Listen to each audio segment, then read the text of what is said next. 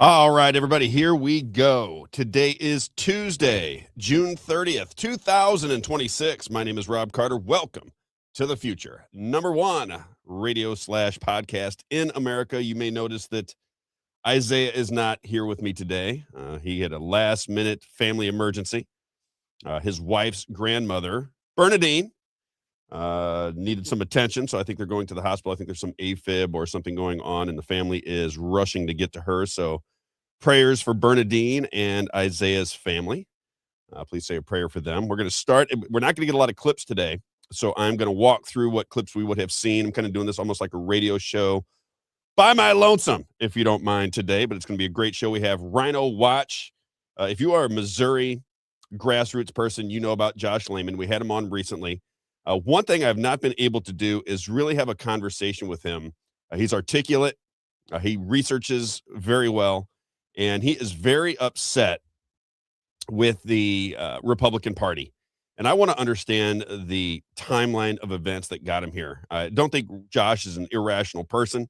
He is really pushing back against Amendment 5, Amendment 4, and even Amendment 3. But more importantly to me today is to get some kind of understanding as to where he went off the rails with the Republican Party. I know many people with me on the grassroots side of things are very upset with the Republican Party in general, not necessarily any one particular person, but the Republican Party. They see loose language in the bills that are exploited. They see promises made on the campaign trail that never get executed. And there has been a lot of distrust aimed at the Republican Party. So now whenever they're trying to get something done, there is a skeptical eye on the Republican Party. So we'll bring in Josh Lehman right around 9:15 and have a conversation with him about what's going on within the Republican Party. Before we get there, I do want to get some advertising in because we're going to have Josh Lehman for as long as he'll be with us.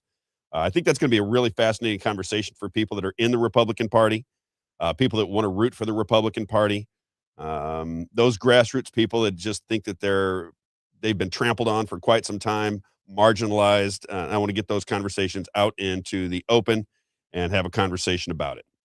So let's start with Tony Clark, Valvoline Express Care. Valvoline Express Care, this is one of our lead sponsors, been around with us for a long time. 15 minutes from Beta on your way. If you're in the Missouri area, these are the locations for Valvoline Express Care, and you can go on Valvoline-Express Care if you want to pick up coupons. But he has locations. This is Tony Clark, Warrenton, Missouri, Cape Girardeau, St. Peter's Parkway, Mid Rivers Mall Drive, Troy, Illinois, Lee May Ferry Road, and I think I'm missing one because I don't have my graphics. But that is Valvoline Express Care, Valvoline-Express Care if you want to pick up some coupons. Remember what I always say, if you don't have those stickers in your window, how in the world can we possibly be friends when Tony Clark does so much for this show and for spreading information that needs to be talked about, discussed, however you want to look at it. It is very important that we get that information out to the public. Tony Clark, Valvoline Express Care. All right. eXp Realty. This is Debbie Genis. Debbie Genis is a longtime listener. When I was at Real Talk, she was a listener. I had a meeting with her, and I said, Debbie, if we take on a realtor, it's got to be the real deal. It's got to be somebody we can trust. And she says, Rob, I've been around for 28 years in this game. I've been through the ups and downs of the real estate business. I know how to sell homes. I know how to prepare your home. I know how to do it. Debbie Genis at expressrealty.com. You can reach out to her at 314-482-9205. She does insurance as well. So she's been in that business for 14 years. One of the things that caught me about Debbie, and one of the reasons we wanted to work with her, is 28 years in the real estate game and 14 years for she's a broker in the insurance business. Stable, been around, knows how it all works. Debbie Genis, 314-482-9205. And then we have Rack Custom Coatings. Rack Custom Coatings, locally owned and operated since 2001, family-owned business since 2001. I just recently got all of his information out to my friends in the car business. Now, this is a business that specializes in industrial spaces, airplane hangars, schools. This is flooring. As he likes to say, we install industrial strength, long-lasting coatings built to handle anything your home or business can throw at it, from garages to commercial spaces. Rack, R-A-K, Custom Coatings, delivers tough, beautiful finishes that last. I had it done in my old home. All I can do is give you my experience with it. Boy, did it make our flooring look better, and it is so great for curb appeal. If you're selling a home or you just want your home to look pretty, when you open the garage door and you don't see the oil stains and the nonsense on your concrete floors, and you want that to look pretty, he will take care of it. They can put designs in there for you, do all kinds of different things. But if you love your home, add that one additional step of figuring out your garage flooring, and boy, does it make a difference in how your home looks and operates. Rack Custom Coatings. You can reach them at 31. I'm sorry. Let me start that over. You can reach them at 636 398 5040. 636 398 5040. Rack, RAK, customcoatings.com. All right, let's get some housekeeping out of the way. Housekeeping. Going to go through some of the things that it was a busy day yesterday in the Supreme Court and with legislation, laws, just things that are starting to take shape that I want to bring to everybody's attention. Let's start with the one that I think is really good. We talk about it all the time. The name of this show is Fighting Big Brother. If you haven't realized lately, we have a tech trap being put around us in this country and around the world. Seems very coordinated, and you see a lot of different things that all tie together. And if you see one particular piece of that puzzle without the others, then you think, Rob, what's the big deal? Why are you such an alarmist? Why are you freaking people out? And I say, well, wait a minute. I'm not trying to freak people out at all. What I'm trying to do is get people to pay attention to it and see where this thing is going, because once it all starts to click together, if I'm right, then what we have is a totalitarian state being put into position. Maybe not under the Trump administration, but you never know who's going to have the keys to this kingdom. And when you have that much tech, that much Big Brother watching every move that you make, whether it be in your home, on your computer, your phone, flock safety cameras, 702 warrantless searches, you name it, you've got it. As a citizen of the country, you have to pay attention to it. So good news out of the Supreme Court. One good thing that came out of the Supreme Court. I'm going to read this as the Supreme Court of the United States Wire. This is on X, and it says, the Supreme Court ruled that police conduct a Fourth Amendment search when they obtain data through a geofence warrant, holding that people have a reasonable expectation of privacy in their cell phone location data. So what's going on here is, I think this had to do with a bank robbery, but I'll just play it out here for you. Let's say there's a crime committed. The police force and the government want to figure out what's going on with this crime. They can geolocate a certain area and take all of your information. And the Supreme Court says, well, wait a minute. You can't just, you have a reasonable sense of, if you're driving down the street and you have your cell phone on, you should have some privacy. The government doesn't get to just go in and go, where's Rob at today? Where's this person at today? And collect all of that information. It's a slippery slope into Big Brother. And thankfully, the Supreme Court of the United States says you have a reasonable expectation of privacy. We're not going to allow for geofencing and mass surveillance through the geofencing system. I think that is a great move. If there's anything that ever comes out positive of the Supreme Court of the United States, I don't know where this all leads. It could be overturned. Things could change dramatically. But I think this is a really, really good thing for our country, is to maybe put just a little bit of a check, a little bit of a slowdown on Big Brother. Here's another one that's got everybody all worked up, and this really boils down to Amy Coney Barrett.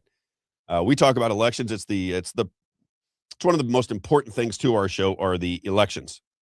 We want clean elections in this country. We think that you can't have a society where a constitutional republic where you don't have any trust in your elections. We think it's job number one. So this is from Eric Doherty on X. He says, just in, mass outrage is erupting against Supreme Court of the United States Justice Amy Coney Barrett after she decided to uphold mail-in ballot election month rather than reinforce an election day nationwide. So what she's saying is that it is perfectly acceptable to count votes after election day so long as the stamp on the mail-in ballots is stamped for the day of the elections or prior. As I read the Constitution, it says you have one day to vote. Why we're getting away from that makes no sense to me. I do not understand why the Supreme Court of the United States twist themselves in a pretzel to allow for elections that don't make any sense. They don't make any sense to me. So very disappointed in this ruling. I think this, again, opens the door for cheating in our elections, and it just continues on. I don't understand it. This is Amy Coney Barrett. This was the darling of the right when she was nominated by Donald Trump.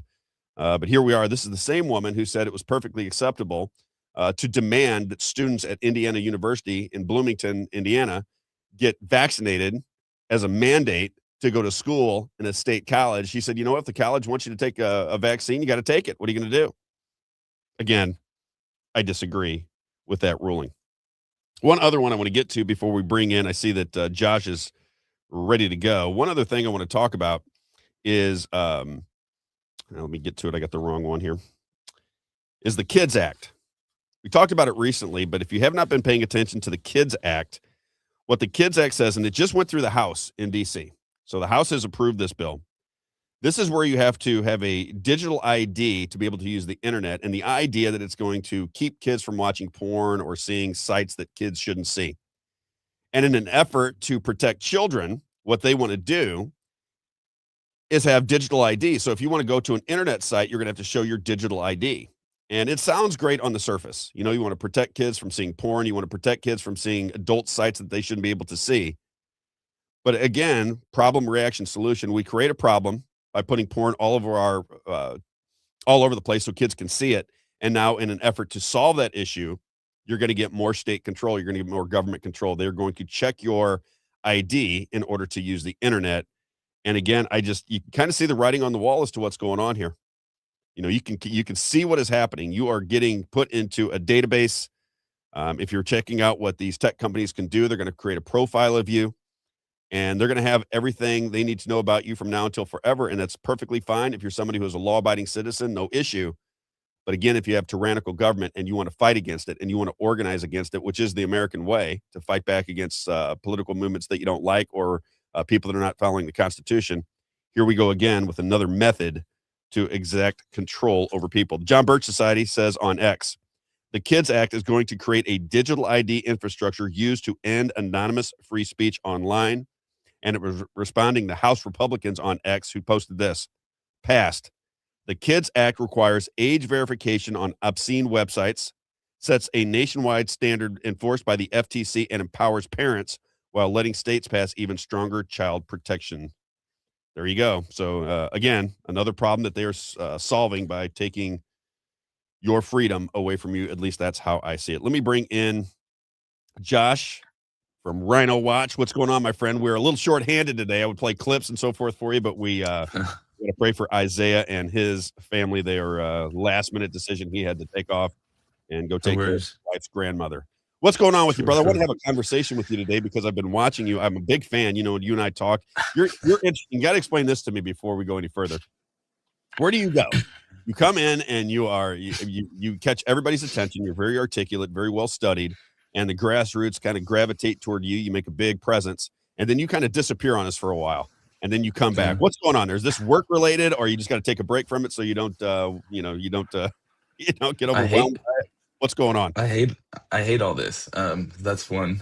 Yeah, I mean, so also it's like seasonal. I tried to do the like consistent thing and it's just not the way it works.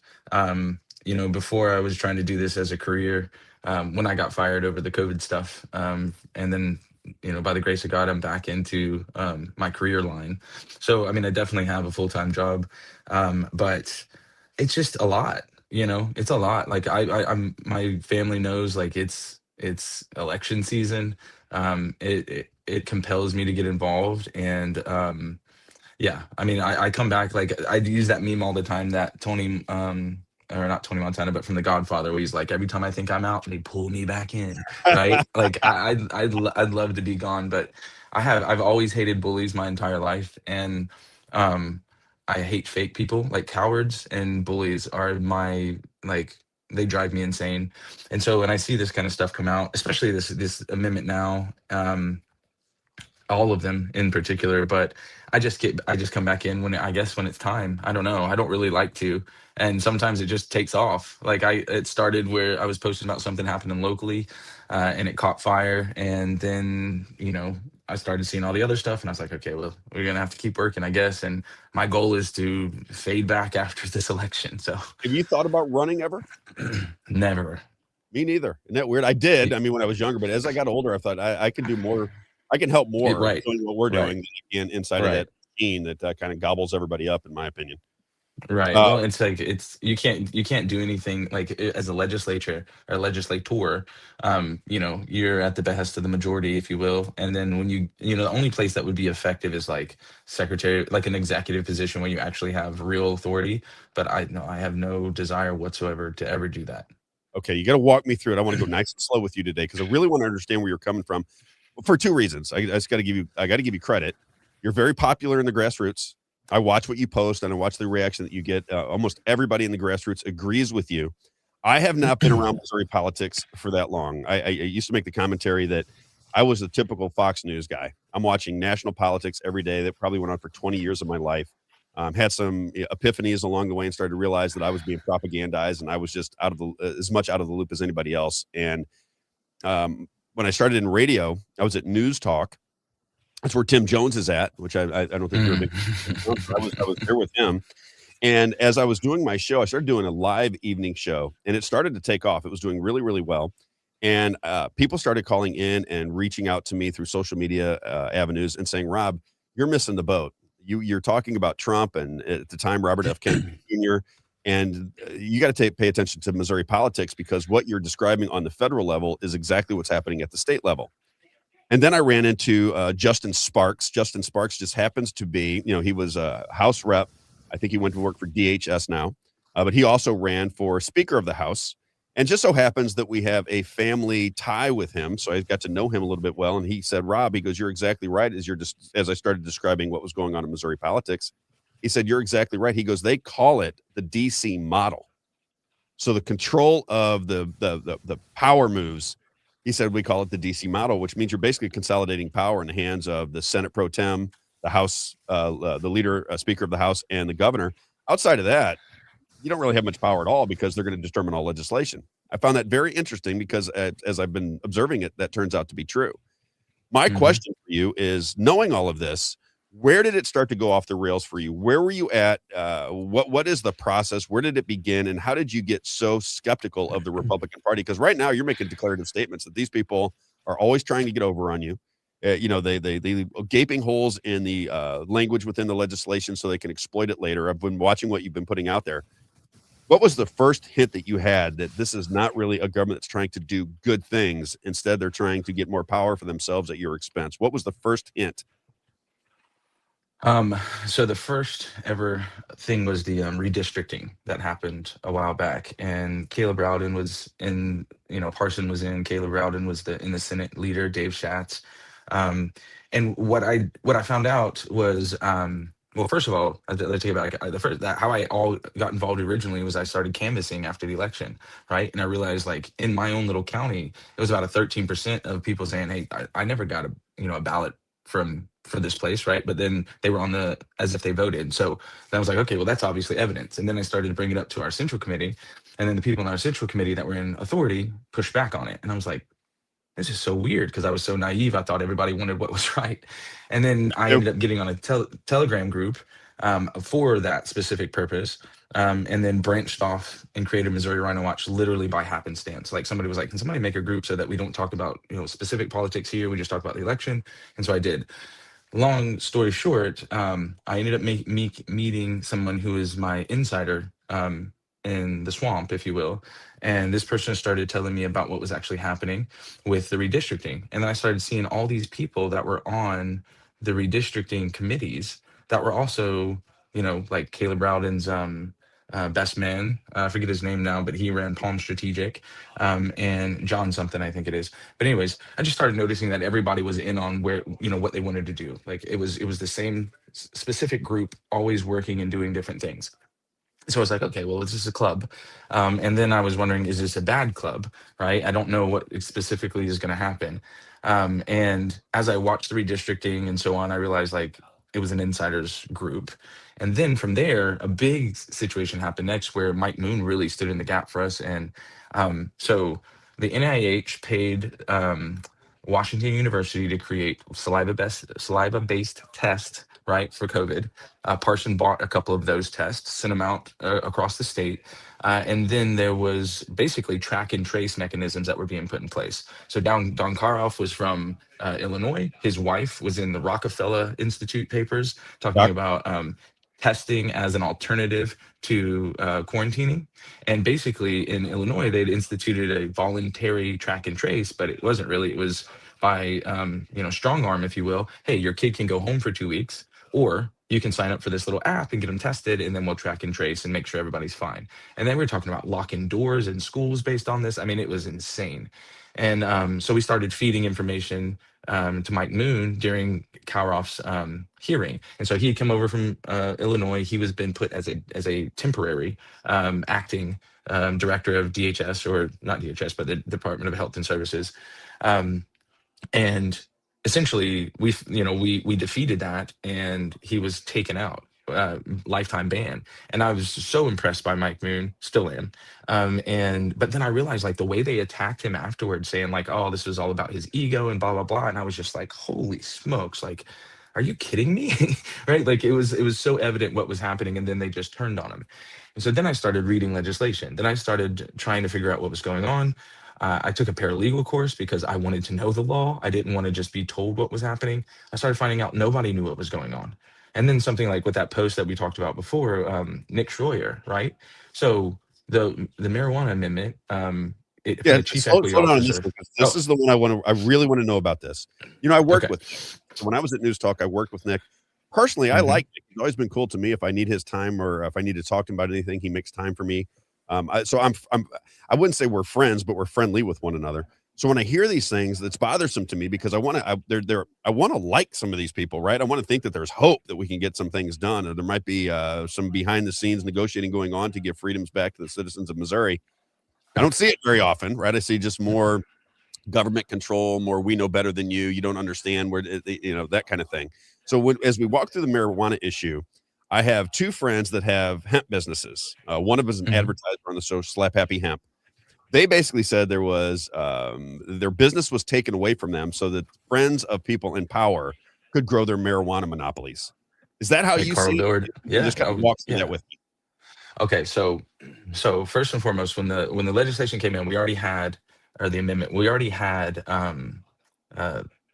uh, medicinal. Okay, and so that was from a big conglomerate too that came in and put that in, and then the recreational one was going to bring it in, and it was giving. So it creates a monopoly system of a lottery, right? So you can't get a license unless they say so, and then on top of that, you have.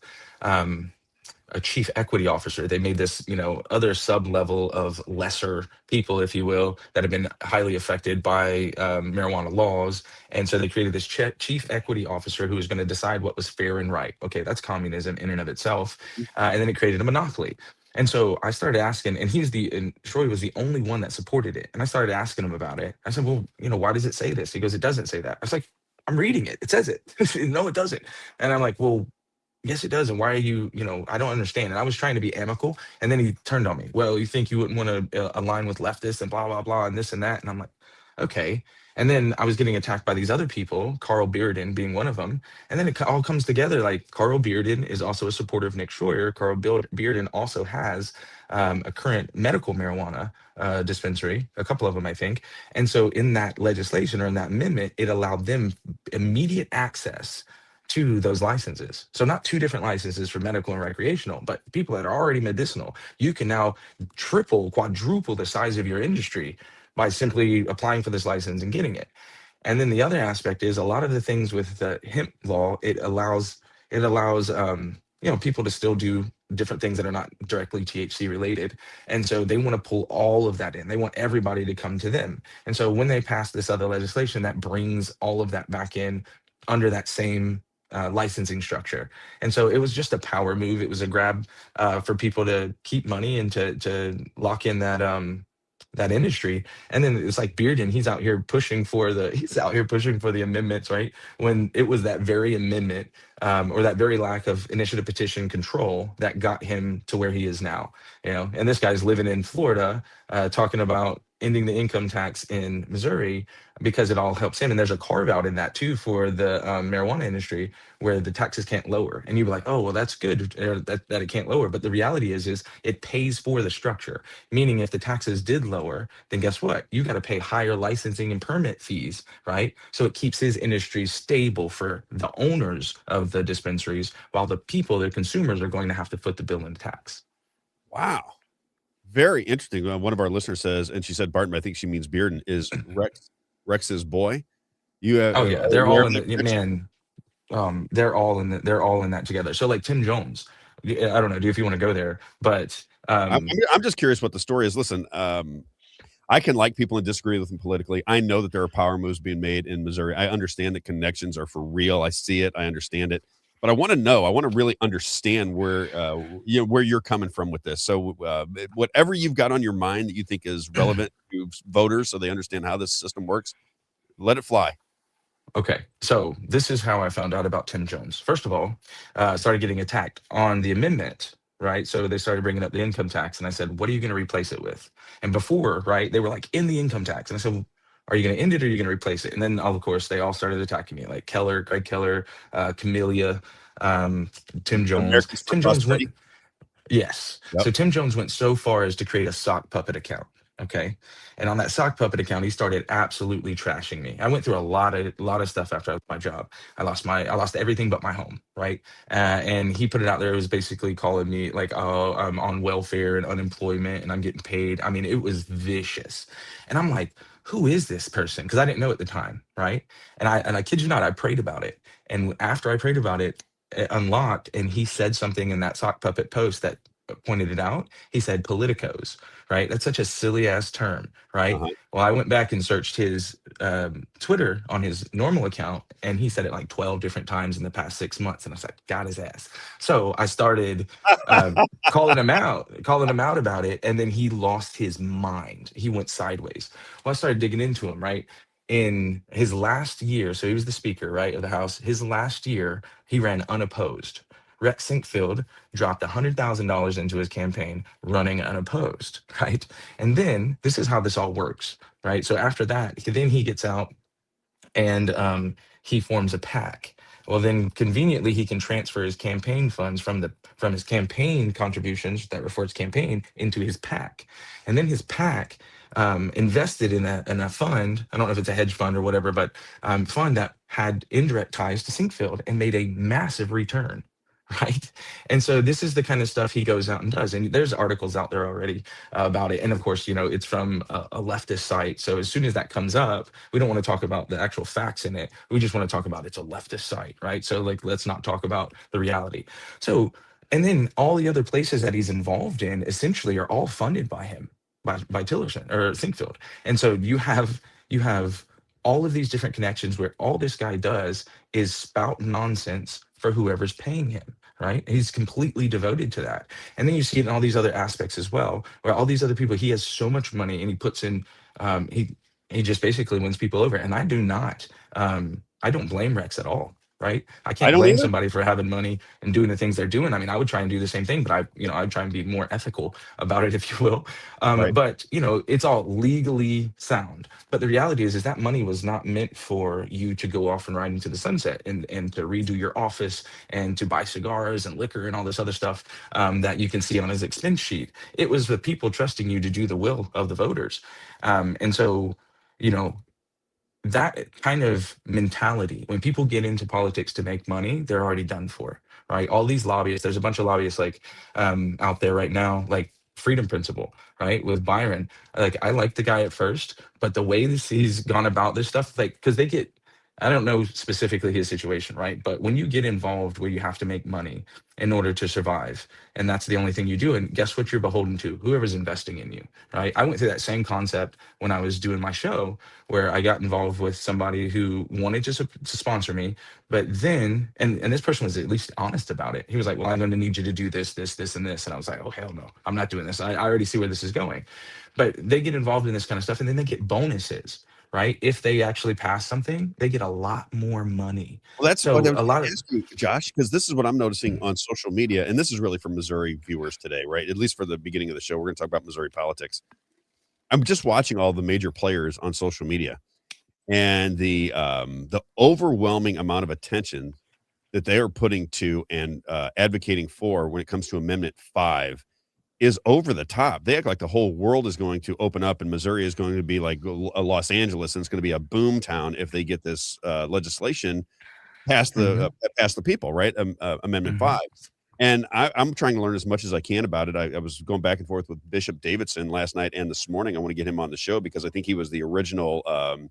I think he wrote the original bill, right? And I want to Hmm. just question him, right? I want to ask questions because I'm curious how you see this Amendment 5 and the people involved. We'll get to that here in just a minute. I want to continue on with this. So you're saying that Tim Jones, former Speaker of the House, because this is what I'm starting to notice with the Speaker of the House position as well, right? Because you're going to have John Consolidated Pettis. power, like you were just saying. Yeah, and it really allows them to have a ton of power. So, they're gonna have gambling in Missouri, that's coming because you see all the money coming, in the gambling industry coming into the major players, right? The, future Senate Pro Tem, the current, Speaker of the House, the governor, you're starting to see the money start to filter in for this gambling, um, agenda that they wanna pass.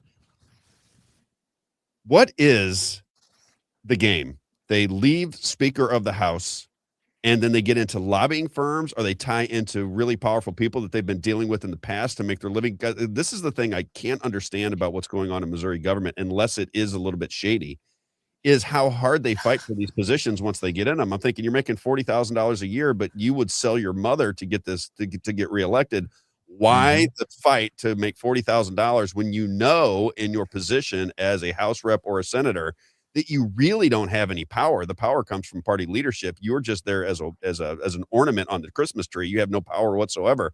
Why are you fighting so hard? And then I start to think, well, maybe it is primarily because you can make a nice living off of it. There's ways to use that position to make yourself some money either while you're in office or Absolutely. after. Is that what you're saying?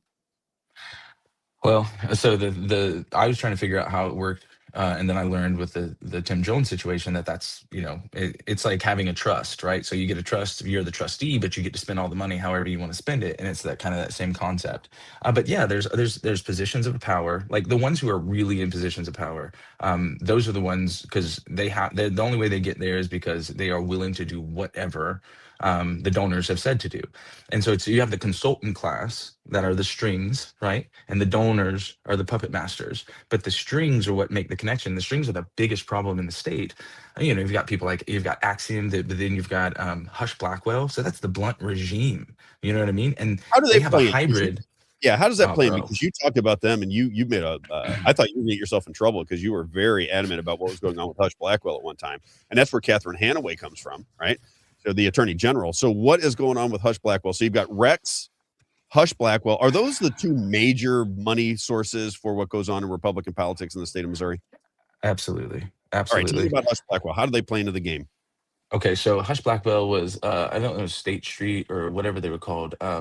So Andy Blunt, I think it's Andy, right? So Governor Blunt, which was Senator Blunt's son, his whole team. That's when Andy really got his shine, and then he got his dad into the Senate race, right? And so he became a legend, if you will, in consulting and campaign management. And so he then linked up with Roy Blunt's staffer. I forget his name, but they came together. And this guy is the guy he linked up with. His consulting firm is called Cloakroom Advisors. Right. So they get together and they create Hush Blackwell. And Hush Blackwell is also an attorney, a lawyer firm. Okay. Now, if you go and look at their site, you can see all of their proud awards for DEI and all this other stuff. Okay. So they're obviously not in line. They do whatever is necessary to make money. And so they created this hybrid system of state and federal um, consulting and lobbying, right? And so basically, they're the doorway into our state and they're the Ah, doorway to the federal government. And so gotcha. that's why you ever wonder why Missouri's budget is so heavily funded by the federal government, right? It's because of the connections. The same staffers that were in the Blunt administration before are the same staffers that are in the Kehoe administration now, right? His chief of staff, his general counsel, right? All of these different, the top three positions are all Blunt people. So it's the same people consistently coming back and forth. And there's a faction war in between those guys as well, but they'll all team up if they need to in order to get things done. But, like who do you think stumps for Bayer and Monsanto? Roy Blunt, right? Who's on the board of that gosh, what is that organization that just got in that Trump just took over? Um it was one of the God, I can't even think of it, but it goes back to the whole Monsanto thing because Monsanto started here in Missouri, and Blunt's been on the board, trustee of all of these different things. So like they're all interconnected. They're all making great money. If you look around this state, you can see Roy Blunt's name on, I don't know, at least 30 different buildings and parks and lakes, and that's a lot of power, a lot of power. And every time things happen, hands are shaken, right? So maybe Roy Blunt didn't make the money, but Hush Blackwell definitely got into the door to do different things. And you got to think you've got attorneys who are consultants, meaning what? Attorneys know the law. They know how to manipulate the law. They know how to write legislation. So a lot of the times they come in, they write the legislation, they hand it to these silly reps, these simple-minded reps, say, here's your talking points, right? Go ahead. And they go out and talk to the people. The people ask one question because that's all they know to do, and then they get one rebuttal that's been prepared, and then they say, okay, that's good. You ask two, maybe three questions, you start seeing everything unravel, right? And that's the problem. So it's a big interweb of people, of attorneys who understand exactly how to use the law, and they go and find the people who have the money and that will pay them to get whatever they want done. Very interesting, isn't it? And they It's marginalize everywhere. anybody that goes against them because you said they were Oh, coming oh, after you. I get yeah. very upset when I don't mind being a public figure and having people say, Rob is wrong about this. Rob lives in Florida. I get that a lot because I go back and forth between Florida and Missouri. All those criticisms at some level are valid to me. But when they start trying to impugn your character, when they start trying to Hmm. make things up about you, I was watching some of the people on that are going against me.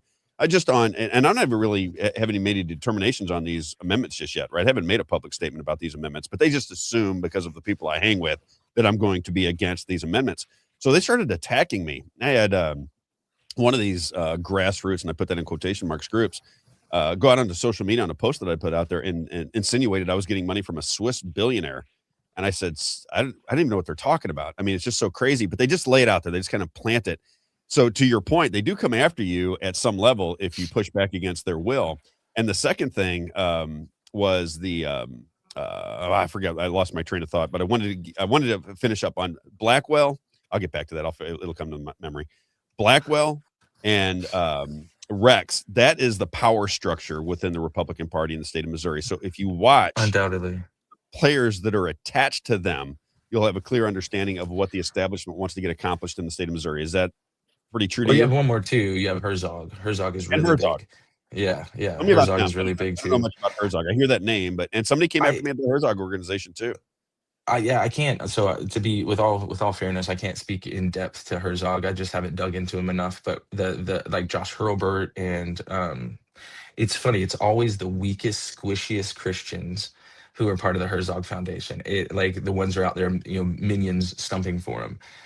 So there's something to go along with their tax incentive or whatever that they were doing. But with all fairness, I can't really Gotcha. speak to them. I just know that they show up all the time, and I am not fans of the so-called men that push their agenda. They're Weasley. I mean, and I'm talking about the men. I can't say again more about Herzog, but yeah. I mean, another thing is too is the Missouri Times. Okay, so Scott Yep. Fawn Yep. is the fixer, if you will, for all of things that are happening in Missouri. That's where Eric Schmidt just came on, right? Hey, Schmidt, we need you to get on here and Right. say something. Yeah, and somebody's talking about Tilly. Tilly is a huge power broker, but I don't know how involved he is anymore. And I've never really been able to dig deeply into him because he kind of faded into the background when I got started. But Steve Tilley was a massive power player. Like if he, like somebody told me, like if Tilley backs you, he'll drop the $3 million will drop into your campaign overnight. Like that kind of power, right? Right. And it's not his money. But Fawn. So when I first started Missouri Rhino Watch, and I was really going hard after these people, um, indirectly, right? Somebody filed an ethics commission complaint against me. And the individual, the affiant who wrote it up, well, lo and behold, she was also a writer for the Missouri Times. Right. And so what they did is they went through all of my social media saying I was, grifting. I was being they said I was being acting as a committee, like a campaign committee without registering, and that they wanted me investigated for charity fraud. Okay, that's how hard they came after me. My response to the ethics commission was I'm a citizen, a journalist with the First Amendment right. That's it, right? And everything I do is crowd funded. And they even took pictures of like I had a T-shirt thing where I made $1.25 off T-shirts. I sold seven, right? So it's like, but they're crazy. But they did this entire packet, literally wanting me to be investigated for criminal charges, and I've done nothing but call these people out, and See, they that's will what do I'm whatever is necessary. I just had this conversation with a friend of mine yesterday, and that's what I'm worried about, right? Because we're out of a treasurer right now. My treasurer was Jerry Wistran. You know Jerry, I would assume, and Oh he yeah, is Jerry, yeah. he's running for auditor, right? So he goes, Rob, I just don't have the time. And we're talking about, a business that has less than $20,000 changing hands over the course of a year, right? So this is not, we're not making a living off of it. In fact, I've lost probably $3 or $4,000 just being involved with it because I'm trying to get it off the ground. I'm trying to perpetuate it, and I'm going back and forth between Missouri and Florida, so it's not easy. But I'm worried about them coming after me for being critical of the Republican Party. And the only thing that I have to my advantage, which you may have lost at that particular time, is the ability to sell my story on this microphone, right? I can make Hmm. people aware of what's happening. I got a letter from Denny Hoskins' office, the Secretary of State's office, yesterday saying if I don't come compliant by August 3rd, they're going to dissolve People's Lobby Missouri. And I thought, you know what? He's following the law. I'm not necessarily mad at him for following the law. My question is, why is that the law? Why is it the law that if I want to have a check as a citizen of this country, if I want to have a 501c4, if I just want to have Rob Carter, I shouldn't even have to get involved with the government at all, in my opinion. But if I want to have a check on the Missouri government, why are you scouring every nickel that I spend? And yet you have these PACs where nobody knows where the money's going. Nobody can follow it. Nobody understands what's happening. You got $1.9 million coming from a Delaware based company to support Amendment 5. That is all hidden and behind the scenes, and everybody gets to get their hands in that pot and make a bunch of money. But if you want to put a check on government, they're going to, get up your, what, with a microscope and know that every penny that you have to spend. And if you don't, if you don't do your due diligence to keep them informed, they'll just take it away from you. And but I'm sure they could Hmm. come after you with criminal charges too if you make some mistake that you don't even know about, right? Which is probably Right. where you were at. Did it intimidate you? Was the plan to intimidate Oh you out of yeah. doing what you were doing? It did, man. But I mean, I like the thing that they don't understand is like I got into this because the Lord pushed me into it. So Right. I counsel with Him. So if they want to come after me because I'm doing something right, I mean, I what am I supposed to do? I was nerve wracking. I mean, I dealt with that for months with what could happen. I don't know, whatever. Now I understand that it was just garbage to begin with, and it was a scare tactic. But that's one of the reasons why I don't monetize any of my stuff. I don't care. I don't want to give them anything that they can come after me with. And also, I don't really care to make any money off this anyways. But I like you have to take away all the different mechanisms that they can use against you. See what they did to Rudy Giuliani, to Mike Lindell, to Trump, to everybody, right? It's lawfare. And it's because the way that weasels work, rules for thee, not for me. And the whole idea is that's their playground. How dare you step up and say anything about it? And but the thing is that we're at a precipice, if you will, where the people are sick and tired of the BS, right? Like, um, my page is like I'm blown away by the engagement that it's getting, to the fact Incredible. that with Schmidt coming out and doing the endorsement, that was a call to arms. They were like, we need help, right? Because they're getting pounded from all sides. And the thing is I could post a meme, but if the meme doesn't resonate with the people, it's worthless. Right. So it's just a representation of what's going on. They hate us. They hate us, and they will go after you. They go after me. They go after whomever because they hope that voice will silence because we're giving the people a place to speak, a place to learn, and somebody fighting back. So I think we're at a place now though, man, where they're not going to be able to hang on much longer at all. I actually already feel that everything shifted, especially I do with what too. happened at the convention. But I think this Amendment 5 is going to go down in flames. That's if you have a fair And election. yeah, agreed. But I'm hoping maybe the turnout is Too so big to big rig. that it doesn't make well. And I also think too that so like if we go back like to what is the place that was that Trump went and got the guy out of, God Almighty, when he went and pulled Maduro out of Oh, yeah, yeah. Out of Venezuela. Venezuela. So Venezuela, remember, they were doing all the election stuff. They were selling elections, basically wins to people. So what one thing the way I look at it, and I could be completely wrong, but it's a very high price to take to pay to win an election. And so it's I think it's secluded to those who can pay it in the really, really important elections that need to happen. Is Amendment 5 as big of a deal to pay for something like that? I personally don't think so. I think that's the reason why they moved it to the primary, because they were hoping they wouldn't get a big turnout. And funny Well, enough, they they'll pull out left. all the Republicans, right? The Republican offshoots will sell it, sell it, sell it. So if if you Right. consider yourself a Republican, Republican leadership wants it. Who doesn't want to get rid of income Well, tax? somebody told me Get the that. other day, they're like, it's red meat. Why wouldn't you vote for that? It's Republican red meat. I'm like, you sound so stupid. Like that's how you communicate. That's the way that you say that things are important or not important. But and you notice that they left Amendment 3 in the general election. So do they care about the babies that much? They know it's probably going to fail too. Hmm. You gotta go back because I redirected you, but there's a couple things I want to talk to you about. Fawn. Who is this Scott Fawn guy? I see him out there. I've seen him at some political events. He's bought some newspapers in the state of Missouri. I think he does a weekend show where he has politicians on his show. I Hmm. think Jake Jackson was just recently on his show. Seems like an affable guy on camera, but who is he and how did he get into this position? Do you have any sense of who he is? I've heard multiple different stories, but I haven't been able to confirm the realities of it. Um, All I know for sure, like Fawn is a very interesting character. Like he's very, very likable.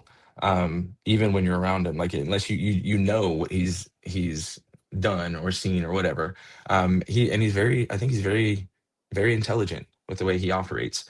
But I mean, he's obviously the fixture. He's always the one going on and giving the Rhino establishment, if you will, the legacy GOP, always giving them talking points. There, he's always the counter. You know what I mean? All I know for sure is he came from Poplar Bluff. When he was younger, he was the mayor there, and he there was a fund for the road out there or something like that. He ended up I guess stealing some money, according to court records, right? Stealing some money, getting charged with a felony because he went out and bought like a motorcycle or some other stuff with the funds that were supposed to be going to this actual project. I don't know in the detailed specifics, but I've seen his mugshot. I've read the write up on it and so on. But I mean, that's where the guy sourced from. While he was an elected official, he was getting into some shady business, got caught for it, and everybody still likes to do business with him. So I don't know. I know the Republican insiders do love him, don't they? And that's what I Well, I mean, I hear he's they he have does his party. little truck thing where he does the interviews in the truck and he gets people in the truck, but I'm noticing that everybody who's running for any position of power, boy, they like to get in that truck and talk to Scott Fawn. I mean, I have Hmm. a car, I can do it. I would like to have some of these Right, conversations in right. person. So how do I get involved? I don't know. I don't, I think I guess they have like socials, right? And that's kind of like the workaround where lobbyists can talk um to um to reps because it's a social, right? It's not an actual meeting. It's like kind of an off the record kind of thing. But that's not new. This is how this works. This is not Missouri is not special. Every single state has this garbage because every single state has politicians and every single state has consultants and they have donors and they have sleepy, just now waking up people. Yeah, that's what it seems like to me. Why are there certain are there certain people in the Republican Party that you felt have obviously lied and burned you? You brought up Nick. Are there people that you have just recognized that hey, I don't trust anything that they do or say if they're involved with it. I don't trust them just based on experience. Are there names out there that you can share with us? Well, so I wouldn't say it's just that one person or whatnot, but I mean, I see a conglomerate. So you have to look at like the leadership structure and what they do. So definitely Nick Shorter, but he's a go along to get along. Like he'll also jump on anything good. Anything that's going to make this guy look good is the way it is. Anything that's coming from AFP, I don't want. Nothing. And so anything that it's actually funny, it's not really so much the reps, but the outsiders. So like Greg Keller or Camellia or Tim Jones, right? Anytime that they jump on something, that's when my red flags go up. And then I listen to the words that come out of the rep's mouth. And so if a rep is basically parroting the same talking points, I just know that they're just ignorant. Right. Because I don't think most of these guys aren't bad, but a lot of them are narcissists. A lot of them want to be cool. A lot of them have not, like, if you ask somebody when they're running for office, hey, where in the Constitution do you get your authority for the position you're going in? Watch them scramble, right? Because they don't know what they're doing. They never got into politics before. Someone told them, "Hey, you're great," like Stegall, right? Like Chris Stegall, never been in politics before, but and this is not a slight to him whatsoever. Just in general, he's never been into politics before. Now he's been chosen by Axiom. They're going to get him elected, and then what's going to happen? right? They're going to also tell them what to vote for, what not to vote for, and so on. So that's this rinse and repeat model. They never take the time to go educate themselves, learn what's actually going on. They just do what they're told because they like being in the spotlight. That leads me to the next question. Do you think that a lot of people or many of these people within the, body, the House reps, and I would assume senators have a little bit more insight, but these House reps that go there for the first time and start voting for things, do you have any sense that they actually understand how the legislation is gonna work? Like, I pay a lot of attention to Bryant Wolfen, and I think Hmm. Bryant is right on the mark, and he basically said, "Nothing good comes out of here. We're just trying to stop bad." That's And, exactly right. and I've been told that by, Shield Maids of Missouri said the same thing. Lisa Panett has told me, look, if we just shut it down, we'd be in better shape than to having these people pass bills because every time they pass a bill, it basically is it takes your power and your money away and it gives it to them. And that leads me to well, first of all, what's the answer to that? Do you think that these people know what they're doing, or do you think they're being used as pawns by the leadership? Well, it happened. Definitely pawns, and I think a lot of good people. 'Cause you get in there and it moves so fast. You don't even know. Like you caucus, they tell you what to do. This is how it works, right? And then all of a sudden, your head's spinning. And if you can't get into you can't get into a chair position in a committee or anything else, you're pretty much just along for the ride. It's something where you should go in probably and really learn and understand what you're voting for, and just slow down, and vote no on everything that you haven't had time to read. And the reality is that's like it's the doorway into the rest of the leadership. They see who's going to go along, who's going to be. They find out the charismatic people, and they find out the people who are going to go along with the call of the upper leadership. And then those are the people that usually start to advance, right? And so they know, like, if you're going to go along, if you're going to turn and vote along with whatever it is that we're doing, then you're on the side. But if you go away, they'll take your parking spot away. They'll put you in the basement, right? So it's a rough thing. What really needs to happen is we need to have a training session so they understand how legislation works. They need to understand the rules of order. They need to understand what their tools are that they can use. And the cool thing is now is like you could get Notebook LM, you could get the Robert's Rules of Orders or Mason's Rules of Orders or whatever, whichever they're using, or upload their rules after they approve them, and then you can literally just ask AI, "Hey, this is what's happening. What should I do?" Hey, so we have way more tools now than before. And the biggest thing is it was just the ignorance of the people that were involved. Good people go up there and get ran over. And like Brian, I like him a lot. And now that he's learning things, he's right. There's nothing I've never seen anything good come out of Jeff City since I've been looking at it. And that's the whole thing. I don't need anything. I want nothing passing anymore. I just shut it all down. And that's we literally have, until we can get into leadership positions where we actually have people who are fighting for the will of the people, then we just shut everything down. Nothing passes. Go away. Leave us alone. We don't want any more legislation because you've given us nothing positive. Mhm. It's kind of a bummer, isn't it? When you really think about it, because Missouri's got a lot of great people in it. It's a very well-connected state, Wonderful people. wonderful Wonderful people, people. and, and I meet a lot of these reps like you do, and I'm sure you get enamored with some of them when you meet them because 'cause they're very affable for the most part. I'm fascinated by some of the people that I'm critical of that still communicate with me, and I always say that I'm Oh gonna be man, honest. I tell these people, I said, "Listen, I'm gonna be honest. I mean, if you talk to me, I'm not gonna try to destroy you, right? If you just have a conversation with me, especially if we that's do why a they public." talk to you. That's why they talk to That you. might be why, quite honestly. I said, "If you talk to I'm me telling you. I'm and we have telling you. conversations," I said, "then I gotta let everybody else figure it out from there." I mean, I'm not the be all end all when it comes to media. I'm just one little guy with one little show, and I have my opinions. I have people that follow what I have to say. I got it. But if you have communication with me and you let me ask difficult questions of you, and you can obfuscate those questions, you can shun them, you can do whatever you want, but so long as the people get to see it, then they can make up their own decisions as to how they want to proceed. And I find that these people are, for the most part, kind to me, even though I'm critical of them. And I don't really know what to make of that, to be honest with you. But I think you might be right. It might be Well, just I said, talk to me, you don't get it's a feedback back. mask, man. It's a mask. Most of these people, you're either willfully ignorant, woefully ignorant, or you are an evil SOB. Because like when it's thankfully language is language, and you can see it in black and white. And when you ask the questions, they don't have rebuttals, and then they want to fight. Like, you realize that they're just not who they need to be. And a lot of the times, these people that go into these offices, they're just not strong enough. We need people that are strong. We need people that are willing to stand in the gap and fight. I've talked to so many different reps. Like you're a good person, but I wouldn't get in a foxhole with you. You know, if there's those type of people, like cool, but stay over there. Like we need to actually do something. Like we understand the situation that we're in as a nation. Um, and anybody else that's not to that level, like if you're just now like Bishop Davidson. Like if you just look at the guy's Facebook picture, it's him sitting down in front of like some antique setting reading the founders, you know, or reading the Federalist Papers. These people dream of being who they are. You know what I mean? They're not there to serve. They're there to be liked. They're there to fulfill a dream that they have and to do a thing, right? So, I mean, it is what it is. I hate to say it, and it's taken me this long because, first of all, I would say things when I first started and I would get gaslit to the place of like me losing my mind. And because I don't want to be bad, you know what I mean? And then I started realizing, oh no, you guys are just actually liars. And so I'm battle hardened now and I just don't care.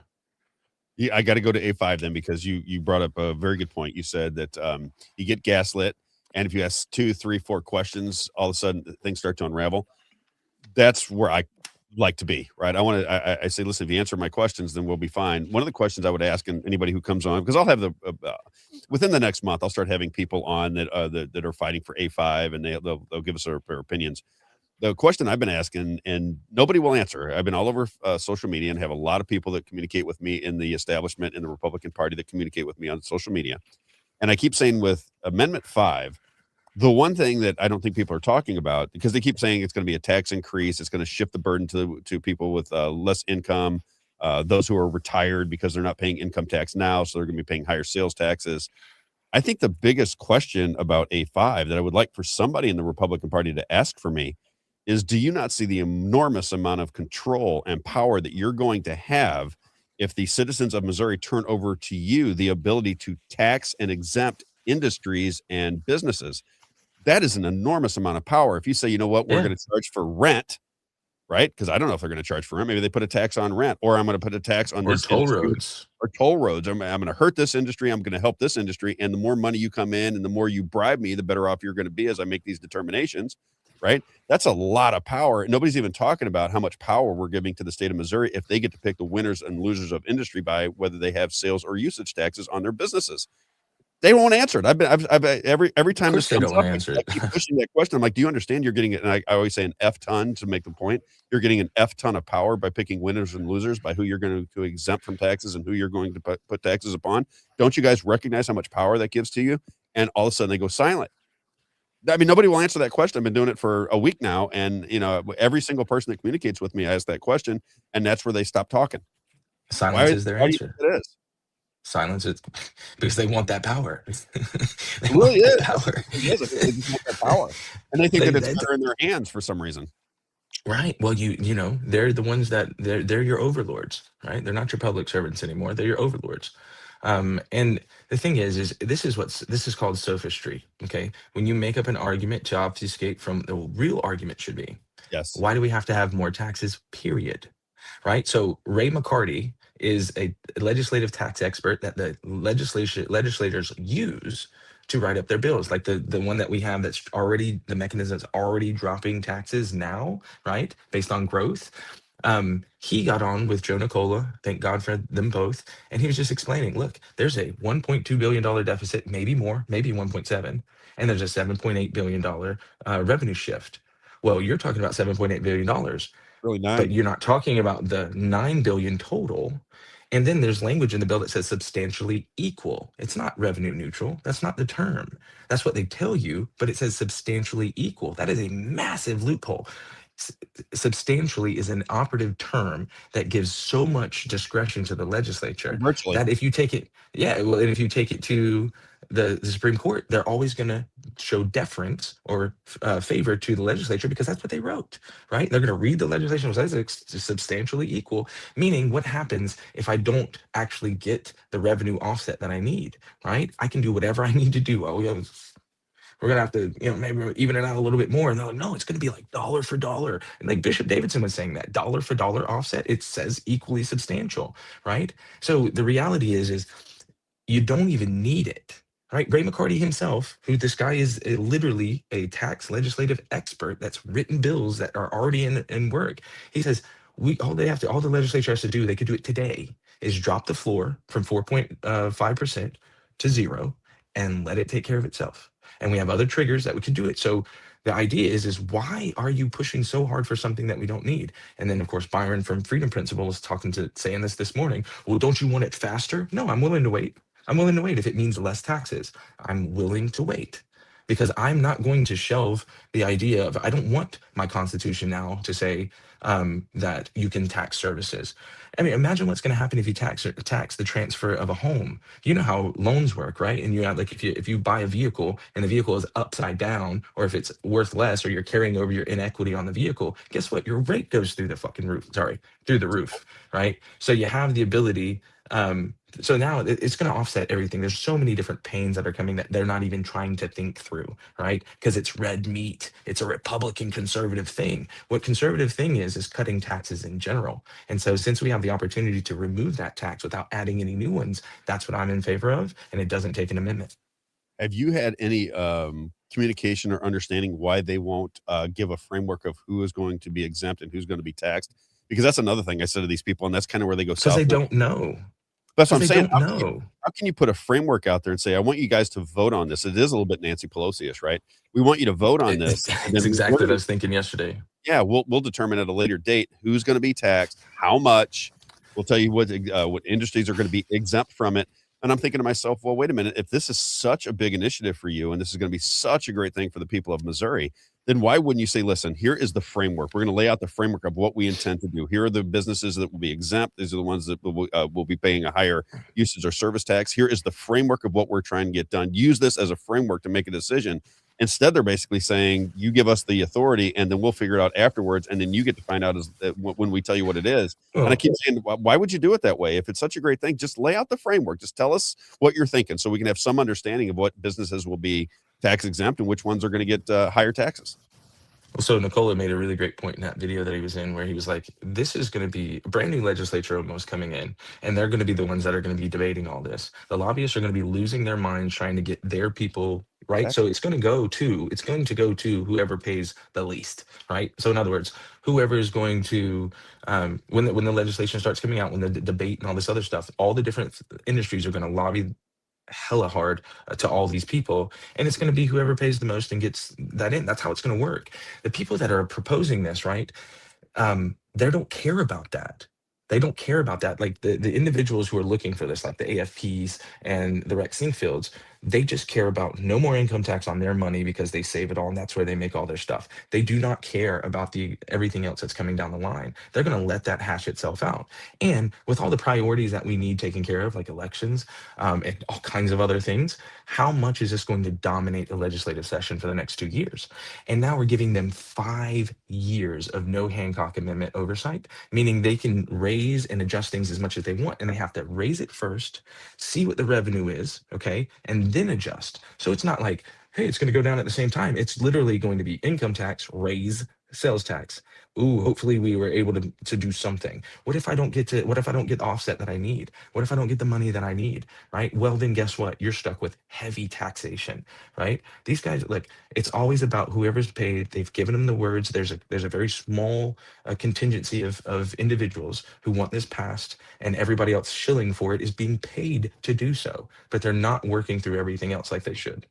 Do you think some of these, and I won't name any because I don't want to turn it into a pissing session, but do you think some of these supposed grassroots organizations, how do they get, because it feels to me, I don't know this, but it feels to me like there is some benefit to them by pushing A5, more A5 than anything else. A4 and A3 are there too, but A5 seems like a really serious push.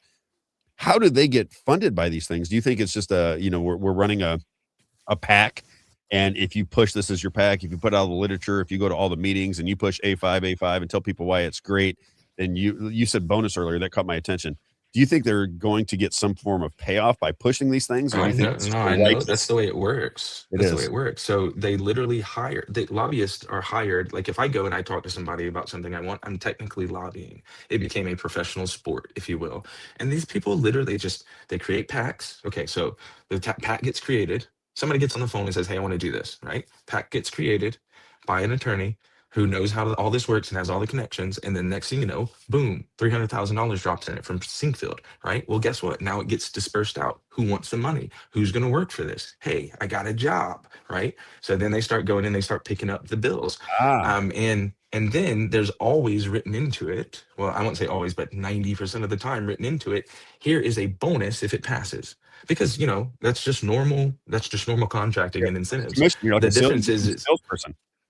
well, I mean, they do it in consulting all the time when it comes to getting people elected, right? If you get me elected, you get a bonus. Or actually, they actually tell you that if I get you elected, you pay me this much more, right? And that's just the game. But the problem is it's with our our freedoms, our sovereignty, you know?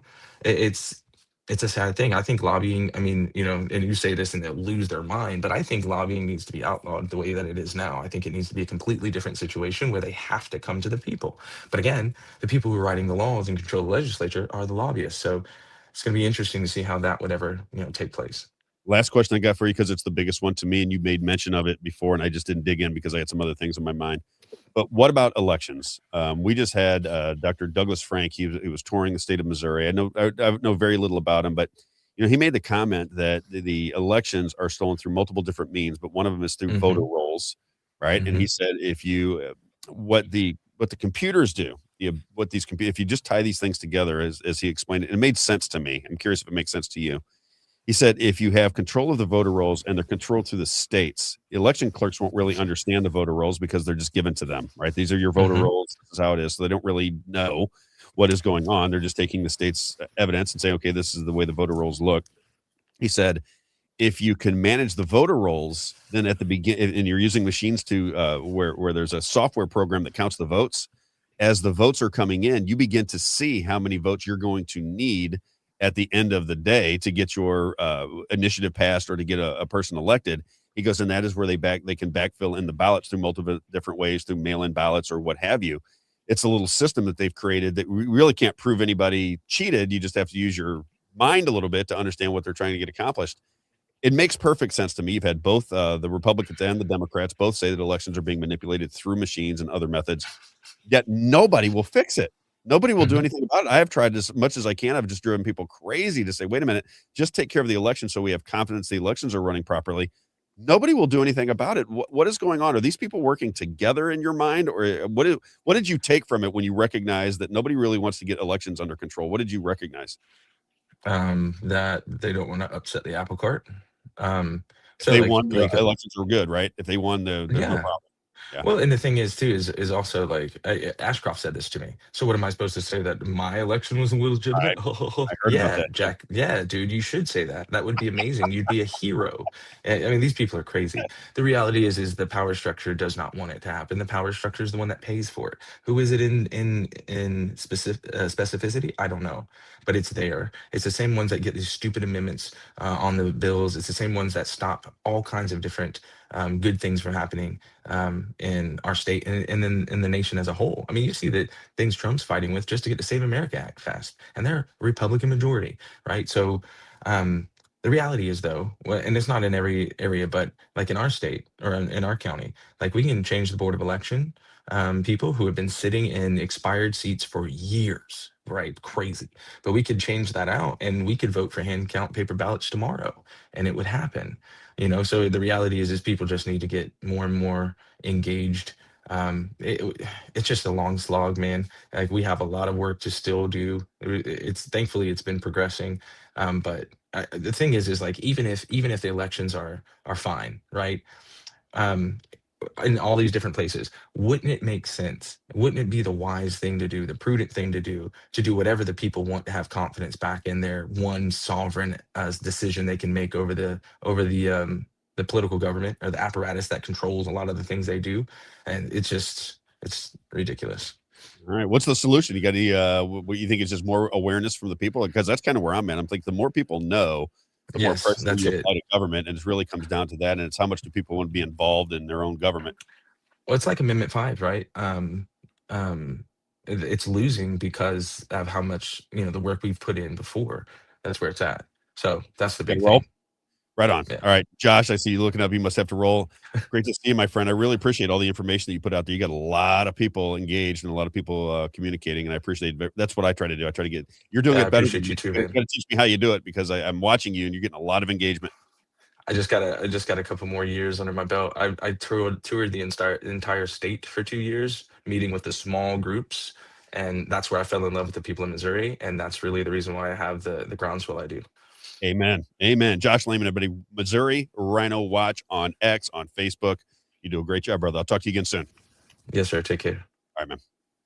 All right, everybody. Josh Lehman. I'm always fascinated by the structure of the grassroots movement in the state of Missouri and just the turmoil that they've been through. And you know, I don't have as I get very frustrated with certain things. I must admit, sometimes lose my temper because I see some of the things that Josh is talking about, which is you get the feeling that people are making decisions that are in their best interest and not the best interest of the people that they serve. And when you start to see that, it is disheartening because you want to believe that people that go up to Jefferson City are going up there to enforce the will of the people.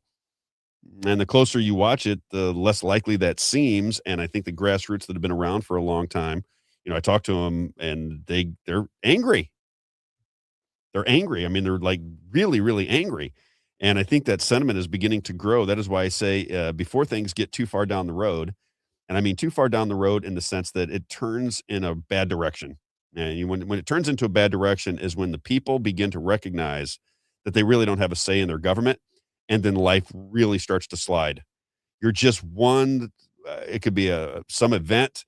It could be whatever it is. But if something starts to take a lot of people all at once off of the cliff financially, or to where they don't feel like they can keep their family safe, or they're not sure about their future, you could see a lot of violence happen in this country. I don't know that that's going to happen, but you could certainly see that beginning to shape up because you can feel the frustration and the anger of people that have been petitioning their government in the state of Missouri and around the country for long periods of time and have had nothing but a hand put in their face to shut up and sit down. You have the government come after you. I talked to Josh last time we were here, and I don't know if he had a chance to look it up. I didn't want to bring it up again. But I talk about Jeffrey Winehouse all the time. And we're gonna get answers for Jeffrey Winehouse at some point. But if you haven't listened to the show previously, Jeffrey Winehouse is somebody who sits in prison for something he didn't do. He videotaped what happened. Everybody knows that he's an innocent man who touched power and got himself into a bit of trouble, shot 4 times, and ends up in prison. But it's just it's so unjust that it's hard for me to understand how good people are they scared? Do they not believe their own lying eyes when they see the video? Do they believe that it is perfectly normal for a police officer to knock on your door out of the blue, say that they smell marijuana, and get a search warrant for a judge to come in and get your computers and phones? Does that make sense to anybody? Because that's what happened in this case. So, those things boil over at times. You got Crystal. I see Crystal's in the chat. Crystal says that her business was taken from her. They tried to prosecute her. They trumped up charges against her. I have another guy, Steve, who's been reaching out to me, telling me things that have been going on in his town that are just so unbelievable that it's hard for me to believe them. It's hard for me to even gather that these things are really happening, but the corruption is so overwhelming that you're like, well, where do I start? What story should I tell? I've got people within the police departments reaching out to me, telling me things that they see. I have people within the political arena, people in the lobbying groups. Everybody wants to reach out to me because I think they know that I'm not afraid to tell the stories. But Carrie Wells is on here. It says, "What do the angry grassroots have in common?" Candace Owens. I don't know what that means. I don't think that the grassroots care about Candace Owens, Carrie. I think what the grassroots are concerned about are issues like a gasoline tax put in by the Republicans, and then asking for, a an open checkbook to the tax situation on Amendment 5. I think that's what bothers them, Carrie. I think when people see that the governor of the state of Missouri, along with Dave Schatz, are the ones that instituted a gasoline tax, conservatives look at that and see that as a betrayal.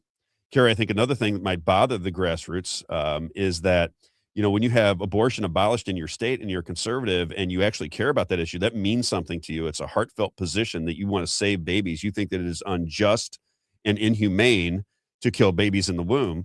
When that is abolished in the state of Missouri and the Republicans have a supermajority and they don't protect it through IP reform and they let Mary Elizabeth Coleman, who was a Democrat in Texas, run that bill and sabotage it, people look at that and go, wait a minute, is this all organized against what the will of the people is? I think that's where the aggravation and the frustration is coming from. Carrie, I'll give you another one. It's elections. right? You had the president of the United States. I was there on January 6th. I went to see it. You know, he had a rally in Washington, D.C. He said that the elections were stolen from him. If you follow what he had to say with Jenna Ellis and Rudy Giuliani, what they said was, in part, it was due to the electronic voting systems. Here we are 6 years later, after people that went to January 6th sat in prison cells by their own government, putting them there for things they didn't, nothing even happened. It was a showtime, right? And then you come back to the state of Missouri and you have Denny Hoskins run on the idea that he's going to get rid of electronic voting systems. And here we are in 2026, getting ready to go through the midterms, and nothing's happened. Nothing's happened. And I think that is where the frustration comes from. And I'm not saying that any one particular person in the state of Missouri, whether it be Republican or Democrat, is to blame for it. But I think what the grassroots would like to see is a little bit more cojones. You know what that means? That means balls. That means courage to stand up against things that they think are unjust and make something happen. That's where the frustration is coming from. I think the grassroots sees it as good versus evil, right versus wrong. You tell us you want to get something accomplished. We expect you to get it accomplished. And if you don't get it accomplished, we don't want you to fold into the people that overtook you once you got into Jefferson City. We want you to explain it and push back so that the grassroots know that you're on their side because they knocked on doors and put signs in yards and gave you money to get you elected. I think that is where the frustration comes from. And I'd be curious to see what the grassroots think because I know a lot of them listen. They'll get the clips and they'll hear the show later on today or if they're not listening live right now. But I think that's where the frustration comes from is there's just such an erosion of trust. And I see it, I see it through that lens. I understand that completely. The other lens that I see it through is this is a different Congress, right? These are different people because of term limits in the state of Missouri. And now you can just hand it off and say, okay, now the new Republican people are coming in. The old Republican Party that took the money from the feds and blew up the budget, those are the bad people. Now we're coming in to fix their problem. And the reason that doesn't ring true with a lot of grassroots people is because of the way you fight your battles when you want something accomplished. I think that is really the issue. Like when we're looking at Amendment 5, I can just tell you what's happening to me. I haven't even made a decision on Amendment 5, but I would like some questions answered. Carrie, I just think it's normal to say, you know what, if I'm going to give you the power of taxation, you know, you just make up whatever legislation you want, tax whatever business you want, and exempt whatever business you want, then I want to understand what you're doing in advance. I don't want to give you that authority and let you pick it out later because it might affect my business, it might affect my life, and I don't know what you guys are going to do. And you haven't built that bank of trust just yet, right? I know Kerry, I know because I'm just talking to Kerry Wells. He says there are grassroots that are angry, motivated to action, and those with anger to burn it all down. Candace Owens types. Well, maybe. I'm not saying that that's not possible. But I would ask Kerry, let's just and I apologize to the audience, but Kerry Wells is somebody I've been communicating with recently about a debate that we want to have done. Kerry, I would ask you this: if you can't win through the election process, I want you to put yourself in the mind of the people that are pushing back against what's happening. Just put yourself into their mind. You can call them crazy.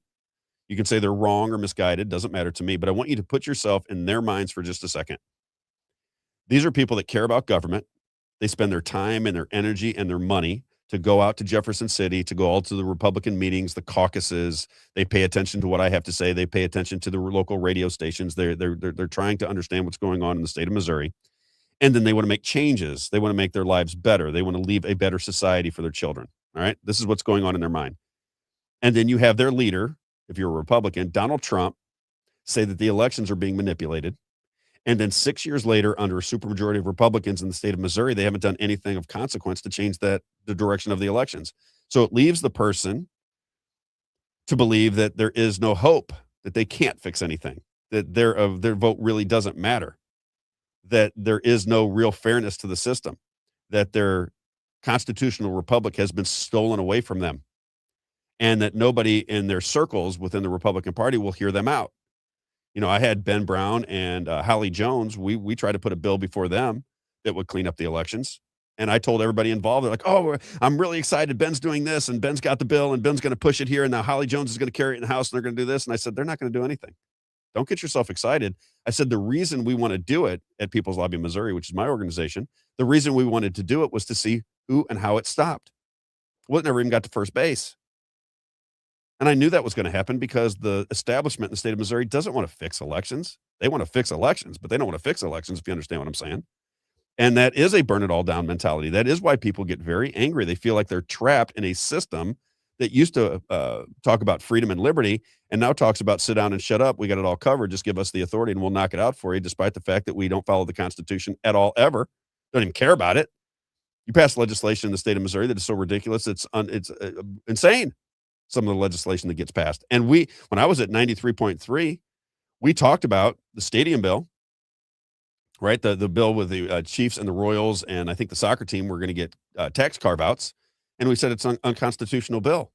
This will not pass muster. And it didn't. You mean to tell me that everybody that voted on that didn't understand it?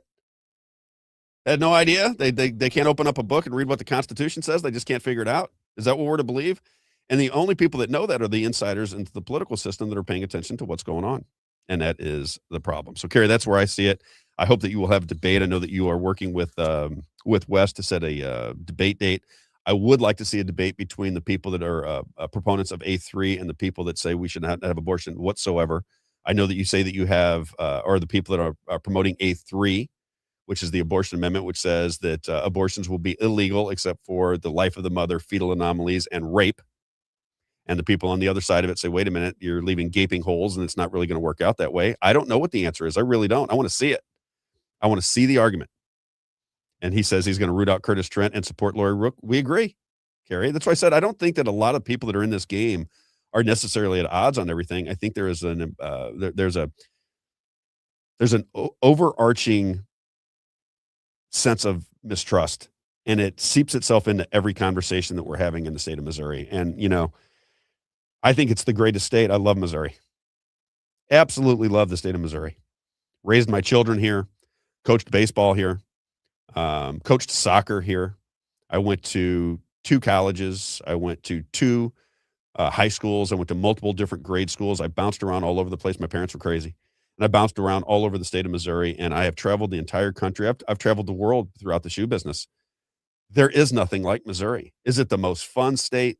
Do you have all these crazy things to do like you would in Los Angeles, San Francisco, or New York? No, you don't. Do you have as much shoreline and as much sunshine as Florida does? No, you don't. But the people in the state of Missouri are fantastic. The overwhelming majority of people in Missouri are really, really good-hearted, Christ-fearing people. And when you have people like that that are very connected, that will put down their swords every now and again for the betterment of society, you can have conversations with us and get things done that you say that you want to get done. The reason there's distrust is we don't feel that you guys really want to get these things done. Not you, Carrie, but the Republican Party. We don't believe it anymore. We're starting to think that you're looking at us as customers. We're citizens. You're supposed to be working for us. When we give you the authority within the Republican Party to have a supermajority, there are certain things that Republicans want done. We want you to concentrate on elections. Everybody in the Republican Party, top to bottom, senators, House reps, committees, governors, lieutenant governor, attorney general. We want you focused on elections. Because if you can explain to me in the state of Missouri how you can have shoddy elections where even the Secretary of State is complaining about elections, he's just put out video just recently, then I don't understand why the entirety of the Republican Party doesn't go, you know what? That does make sense. We need to fix these elections like right now. We need to put legislation forth right now that gives confidence back to the voters, and it doesn't happen. And it's very frustrating. Let me give a couple more housekeeping notes. Housekeeping! Odyssey.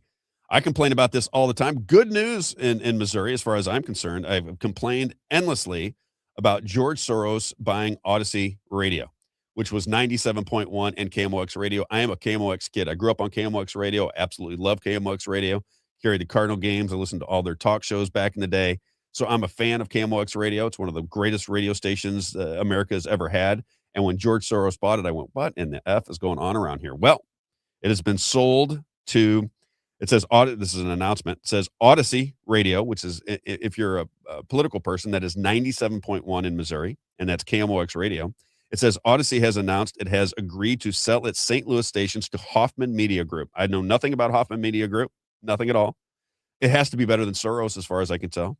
It says Hoffman Media Group, a part of the Winnetka, Illinois-based HF Companies. So it's Hoffman Companies. It says terms have not yet been disclosed. Included in the sale are adult R&B 96.3, W Fun FM, St. Louis Conservative Talk 97.1, KFTK FM Florissant Hot AC Y98, AC 102.5, KEZK St. Louis, and KMOX Radio, along with 104.1 in Hazelwood and Hip Hop 98.7. So the second largest radio operation, Odyssey Radio, has sold their Missouri interest to Hoffman Media Group, and I think that is great for the people of Missouri. Now I can get off of KMOX Radio in 97.1 and root for them. I like to root for the hometown kids. I don't like rooting for businesses that are aligned with George Soros. That's just my opinion on things, so I'm very glad to see that go down. The General is reporting this. I just went up and saw Thomas Massie in Washington, D.C. I got to watch him up close. I got to watch him interact with the USS Liberty survivors, and I like Thomas Massie, right? I don't know anything more than my impression of him was that he's an honest person trying to do the right things. That was my take on Thomas Massie. You may dislike him because of his opposition to Donald Trump. That's all perfectly fine. I don't know if you spent a lot of time with Thomas Massie and got to spend an afternoon with him and have lunch with him and ask him as many questions as you want and watch him relate to 80-year-old men who say the state of Israel attacked their ship intentionally. If you've had that experience, fine. I've had it, so this is my opinion on Thomas Massie. I think he's trying to get as much information about this government before he leaves. I think he's going to rattle some cages. I think he's going to tell the American people what they need to know, and then he's going to leave it up to them to fix it. That's my take on Thomas Massie. This is what's being reported by the General on X. It says, breaking. The United States House has rejected Thomas Massie's amendment to stop the integration of the United States military with Israel's under Section 219, formerly Section 224 of the NDAA. Again, I would ask, this is another bone of contention with me with the state of Missouri. How in the world are you passing laws that benefit the state of Israel over the citizens of Missouri? And it's happening all over the country. Rob Carter does not want my tax money to go to Washington, D.C., so that it can align with the state of Israel because I don't live in Israel. I am not an Israeli citizen. I don't hate the Israeli citizens. I love all people. It makes no sense at all. None, zero, nada. And it continues to happen. In the state of Missouri, you have two laws that have been passed. One is that you can't boycott the state of Israel and do business with the state of Missouri over $100,000. How does that benefit the people of Missouri? Do you understand why that would erode trust? I'm not an Israeli citizen. That is their business to take care of, not mine. If I don't want to do business with the state of Israel and I live in Missouri, but I contract with the state, why are you taking my freedom of speech away? How do you see it any different? It makes no sense. And then recently, Haruza just comes out and says, we're going to follow the IHRA guidelines for anti-Semitism, which means like the USS Liberty and certain things like this cannot be discussed in our schools. So what do we have schools for if we can't contemplate things that large portions of this populace believe in? How does that work out for the citizens? What are you doing? Who is paying for you to make these decisions? Because they don't come out of thin air, because they're happening all over the country. It's not just Missouri. It is a one size fits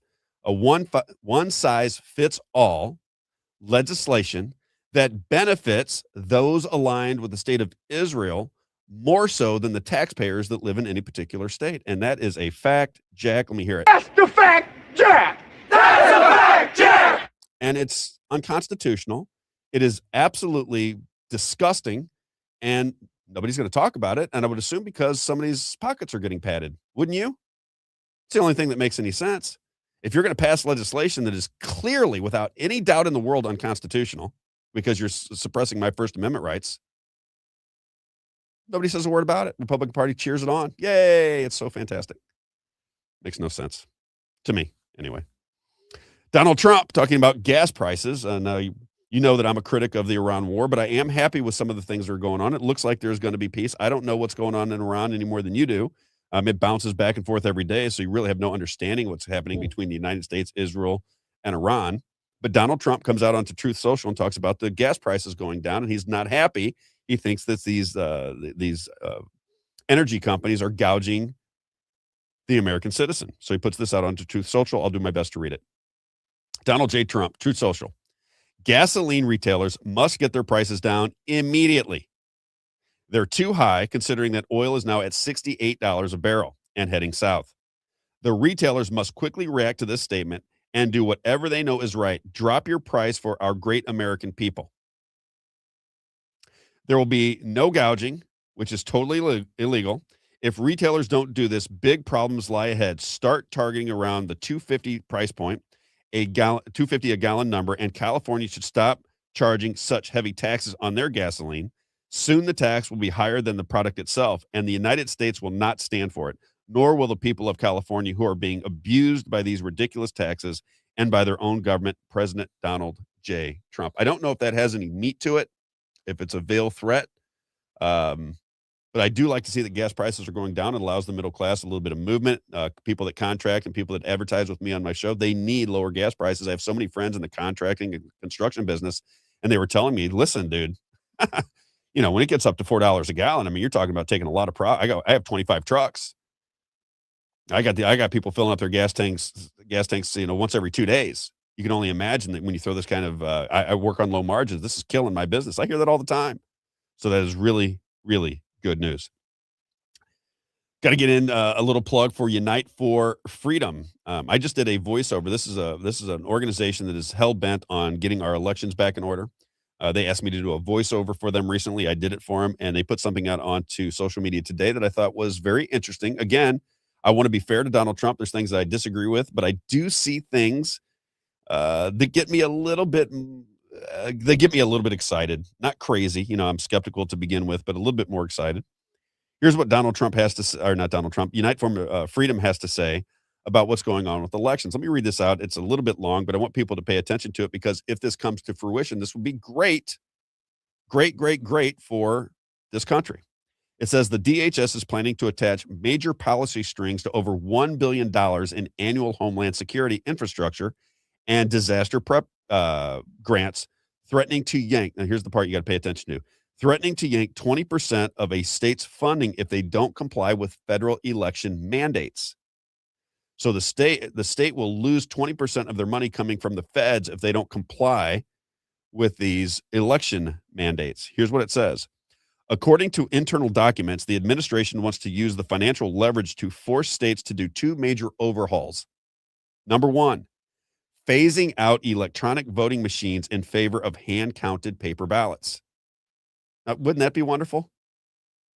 You got Jen Olson, who's running in St. Charles County in the state of Missouri, who's running on the platform of hand-counting paper ballots. Here you have Donald Trump pushing for it. And the one person pushing against it in St. Charles County is Kurt Barr. Kurt Barr doesn't want to hear anything about it. Kurt Barr loves the tabulating machines and wants to use them for now until forever, despite the fact that citizens, when they have a choice, don't want them. Donald Trump doesn't want them. He's the head of the Republican Party. Why wouldn't it be nice if Jen Olson and Kurt Barr wanted to go to hand-counting paper ballots so citizens didn't have to worry about it?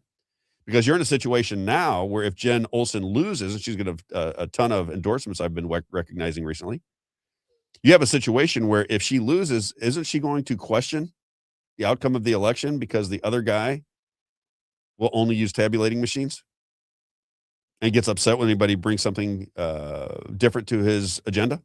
I don't know. Number two, according to Unite for Missouri, running full voter rolls through the newly expanded SAVE database to flag and purge non-citizens. This is what Denny Hoskins got himself in trouble for. Mark Maxwell, who is a local reporter in St. Louis, just did a piece where he said, Denny Hoskins said he was not going to turn over license information to the federal authorities, that he didn't have the authority to do it unless they came with a court with a court order. He was not going to turn it over. Well, then without a court order, he did turn it over. And I've been critical of that too. I don't want my information, and the people of Missouri should not want their information turned over to a federal database. But I guess with the position that they're in, they decided to do it, thought it was the right move. I trust Denny Hoskins to try and do the right things. It says running full voter rolls through the newly expanded SAVE database to flag and purge non-citizens. So again, you're trying to get rid of non-citizens voting in elections. You're trying to clean up the voter rolls, and you're trying to get rid of electronic voting machines in lieu of hand counting paper ballots. These are all very, very good things that are beginning to take shape.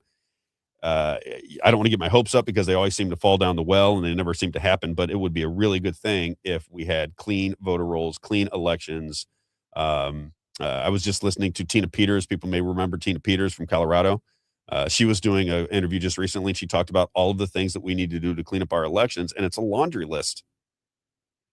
It's a laundry list of things we need to clean up. It's not one or the other. It's a laundry list of things that we need to clean up. Voter rolls, chain of custody, uh, returning the elections to local authorities and taking them out of the state or the federal government's hands.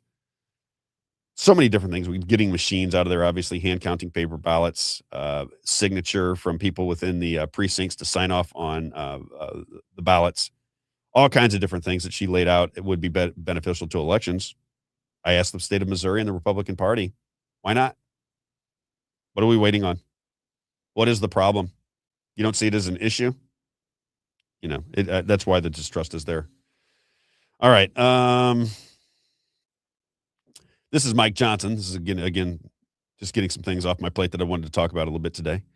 This is from Speaker Mike Johnson. It says Speaker Mike Johnson told Politico tonight the bipartisan landmark housing bill will become law and President Trump will not veto it. So this is something Isaiah's been talking about the last few days.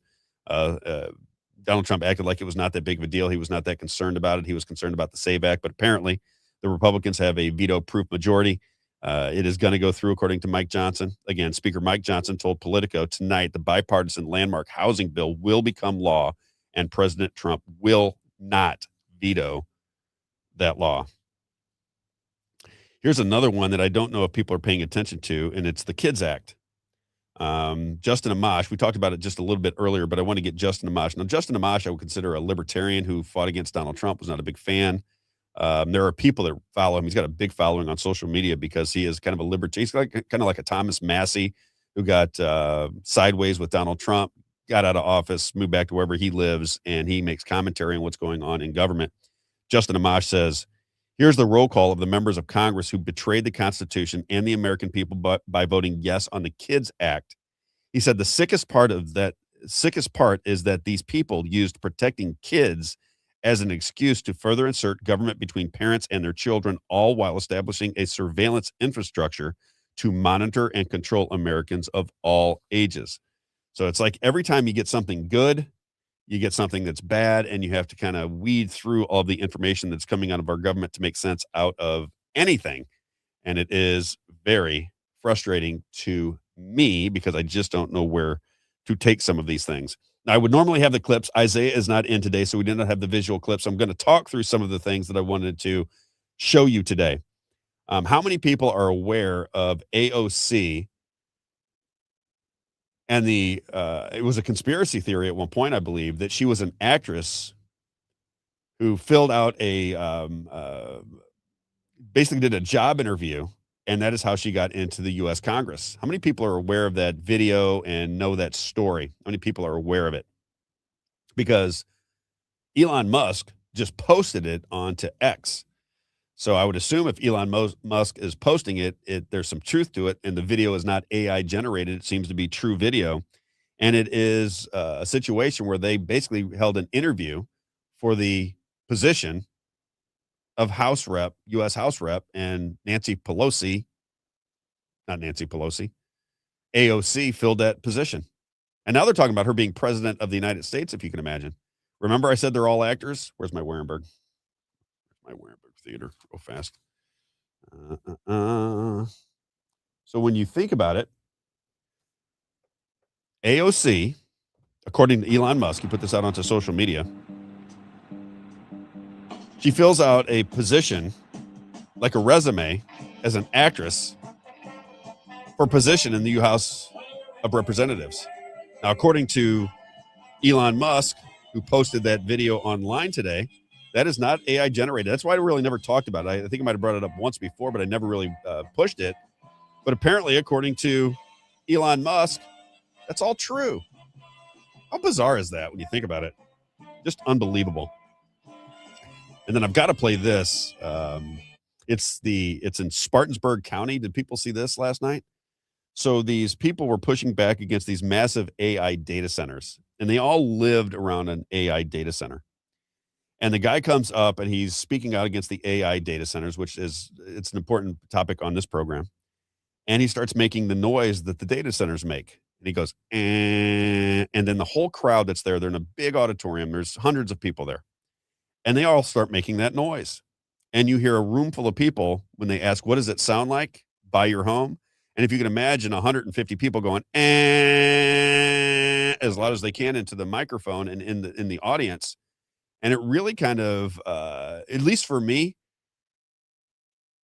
it finally put that final piece of the puzzle together for me that these AI data centers, I'm against them in general, but I'm against them not necessarily for the noise or the pollution or anything else. I'm against them because I believe they're going to store your data and they're going to store it for your entire life. And they need the computing power to be able to do it. Will it have good things associated with AI data centers and artificial intelligence? I believe it will.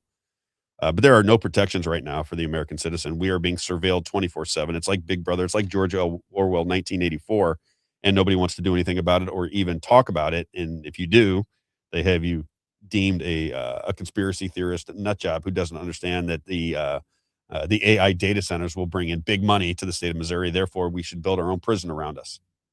I guess that's where they're coming from. Let me try to figure this out because I do want to play a couple of these clips here, and I'm going to do this on my phone, I think. So let me try this. Let me do this if I can play it.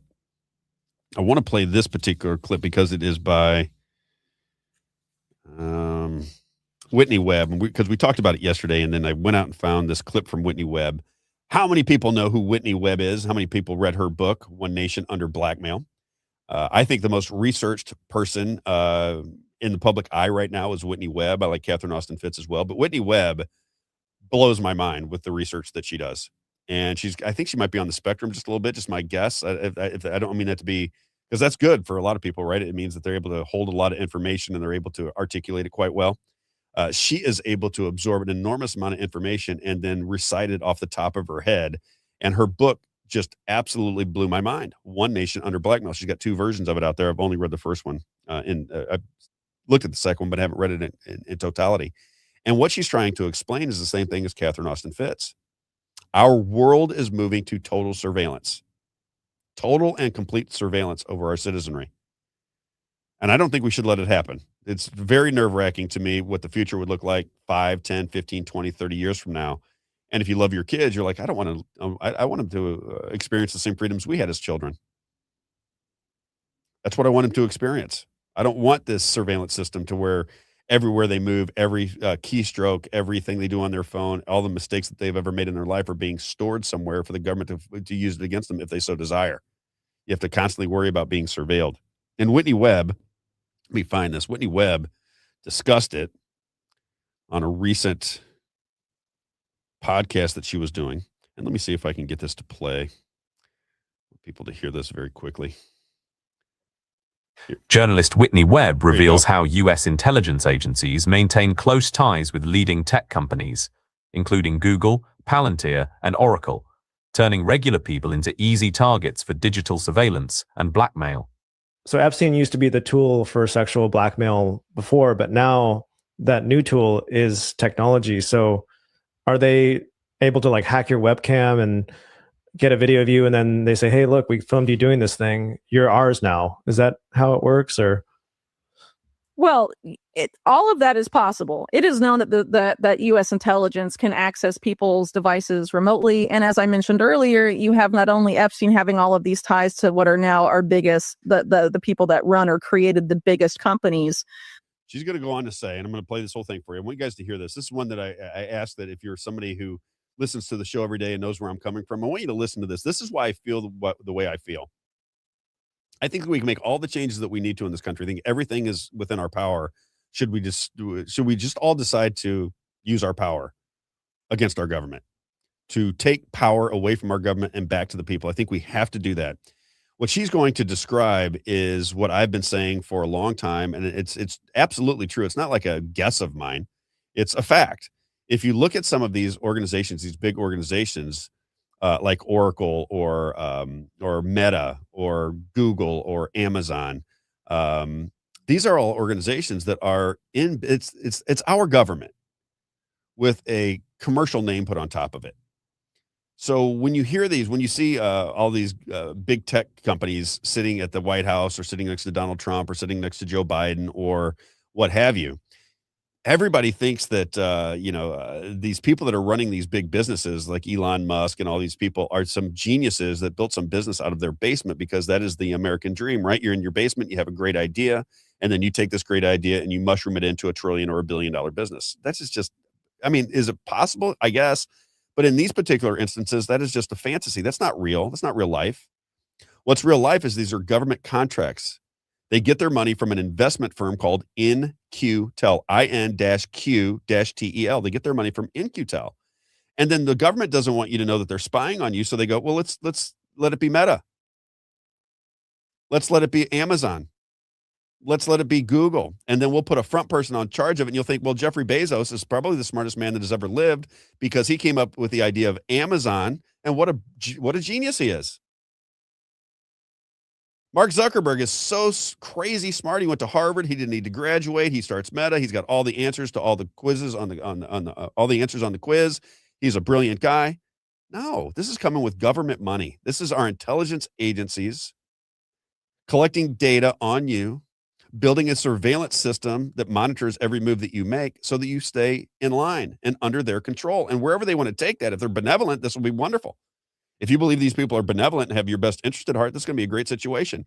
If you believe, like I do, that they're maniacal sociopaths, then you can only imagine what's going to happen when they have total control over every movement and every word that you say. So pay attention to what she's talking about, because I think she's right on the money. Again, this is Whitney Webb. Her book is One Nation Under Blackmail. We will get Whitney Webb on the show here before too terribly long. I think she's fantastic, but check it out. And big tech, but a lot of those big tech companies were created with the direct involvement of our intelligence service, right? So as an example, Oracle, one of the biggest tech companies in the world, created by Larry Ellison. And before he created Oracle, he was working on Project Oracle at the CIA, and then turned it into a company that became a major contractor for the CIA, and now contracts for tons of other stuff. But you could argue that Larry Ellison never really let go of those ties, and I think there's plenty of evidence for that. I've written a lot about Palantir in particular, which is really the engine of the surveillance state profiling. And who did we talk about yesterday? The title of the show yesterday, we're going to do a lot of these shows, and I hope that you'll tune in when we do these. How well do you know these people that are in the public eye? How well does society understand who's before them? How well do you know Elon Musk? Do you know his history? Do you know Jeff Bezos' history? Do you know Tucker Carlson's history? I mean, their real history. Do you know these people's histories? And if you don't, then how can you understand where they're actually coming from? How do you know when they're telling the truth or when they're trying to mislead you? How can you possibly know unless you know what's going on with them? Palantir, that she's talking about, Palantir funded both Donald Trump and J.D. Vance. This is a spy organization. That's what they are. Palantir is a business that's making its money on surveillance of society. Did we all just say, you know what, surveil us all you want? Did we just say, you know what, that Fourth Amendment thing was cute and all that, we used to like it, but no more? Just go ahead and do whatever you want, spy on us whenever you would like? I didn't. I think that I still have Fourth Amendment protections, but nobody else does. Nobody else seems to want to fight for these things, or they don't know. One of the two. But she's right on the money. Again, this is Whitney Webb. Check it out. Crime system that I sort of mentioned earlier, they were funded first by, its co-founder Peter Thiel, but also by the CIA's venture capital firm InQtel. The CIA was their only client for their first 3 to 4 years, maybe longer, I forget. As a company, their engineers went to Langley, Virginia CIA headquarters every 2 weeks, having the CIA tweak and give them guidance on the development of their product, according to current and then CEO of Palantir, Alex Karp. The intended clients of Palantir were always the CIA. It's really the closest thing you can really see as a CIA front company, essentially.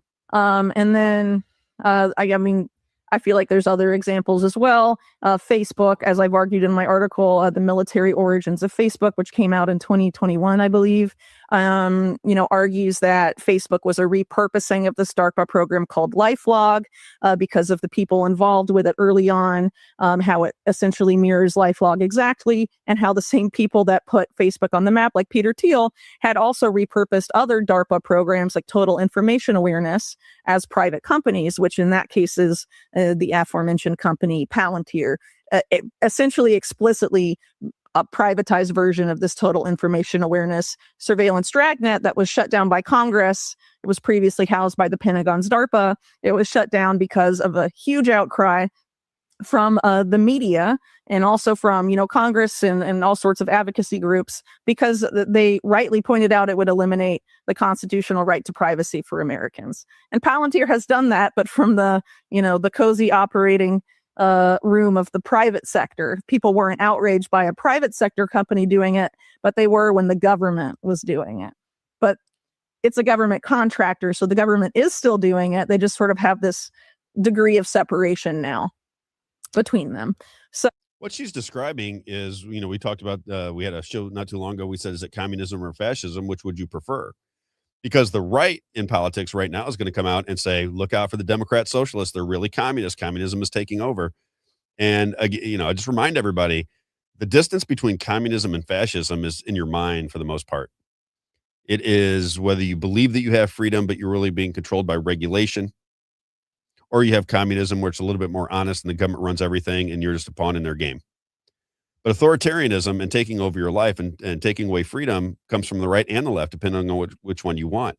And what she's describing is the ability of the federal government to put a commercial label on top of a business and have you and I believe that that is a private business with nothing to worry about, when it's really a government-run business. Remember when they trotted out in Congress and they were complaining about the guy that was running Twitter, YouTube, Facebook, and they kept dragging them back and forth between Congress. And they said, you cannot be censoring the American people. You wouldn't let them talk about COVID. You wouldn't let them talk about the elections. You guys. In my mind, I'm going, are people this dumb? Are people this dumb? Are the Congress people, that's what I'm talking about when I say these people, are the Congress people this dumb? Do they not understand that they're contracted through our intelligence agencies? That's who these people are. They don't see that. Is there anybody that thinks that I can start a platform and then I can sell everybody's information to the highest bidder? Does that make any sense to anybody? Does it make sense to anybody that you can be algorithmed out of your conversations and stories that you want to present on social media while others are promoted? And we see no problem with that. There's no fairness whatsoever. If Elon Musk wants to drive a story about AOC, 1 billion people will see it. If AOC is at odds with Elon Musk and wants to get out her story, he can squash that down to where 100 people see it. This is what we call fairness? No, it's not fair. Should it be? Should the algorithms in Facebook and X and others be fair? Well, of course, but they're not. So you're in the same trap you were in with corporate news. You're only going to be able to hear what they want you to hear unless you find your way through the algorithms to find a show that's emerging like mine or others that are doing the same thing around the country. Very difficult to do, very problematic. But you can kind of see where your government's at. Your government is trying to convince you that Meta and Amazon and all these are private businesses when they're all funded by the CIA or offshoots of the CIA. It's depressing. JonesWater.com, JonesWater.com, 636-899-1040. My man, Everett Jones, for all of your air and water filtration needs. And he said, Rob, always remember, tell people that in the summertime, especially in Missouri where the humidity is crazy, get a dehumidifier. It will save you money on your energy bills long-term. He said, if you let's say you set it to 70, you like your house at 70. He goes, well, now you can set it at 72. It's going to feel exactly the same because we're going to take the moisture out of the air. It's better for your health. It's better for your home. It's better for your breathing. It's better for everything. Dehumidifiers, air and water filtration systems. Everett Jones, been on the show many times. Everett Jones, JonesWater.com. If you want to reach out to him, 636-899-1040. He's been around since 1995. He knows the water and air business like nobody. If you want to sit down and talk about water purification systems with Everett, be ready to settle in for quite the conversation because this is his life and he means business when he says you can't be healthy if you don't have clean air and clean water in your home or business. Not possible. You're going to get ill and you're going to stay ill at certain times. You're going to wonder why you keep getting these little skin irritations and you get these little ailments that you have. He goes, you can only imagine if you're drinking water with chemicals in it, fluoride and the like, and you're breathing air that is dead, stale air with particles popping all over your house. If that's what you're breathing every day when you're sleeping and when you're taking your showers with the water, then ultimately your immunity is going to break down and you're going to get sick. He said, take that out of the equation. It's not that expensive. You'll be the filter or you'll buy the filter. JonesWater.com, 636-899-1040. If you want to do business with Everett, On the Missouri side, it is St. Charles County, Lincoln, Franklin, Warren, St. Louis, and Jefferson. If you go to the Illinois, the east side, it is Madison, Monroe, Jersey, and St. Clair. JonesWater.com, 636-899-1040. And then we got rocketcareers.com. If you're out there listening and you have a small to medium-sized business and you haven't started a conversation with rocketcareers.com, I don't understand why. Even if you have a human resources department, these guys will put the right people in the right positions for your business. If you have 50 or 100 employees and you haven't used rocketcareers.com, then you're wasting your time and energy and your money. This is cost effective. They'll put the right people in front of you. They have a network from coast to coast. So if you are, if you're a nurse, if you're a welder, if you are a carpenter, if you are an attorney, whatever you're into, they have a network from coast to coast to put these people into positions or put them before you so you can determine whether they fit a position that you have open. Rocket, ROCKIT careers.com. And then as always, he likes to remind me, if you're out of work, Rob, if you hate your job, you got to get a hold of us. We will help you launch a new career. We have that network. If you say you want to get into this particular industry, we have contacts within that industry. We'll get your resume put together. We'll get you in front of people that can help you change your life. And you know how it is. When you hate your job, you can't be very happy in life. You can't make enough money to feed kids. Life gets very cumbersome very quickly. Check it out. Rocketcareers.com, ROCKIT careers.com. You can reach them at 636-778-2419, 636-778-2419. Rocket, ROCKIT careers.com. All right, I got a few more stories that I want to get to. The next one is kind of tying this Big Brother conversation together because the title of the show today is Fighting Big Brother. This Supreme Court decision that says they're not going to allow geofencing, mass geofencing, just because the government wants it. That's a good move. That's good news. It's the first time we've really had good news out of the Supreme Court, in my opinion, in quite some time. I think there was a couple more today. Birthright citizenship. Somebody said birthright citizenship has been pushed back, eliminated by the Supreme Court of the United States, which means if you are on vacation from another country, you come into St. Louis, Missouri, your wife has a baby, all of a sudden that's an American citizen. That never really made a lot of sense in the world that we live in today. Apparently that the Supreme Court of the United States, as I understand it, if there's anybody in the chat that sees it differently or hears different information, please let me know. But as I understand it, that is no longer legal. You can't just come into the United States. You can't cross our borders, have a baby, and be an American citizen. I think that is really, really good news. I wanted to play this clip, however, when we're talking about Big Brother with Yuri Bezmenov. Yuri Bezmenov was a Russian, a Soviet, who worked in propaganda. And he came out of the Soviet Union. He worked through India, Canada, and the United States. And he used to do programs. Now, this was when he had PBS and local affiliates that would show these kind of programs on the weekend or in the evenings. And I'm talking about at night. And he would talk about how your country gets taken over from within. Most societies, when they lose their freedom or lose any form of justice, it's generally speaking, it comes from within. There are people working within your society that are working with outside forces. But the real problem is you have traitors within your own country. And he explained how that worked over and over again back in the 1980s with G.W. Griffin. And I want people to pay attention to what he has to say here, because he mentions the term Big Brother and how the system works. And if you go back and listen to those old lectures that he used to give, it's so evident right now that this is happening that you have to be somewhat aware. You know, I don't want to, I'm not the guy that gets off the show and goes and sucks my thumb in the corner in a dark room or gets into the closet and freaks out. I'm just saying it'll be what it'll be. But you have in my opinion, a duty to get involved if you want to change the direction of what this thing is doing, what this system is doing. It's systematic. That's the problem. You can't really point to any particular person. It's systematic. But listen to what Yuri Bezmenov has to say. Let me find this for you real fast, because I just think this is right on the money and great. And then we'll get to Rick Babbitt's. Here it is right here. Check this out. The United States is in a state of war, undeclared total war against the basic principles and the foundations of this system. And the initiator of this war is not Comrade Andropov, of course. It's the system.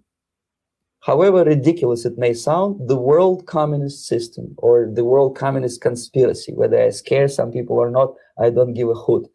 The time bomb is ticking, that every second The disaster is coming closer and closer. Unlike myself, you will have nowhere to defect to.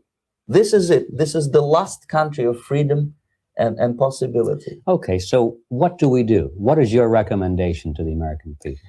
The immediate thing that comes to my mind is, of course, there must be a very strong national effort to educate people in the spirit of real patriotism, number one. Number two, to explain them the real danger of socialist, communist, whatever, welfare state, big brother government. If people will fail to grasp the... Do you hear that? Big brother government. Do we have big brother government now? Sold to us as private businesses that are collecting all of your data, sharing it amongst themselves, creating digital profiles of you, real ID, 702 FISA warrants, warrantless searches, AI data centers, flock safety cameras. I mean, it's happening. You know, you don't have to get freaked out about it, but it is happening, and we should stop it. I have another clip in here. I won't play it, where a guy in Virginia tore down several of the flock cameras, and now they're prosecuting him. And he said, well, they're unconstitutional. So there hasn't been a ruling on it just yet, but he was arrested for destroying these flock camera systems, which they should be taken down immediately. It doesn't matter whether it's they're making the argument that we need to have so much safety that you don't have any privacy. And that when you're in your home or on your phone or wherever you're at, that the government has the right to keep you safe by surveilling every move that you make, and not only surveilling you, but storing it. That's the argument that this society is making. And I can't find people to push back against it other than the people that are listening to this show and a handful of people. Most people are just letting it happen, saying, Rob, they already spy on you. They already spy on you. What are you going to do? I just don't need those people a part of what's going on with me. I just don't want to hear it anymore. It's just insane to think that way. That is not the way this country was founded. The country was founded by very powerful minds, Christian mindsets that say, wait a minute, you are not going to allow the devil to seep into our society and run us. We're going to push back. We're going to do it through a movement. We'll do it peacefully if we have to, but you're not going to be able to surveil us every second of the day. You're not going to be able to steal elections from us. You're not going to be able to overtax us. You're not going to be able to stick needles in our arm. You're not going to be able to leave our borders wide open and then call everybody that comes inside that you let them in terrorists. We're just not going to buy that anymore. We're not going to allow you to start wars all over the world and have the CIA have all of our information. We're just tired of it. We want some real freedom back in this country, and we're going to organize and fight for it. So when he says you got to look out for Big Brother, aren't we there? I mean, what else can they do? I mean, do they need to send somebody from the government just to hang out at my house so they can see what I'm doing in real time? Or should they just leave us alone like the Constitution describes? Check it out. This is Yuri Bezmenov. Again, this was a Soviet who came to the United States to warn us of how, when your country gets infiltrated, this is how the system plays out. The danger of that development. Nothing ever can help United States. You may kiss goodbye to your freedom, including freedoms to homosexuals, to prison inmate. All this freedom will vanish, evaporate in 5 seconds, including your precious lives. The second thing, the moment at least part of the United States population is convinced that the danger is real, they have to force their government. And I'm not talking about sending letters, signing petitions, and all this beautiful, noble activity. I'm talking about forcing United States government to stop aiding communism. So basic, two very simple, maybe too simplistic answers or solutions, but nevertheless, they are the only solutions. Educate yourself, understand what's going on around you. You are not living at the time of peace. You are in a state of war, and you have precious little time to save yourself. There you go. The same thing that, they've been talking about for a long time. And a lot of this goes back, in my opinion, back to post-World War II, the Kennedy assassination, the intelligence agencies taking over and hiding information from us. That is why the USS Liberty story, whether it captures your imagination or not, isn't really the point. The USS Liberty is important because the United States of America, according to, like I said, we met 15 80-year-old men that all tell the same story. So if they're all lying at age 80 when they want no compensation, they want nothing, they're not writing books. I think Phil Turney wrote a book, but there's several people there that are all saying, hey, this is what happened. This is what we watched. We watched the Israeli Air Force look us right in the eye. We saw we hear the communications. We know what happens. We watched it. We had our flag flying high. We had American English writing all over our boat. There's no way that you could misinterpret what was going on there, and that they tried to sink our boat, killed 34, destroyed 34 lives, and 174 more were injured. That's a big story because what it tells you is that the United States of America, as they're trying to align right now with the state of Israel, is using it as a proxy. It's the intelligence agencies that are using Israel to create war, probably from America. A lot of people think it's Israel. My gut feeling is it's America that's calling the shots. Israel becomes the bad guy, and they have this where you don't really know what's going on. Is it the Americans? Is it the Israelis? Are the Israelis running America? Is America running the Israelis? And I think it is aligned. And I think it's aligned through the banking system and aligned through the intelligence operations. That's the only thing that makes sense. Why would the American government try to hide information that Israel intentionally bombed a U.S. spy ship on June 8th, 1967, when all of these people witnessed it? They know what happened, and they have people in our American government calling them liars. It's just crazy. But anyway, it's a very important topic for people to understand because it is playing out right now, right before our very eyes, where they're trying to align the United States with Israel, with tech and our intelligence agencies and everything else. Scary situation. It should, hopefully it's just one of those deals where now we are aware of it and we can stop it, but I don't know. ECS Roofing and Exteriors, ECS Roofing and Exteriors. This is my man, Larry Evans, for all of your roofing needs. Get out to ECS Roofing. He's been around for 30 years. If you have any damage to your roof, if it's time for a new roof, you just use our advertisers, and that is ECS Roofing. You're going to get the better price, conscientious workmen. These are terrific people. And again, he is a licensed insurance adjuster. So gutters, siding, roofing, you know the deal. It is always ECS Roofing. Sent me something this morning. He said, Rob, if you can fit this in, ECS is trusted and on call for 14 insurance agents in the Tri-County area. ECS completes inspections for the agents to help their clients make an informed decision before making a claim. They've helped out many homeowners that were told by door knockers. This is the big thing to him, or the door knockers. He said by door knockers that they say they have storm damage when realistically they don't. So they just kind of get you into their web by knocking on your door and say, hey, I see something on your roof. I can get the insurance companies to fix that up. He says that is not true. He's the guy that you want to get out to your home because he knows whether the insurance companies are going to work with you or not. If the insurance companies will work with you, he's going to get you a great price. He's going to give you a great roof. He's going to do it in a timely fashion, and he's going to clean up after himself, and he's going to do it at a better price than you can get anywhere else. It is ECS Roofing and Exteriors. That's my man, Larry Evans. When it's time for a new roof, or if you have any roof damage, give him a call at 314-486-3567. When it's time for a roof, it is ECS Roofing and Exteriors. You can check out their work on Facebook, ECS Roofing and Exteriors, 314-486-3567. Talked to Helen last night. Again, I'm going to put a shout out to Dr. Helen Gelhart, advancedwellnessmed.com. If you know somebody in your family that is suffering from Alzheimer's or dementia, you've got to get a hold of Dr. Helen Gelhart. Symptom reversal. Please pay attention to this because you might be somebody who's going, man, grandma's acting it's not working. Something's going on there with grandma. Something's going on with grandpa. Something's starting to happen here. Before that gets out of hand, before dementia or Alzheimer's gets out of hand, you got to get a hold of Dr. Helen Gelhart because they can reverse the symptoms. And just think how much better life would be if the people that you love have their faculties for a longer period of time and can communicate. And it is just, you got to do it. You got to do it. She has the earliest cancer detection blood test available.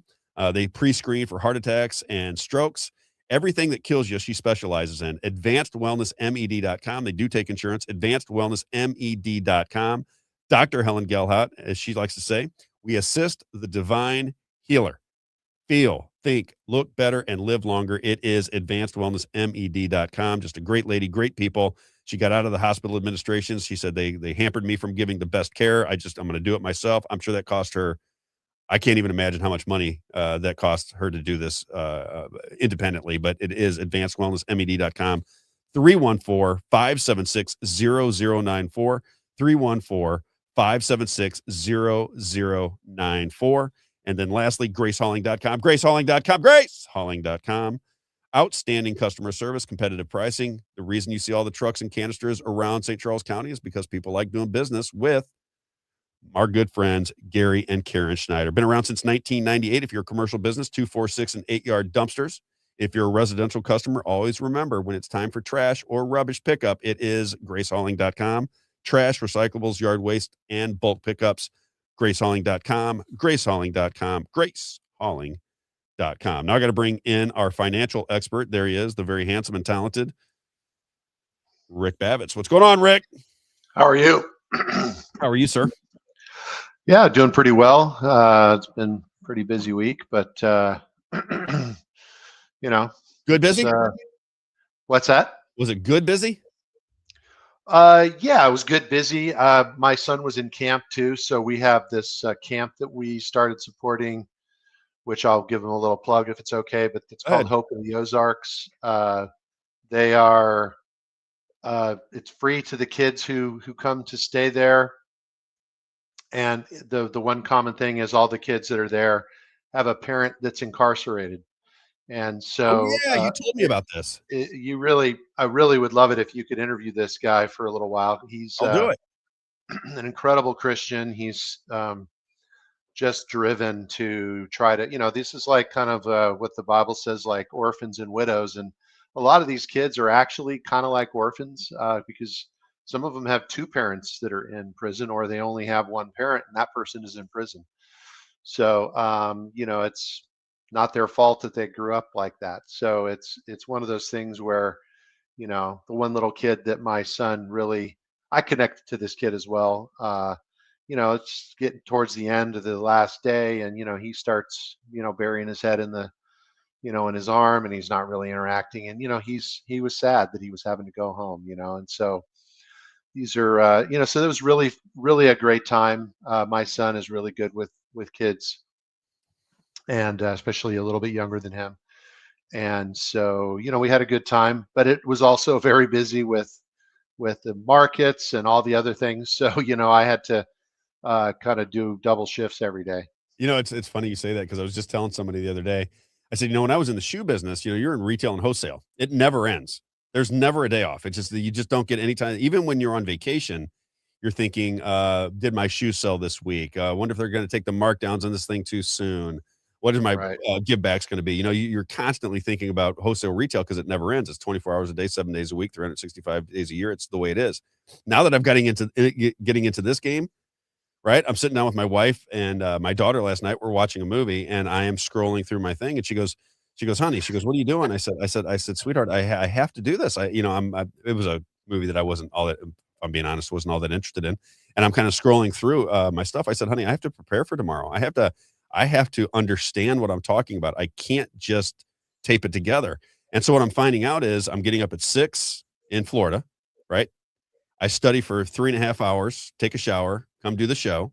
I'm on the show for 3, sometimes 4 hours. And then I get done. I'll have lunch. I'll do a workout. I'll do a walk. I'll do whatever I do. And then it's right back to studying again because you got to be prepared for the next day. The only day I really get off in my life is Saturday. I'm preparing on Sunday for Monday. So it's like Saturday. Is that what your life is like being in the financial markets? Because you got to be paying attention to these things nonstop if you're taking care of people's money. Yeah, it is the case. I mean, I will say, I've used this thing called Map of Life for about 30 years, and it's kind of a unique way or a different way of doing a schedule. I I'm less adherent to it now, but I've always used it, and it basically requires me to be present during the things that like if I go to church, I leave my phone. I got to do You that. know, I turn everything off. If I'm with the family at dinner, we leave the phones in the car. Those kinds of things, because it's and our son is not on screens. So, we have to kind of model that too for him. So and he still does notice that I'm on my phone a lot, and Aggravate them?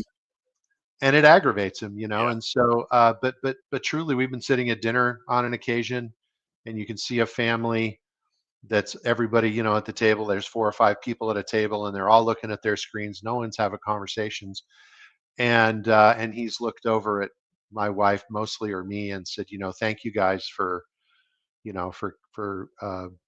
bringing me up differently. I'm glad that you're my parents or whatever. And just something as what seems like simple, it's very difficult to do, and it's difficult for him because he'll go let's say to a church and start to talk to some of the kids, and they start to ask him about what video games do you play, and he says, I don't do video games, and the next thing you know is he sees the back of their head. That's what connects these kids nowadays, right? And it's sad for him, in that sense, because it's very difficult. On the other hand, though, girls are not that into video games like boys are, and he has more girls that are friends than any boy that he knows, because of the fact that he can actually carry on conversations with girls that are just wholesome and interesting, history, whatever it is. And he's not talking about video games, and he has actually a vocabulary, and he's exceptional with conversation, even with adults. So and you've talked to him, so Oh yeah, in, great in kid. that in that in that way, I mean, it's just I think that in the long run, he'll definitely start to notice, and those other people that haven't been brought up, with those types of dopamine, basically. That's really what it does to kids, is it gets them too tied into the dopamine reaction, I or wish I could throw them dopamine. away. I do. Yeah, I I recognize within yeah. myself that I get. I think if it wasn't work, I wouldn't care. There's really nothing on there that I do other than work. So it's not like I'm playing on my phone for any other reason. It's really just work related and getting information. If you took that out of my life, I don't think I would have a phone. I mean, Rick, when Facebook came out and everybody in my life was talking about Facebook, I didn't pay attention to Facebook at all. I never signed up for it. Didn't have anything to do with it. I got onto Facebook when I joined the Donald Trump campaign in 2016. And she basically said, do you want to knock on doors? No. Do you make phone calls? No. She goes, do you know a lot of people? I go, yeah, I know a lot of people. She goes, what do you do for a living? I told her. She said, would you mind being part of our social media team? And that just means that you'll get a text message with the Donald Trump and all of his, I don't know, talking points, where he stands on positions. And then on social media, just, make sure you defend Donald Trump, basically. Oh my God, did that start a war? Right. Should have seen that in 2016. But that's where the addiction came from, was getting into the political world. That's what killed me. Other than that, I wouldn't have paid attention to it. I could care less. Yeah, I mean, certain things, I'm definitely an early adopter, but certain things I resisted, even like texting. I was one of the last people that I knew that relented and did texting, and I used to refer to myself as a Luddite sometimes. So the technology of the loom, and all the people who were doing textiles, revolted and smashed all the looms. Those were Luddites, and so sometimes I'm like that. I think that that's definitely how I am now with certain things. I don't think that I find that it is, so many things are scams. I mean, really, they're scams, and I think that technology, It all while sounds there's like many scams. many Yep. things that I like about technology, it is so much of a scam that it is going to save us time. I spend more time fixing or updating or troubleshooting my technology every single day on hold with some provider. I have to hire a person actually in my practice to do all that stuff for me, because it is so unbelievable that I have to actually hire an employee to do all of the troubleshooting of technology. It does not save me any time whatsoever. How's my daughter doing? She's doing well. She works for Monica mostly. Totally. What are we hearing? So Is she doing her job? she's exceptionally good at her job. Yeah, she is definitely. She's, again, like, I was talking about my son. She's somebody that is so reliable. Like you even told me, she's super reliable. Vince is reliable for other people. He's not super reliable for me or Monica. Like he will buck up against some of the things we ask him to do, but that's kind of more parenting things, that kids are like that maybe. But Yeah. but she's super reliable. Oh yeah. If Yeah. she tells you something's going to get done, she gets it done. There is no, and she freaks out if she can't get it done. Like there's something going on with the computer. She likes to have, just like my wife, they like to have things in order and they like things done. And they're very, incredibly disciplined and reliable. They're I've never met anybody like my wife and daughter. They're the most reliable people. Like they've been in the army their whole life. They just don't miss anything. And it's just their nature. It's the way they are. It's very strange. Yeah. Yeah, we got to get into some. You want me to read a disclaimer? Are you going to send it to me because Isaiah would normally read it and he's not here? I just Or you can have put it just on the screen. play it. Yeah, if you want to play it. I don't even have it. Where do I get it?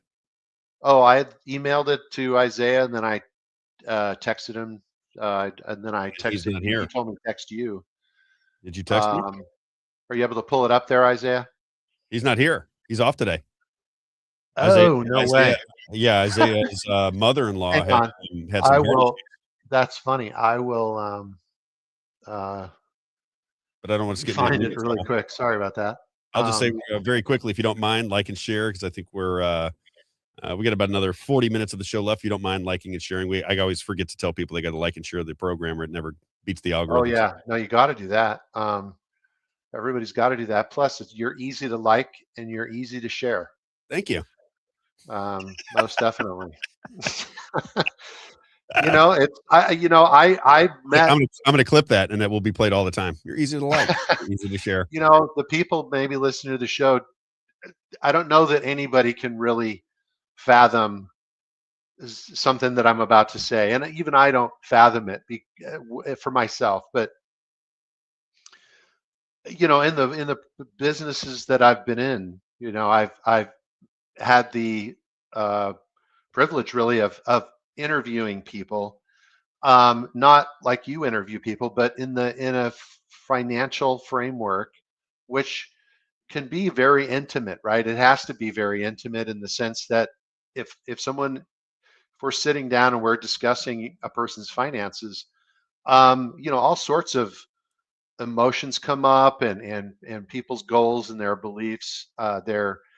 Sometimes, you know, obviously we talk about their spiritual beliefs, you know, their pursuits and their dreams and things along those lines as well.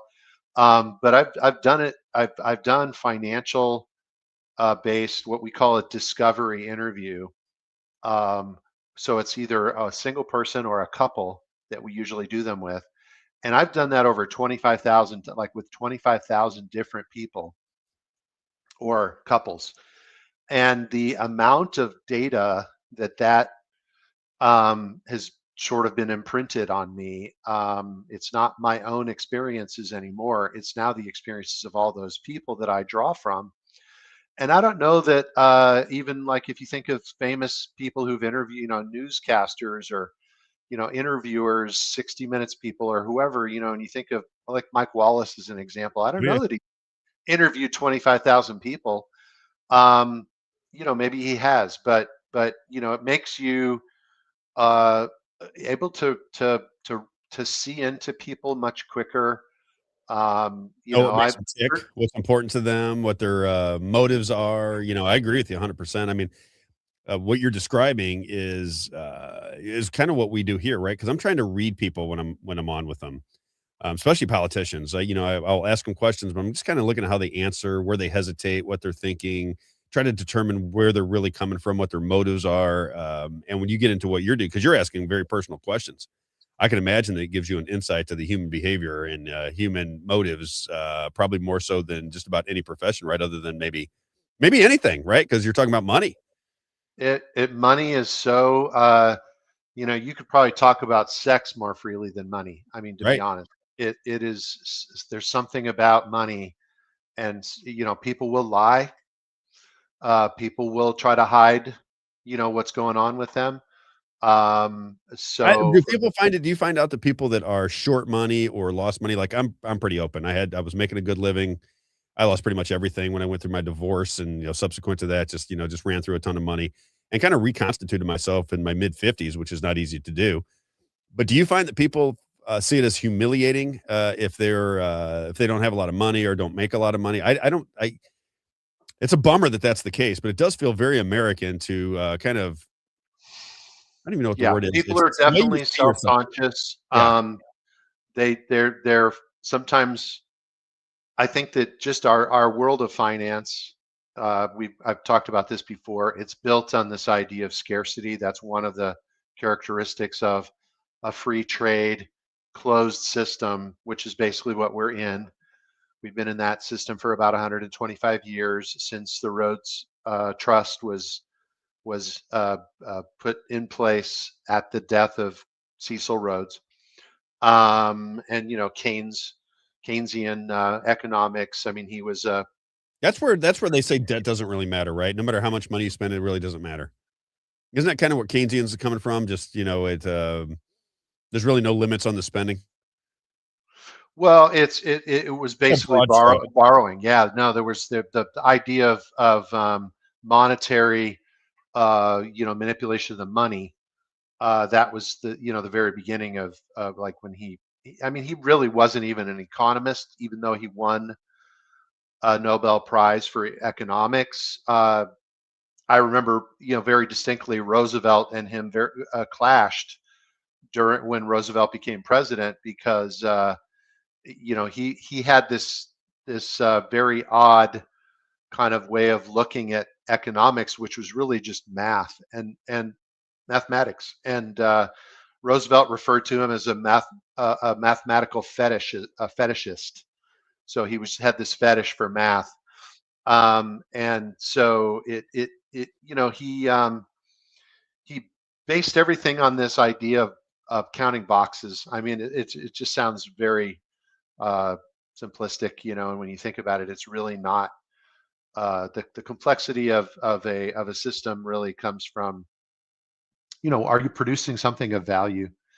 And so one of the most principal ways that I've heard it described is that Keynes was really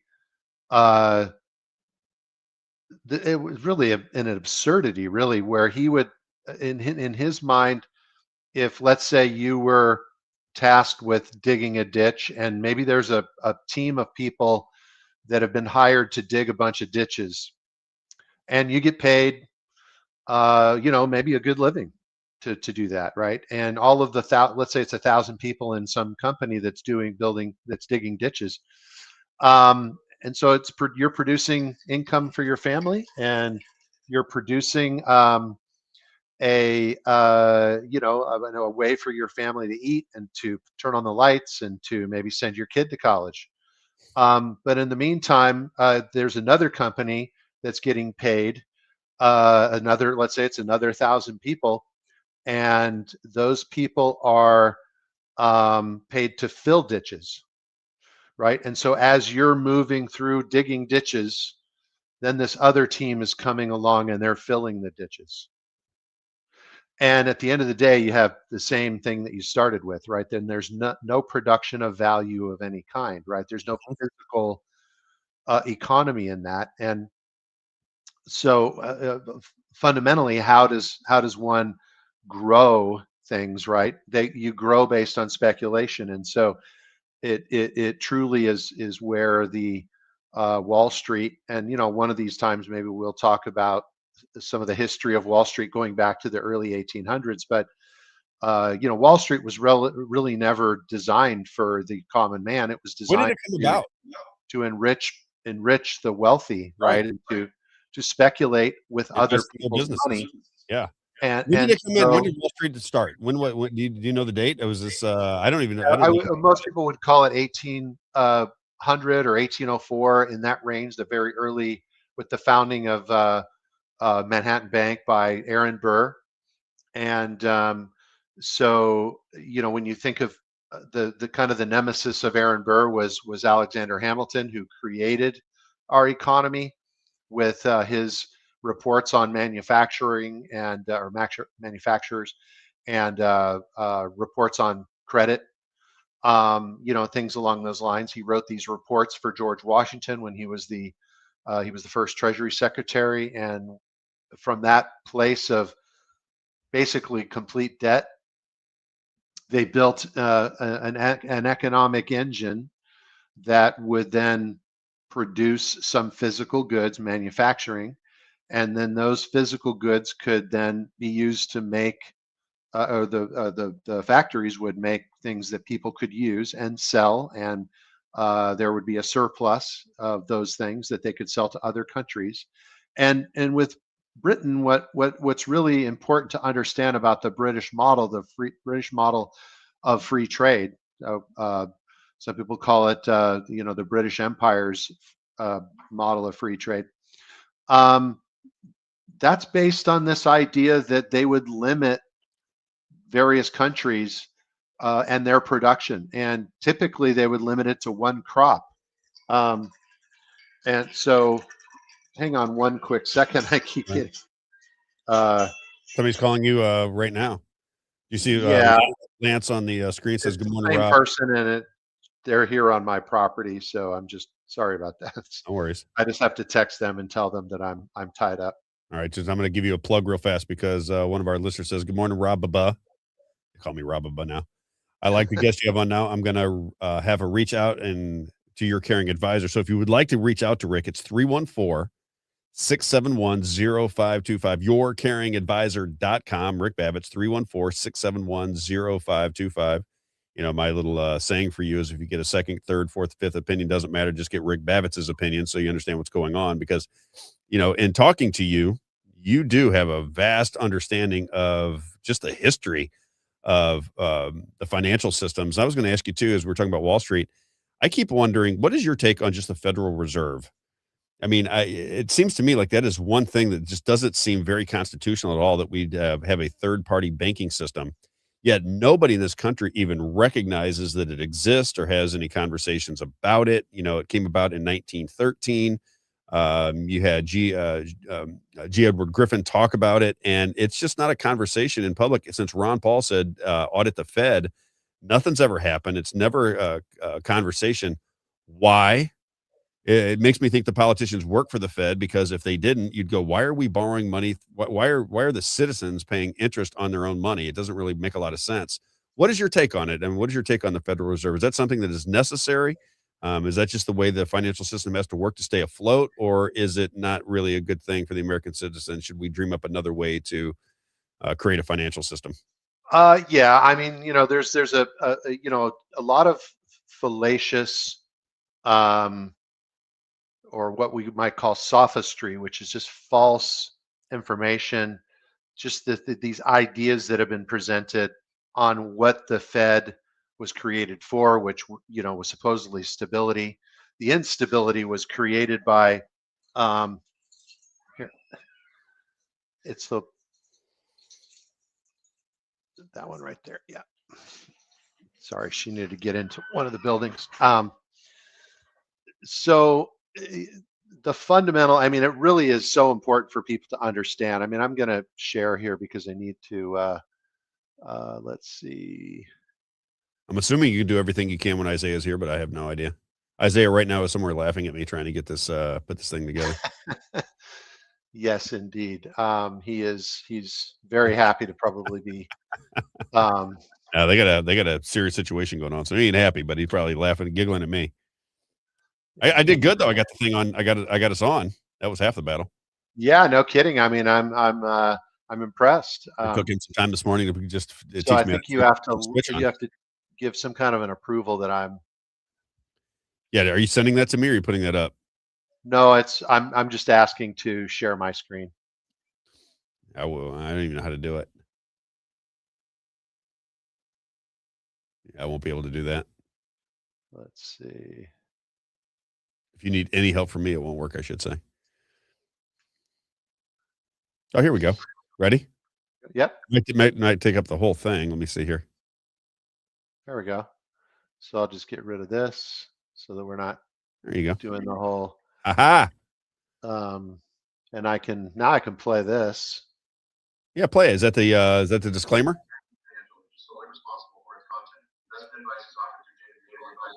Hard to hear. You hear it? Yeah.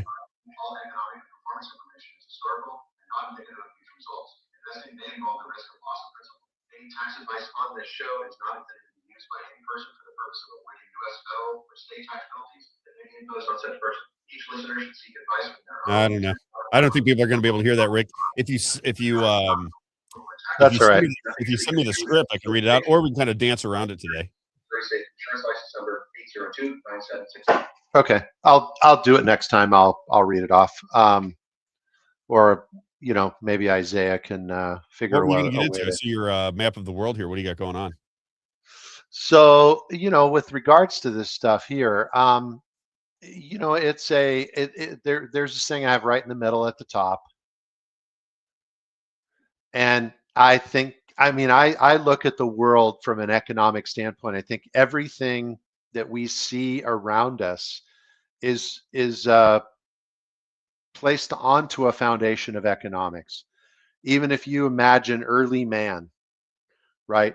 In order to really go through a day or a week or whatever, there was some kind of trading that would have to go on because one person might have something that was important to them, but they needed something that someone else had that was important to the other person, and they had to maybe it was important to everybody or whatever. And so that's an early thing that had to be established, was this idea of, I've got some let's just say some animal skins, and you've got some food, and or whatever it is, and we're going to trade because you're cold and I'm hungry, right? And so if you think about it in those terms, everybody should really have a foundational understanding of economics. And the idea that the money system is broken, um, very large part, the Federal Reserve is something that his central banking is something that has been done for 500 years, And 350. didn't the U.S. Didn't we push against it for the longest time and then kind of succumb to it in 1913? Well, it wasn't just that we pushed against it. It was really the foundational reason for the Revolutionary War. Exactly. Most people are under the understanding that that it had more to do with taxation without representation. You hear about the Boston Tea Party and the writings of Benjamin Franklin and early his early understudies. One's name was Tench Cox, and then you had another guy named Matthew Carey. And those guys, all they discussed was economics, right? And the ideas that central banking really is about debt, right? So building things based on debt. So every dollar that's in your pocket is actually a representation of debt. And so you're immediately enslaved, right? And so when you understand indentured servitude, that's basically what the idea of central banking was built on. And so we're going to loan you some money. We're going to charge you interest for that money, and Usury. that usury comes from, right? And so and there, the ideological aspects of that was there's nothing wrong with usury. To a degree, maybe that's true, but you know how much does it? I mean, if we look now at a debt of about 40 trillion, and we think of the world debt is probably close to 300 trillion, and that's just not something that's even possible to ever pay back. I mean, it's not Right. like So that's does it ever ever going matter, or to. does it just grow? Right. It just continues to get bigger and bigger and bigger. And What happens, so, Rick, when the interest on the debt outweighs anything that you could pay back? What happens at that point? Because that eventually has to happen, right? yeah, I mean, we're already insolvent. I mean, in the Right. context of, financial health, we look at something like this, and people, this is the current. This is basically the last 7 years. This is up to Friday of last week, and this is like June of 2019. So just before COVID, you see all this stuff going on here, and people think of this as value. But if you actually uh, you kind of were to do a balance sheet, I mean, this is there is no value. Um, if you have some kind of a machine that would create another kind of a product, think of that as more valuable, right, than anything else that's going to produce something that people can use, right? Um, and so we think of a physical economy versus a paper economy. And so we've been in a paper economy for 125 years. We had the first really good example of what that leads to in 1929. So if you think of all the banking shenanigans that J.P. Morgan, the man, was doing in the early turn of the century, 1900s.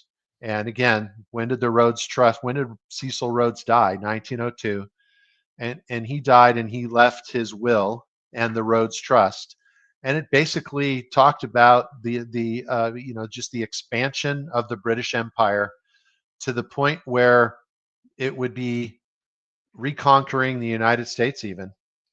Um, Getting a little frozen here. There it is. So I think I've shown this on the show before. This is from his. Yeah, He I remember wanted that. all of these things to come back under control. What's the significance of these places is resources, right? And I mean, basically, the original British Empire. Why not Mexico? What's going on? Mexico's got a free pass there. What's going on with them? Good question. I don't think that that it's got a free pass. I think that these were their original designs. I mean, there's certain things that are going on here, like obviously they're single crops. So cotton in the United States, sugar cane in the Caribbean. You had diamonds. That's what Cecil Rhodes was. He was the original founder of De Beers, the Yep. diamond company, right? And so who's one of the most wealthiest? I mean, you think of Elon Musk, became a trillionaire for a few days before the stock went back down or whatever. And, and he's supposedly the first trillionaire. That's sophistry as well. That's just fake. There are several trillionaires. We don't know exactly how many, and we don't know who they are, but they emanate out of here, right?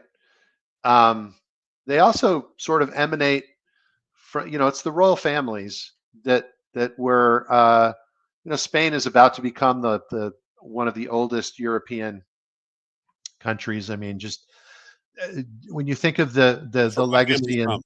and the history of these places, right? We're like 250 years old on Saturday, and you've got countries like China and Russia, and even the British Empire that existed for so much longer. Persia, right? Greece. These countries and these empires, they've waned, through time, but they've persisted, right? But it's all built on this idea of that the British government or the British Empire was really a maritime empire. So because of their navy, they were able to dominate all of these places, and they very much. I mean, they murdered populations. They took over these countries with just extreme brutality. And so some of the things that people might use to describe some of the things come out of different books that we've seen. But you've seen how even some of the wars that were fought in Australia and in India and in various places in China, the Opium Wars, the Boer Wars. This is all perpetrated by the British Empire. And so as you kind of understand how that operated, and then to also understand how when the Industrial Revolution started to take foot in various places, starting with railroads, that was a direct threat to their free trade system. It's anything but free. So understand that as we go through and look at some of the characteristics, and we've talked about this before. Before you go to there, somebody on the Earth Ship Freedom says, ask Rick if he thinks about buying real estate right now and the risk involved. Do you have any sense of that? Yeah, I mean, I'm a real estate licensed in as a real estate agent for 40 years. I'm in my 40th year. My family comes from real estate, so my dad and my mom were both very adept, excellent realtors, and very, very, very successful in the areas that we lived. And so I've been around it my entire life almost. And so the notion of real estate is there's a non-correlation, so it's not correlated to markets. It gets affected sometimes by those things, by interest rates, obviously. So there's things that those things can be affected by, but at the end of the day, if you own it, and at least you can afford to pay the property taxes. I mean, we're renting those properties even though we supposedly own them. We're working on that, Rick. Yeah, we're I working want on those things property like taxes that. I gone. mean, none of that stuff is really uh, uh, constitutional. You know, none of the things that are Oh, revolving around what's going on. And as we, you know, even Canada was actually going to be the 14th colony. I don't know if you knew that. Ben Franklin spent a few months there trying to negotiate with them so that they could become the 14th colony. As it turns out, they're still a British Commonwealth, and so the Canadian, you know, governor, I forget it, the exact title, answers to the crown, and the crown can actually uh, completely do away with the parliament, completely do away with the prime minister, and say, you know, we don't like those people, get rid of them, get somebody else, right? And I didn't know that. you know, You said that the last time we're in the show. I don't think many people know that the British Crown has, 'cause, so is Canada not necessarily a sovereign country? It really it's, not sovereign at all. No, it's not a sovereign not a country. I country, didn't realize not that. even a country. Yeah, it is a territory or a you know So a commonwealth they call it of right.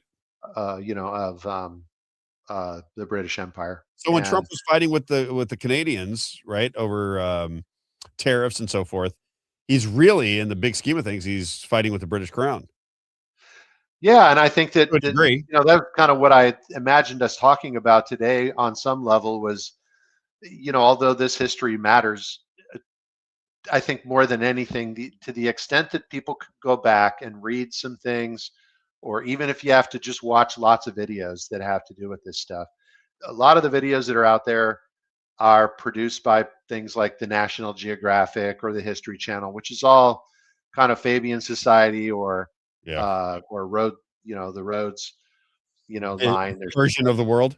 Before I leave that, because I don't wanna leave him hanging, I think what you're gonna say is that, buying real estate right now just depends on the real estate deal. It's, you know, guy it it does. I mean, it you know, it depends. I mean, right now we're seeing a decline in many areas of the United States, depending upon where that listener lives. You know, they're look for an increase in inventory. That's where you typically see a softer prices because the people are, you know, in their mind they're not really uh, uh, uh, uh, let's say current with the current value, right? So when values explode like they have after COVID, people are still stuck in that mindset. So and that in and of itself created a bubble in the real estate market all over the country.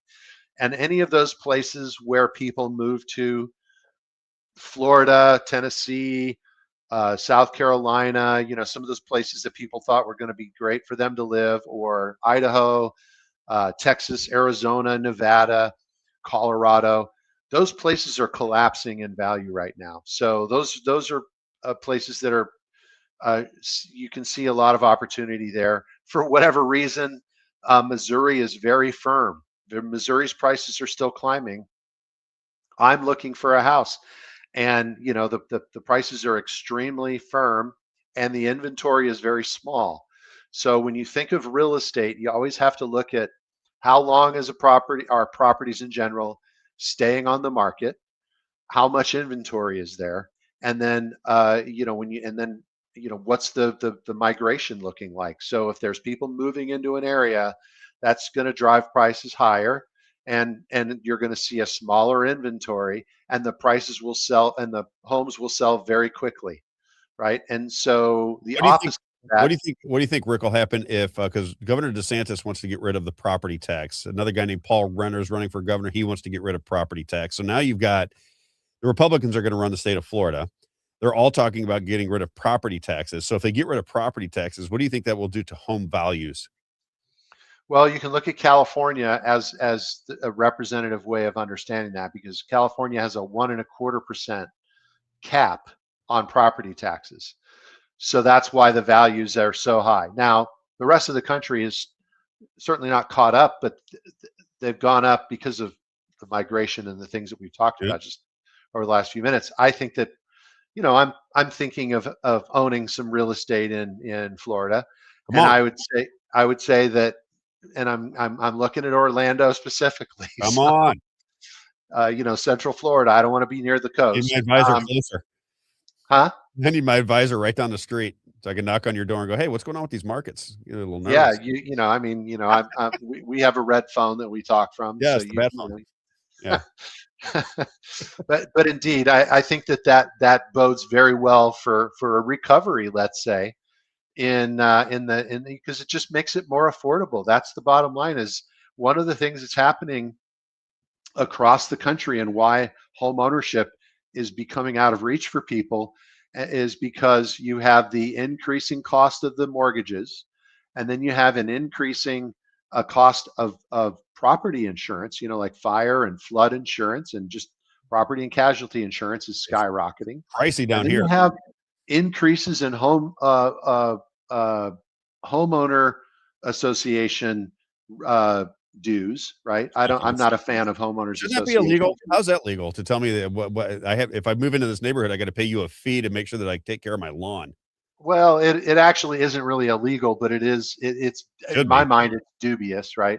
Yeah. That it shouldn't be the case that there's somebody that right now the foreclosure rate that's coming out of people who are in arrears with their homeowners association dues is skyrocketing. So they're not keeping up with their homeowners association dues, and the homeowners association is now foreclosing. What happens To, if you don't pay it? What do they put a lien on your house? Is that how that works? no, they foreclose on you. What? So they can actually own your home for a $1,500, uh, debt to the. It's crazy. So Really? So wait a minute, because my father, this is I did not know this. I'm very curious. So wait a minute. So my father pays $400 HOA for his condo that he lives in a month. a month, and I look Yeah. around and I go, Dad, this is thievery. I mean, I'm just counting how many condos are in this area, and I'm looking at what they have to upkeep, which is some trees. Maybe they put some. They really haven't done anything with the streets, right? So the parking lots and so forth. And I'm looking at it and I'm adding the money up. I'm like, well, they're making a ton of money off of this deal because there's no way they're spending this money on the ground. So what does the HO? What does it pay for? I don't even understand what this is about. My dad goes, I don't know, nothing I can do about it. I have to pay the $400 a month. I'm like, well, I'd be finding out who's running this HOA, and I want to see a forensic audit of where this money's going, because there is no way that this many condo units, if it's $400 a month for each one, which I'm assuming it is, right? It's got to be. They can't charge one person 100 and the other one 4, can they? I don't know how that works. They're all the same. That seems odd. I mean, but there's no way they can spend all that money. They have to be pocketing the money, and yet when you try to talk to them, they don't answer the phone. You can't get a hold of them. I said to Dad, I said, who? He goes, you can't get a hold of anybody. I don't even know where the money goes. Yeah, I own a home that has a homeowners association that's like $40 a year or $100 a year, some crazy low number. But I was very upset that it's sometimes you don't really have a choice to get a decent home. My wife's argument about it, because she's like, I like homeowners associations because all the homes are, and then this isn't true across every single HOA, but she's like, the homes are kept better, which is generally a true thing. They limit what you can do. I don't like the limitation on what I can do, but it is a double-edged sword. So on my property where I have my ranch, there's people in the neighborhood. Let's say they're not close by because it's 2 miles away is the closest neighborhood or neighbor. They can do whatever they want, and so maybe they have trash in their front yard, and they have a trailer that's decrepit and not in disrepair or something like that. And so you have that one side of the spectrum. I think that in general it's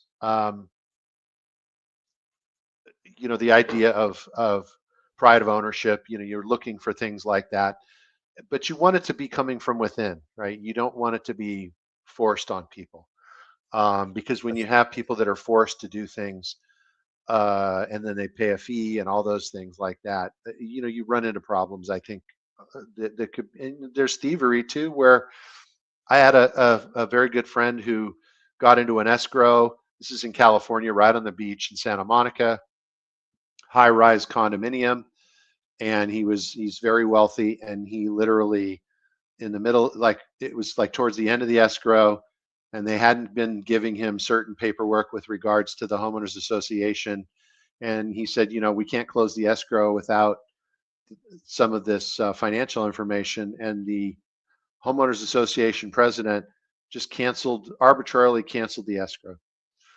And Before you go any further, I made a mistake and I want to correct myself. So I had the wrong information about this birthright citizenship. So apparently, I'm just reading this as breaking. Amy, thank you for sending this to me. It says breaking. The U.S. Supreme Court has ruled 5-4 against President Trump's executive order seeking to limit birthright citizenship for children born in the United States to undocumented immigrants. So it's a 5-4 decision against Donald Trump, who wanted to get rid of birthright citizenship. I misread that, so I apologize. So here we go again. So apparently, immigration will remain the same. You bring your child, or you bring a pregnant woman into the United States and she has a baby, American citizen. Yeah, that's a big bummer. These are the types of things that I read every week. I get an update from Justia, Justia. Mm-hmm. And so they update all of the different decisions that are in come out of the Supreme Court. And they're summarized, so you can read the summary, and then they link you to the thing. So I think it's important that people, just in a general way, I think that what attracted me to you, Rob, in the first place, aside from your good looks, was the idea that there's this bottom up movement, and really our country was founded on a bottom up ideological, in other words, the individual is sovereign, and that with that is a responsibility, right? We had very responsible citizenry, or I know there's code words with sort of the free man movement and things. I don't want to misspeak, but the idea of individual sovereignty, which is an economic idea, right? I should be able to pave my own way. I should be able to produce and create prosperity for myself, right? And then I should be able to engage in trade with anybody that I see fit. I should be able to produce goods and not be taxed on those goods. See, but you think like a free person, Rick. Nobody thinks like that anymore. They think that everything the government does has a reason and it's really this way. And I'm like, well, I know, but that you can make laws for anything. You just taking away people's freedom. Governments will make up a reason for everything. And exactly. And the whole notion of what we established in 1791. This is everybody should take this period where we're supposedly celebrating 250 years of supposed freedom, right? And it's been fits and spurts. We haven't had freedom over the last 125 years, by my count. And then before that, before 1902 or 1900, there were periods where we were in battle, literally cannons being fired and muskets being shot at other people. The Civil War, the War of 1812, which went on for several years, right? Not just in 1812. We had a fifth column, Aaron Burr. Everybody should know the truth about Aaron Burr. Aaron Burr was a traitor, not just because he assassinated a former Treasury Secretary. He was the vice president of our country at a certain point, and he ran against Thomas Jefferson. And in fact, he was very much an arch nemesis of Thomas Jefferson. And or I should say that Alexander Hamilton and Thomas Jefferson were arch nemeses with regards to each other's political ideologies. Although they were good people, Alexander Hamilton did not believe in the ideas of slavery where Thomas Jefferson did, right? So there's these things that they were conflicting against. Well, when Aaron Burr decided to run against Thomas Jefferson, Alexander Hamilton literally said, like, look, I'm going to put all of my effort behind Thomas Jefferson because he is the lesser evil. It's one of those ones where maybe the first time that a lesser evil was at least in America, that was the first lesser evil vote, right? And so he put all of his political clout, and he campaigned very, very vociferously against Aaron Burr, and he exposed him for the person that he truly was, and he barely, I mean, literally, he barely lost, right? So that thankfully he lost, because our country would have been maybe accelerated into a decline much faster had Aaron Burr won the election in And Aaron Burr was 2010. basically fighting for the British crown. He was bought into that system, and that's what he was pushing for. Yeah, and he was allied with Andrew Jackson. So a lot of people look at Andrew Jackson and they say, "Oh, he's my hero." And if you look at the truth about Andrew Jackson, they were in cahoots. Actually, Andrew Jackson gave cover to Aaron Burr throughout those next 15 or 20 years um, after the assassination of Alexander Hamilton. A lot of people don't A know that duel. Aaron Burr arranged the murder. Another I thought it duel. was a He duel. arranged the murder of. Pardon me. In school, I was told it was a duel, right? They dueled each other, and they went out to an island or something like that, if I remember the story correctly. The exact location I'm struggling to remember right this second, I thought there but was some place where they couldn't get in trouble if they died, like there was no jurisdiction. no, that's not true. Okay, all It right. was illegal in the state of New Jersey. They had made it illegal to have a duel, and in fact, most people don't know this information, but Aaron Burr arranged to have Alexander Hamilton's nephew, I believe, or son, murdered in a duel just a couple of years prior. And so there was extremely bad blood. Now, what's also very, very, I don't know, sinister, just terrible. I mean, just the kind of individual that this person is. Um, the same pistols that his nephew, or I can't remember if it's the nephew or the son, the second. I was just reading about it yesterday too, so it's escaping me this second. But the duel that happened 2 years prior, those two pistols were the same pistols. Aaron Burr managed to keep those pistols. Now, he was the founder of Manhattan Bank, and then he got into cahoots with J.P. Morgan. And so when Alexander Hamilton and Aaron Burr had their duel, those were the same pistols that his nephew was killed with. And then now those same pistols are on the wall in New York at JP Morgan headquarters. Okay. What? So Really? Is that for real? that's for real. So can I go see And that? so if you can imagine the kind of cultural and also sort of the let's just say the evil that some people have in our government and in this country and among the elites, where it's like an artifact that a serial killer, like keeping the driver's license of one of their victims, right? Or keeping a bracelet or a necklace or an earring or something of a serial killer, keeping that of one of their victims, and they touch it or they look at it or they do things with that, right? And now you go and right there in JP Morgan headquarters are these pistols, right? Um, it's ghastly. It is so beyond.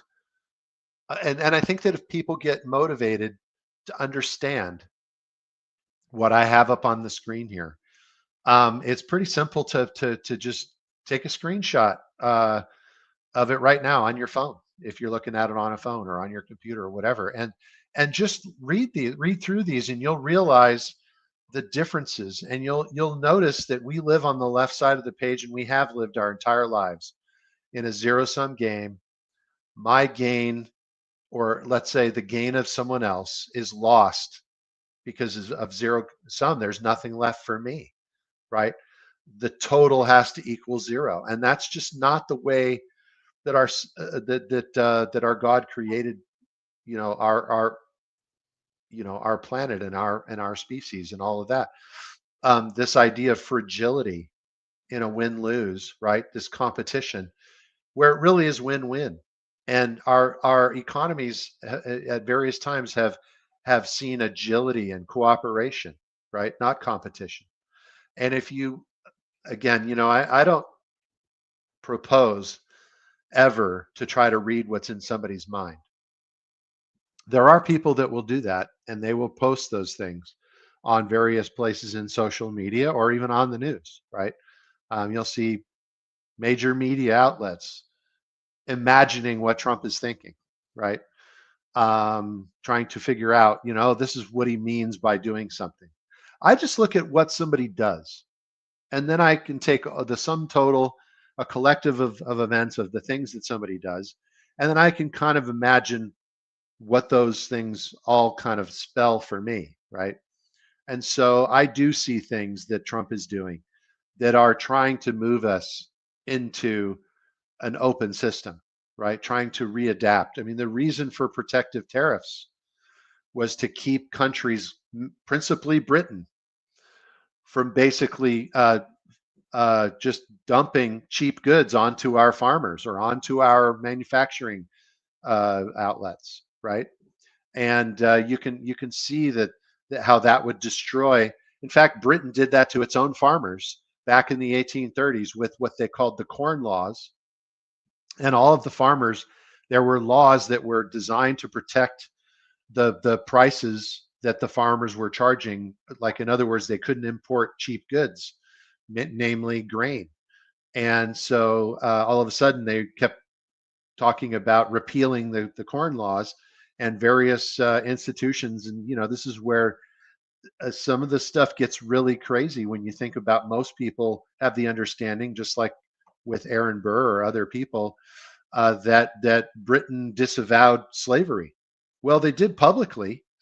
They said, we're going to be abolitionists from now on, but we're still going to basically have slavery.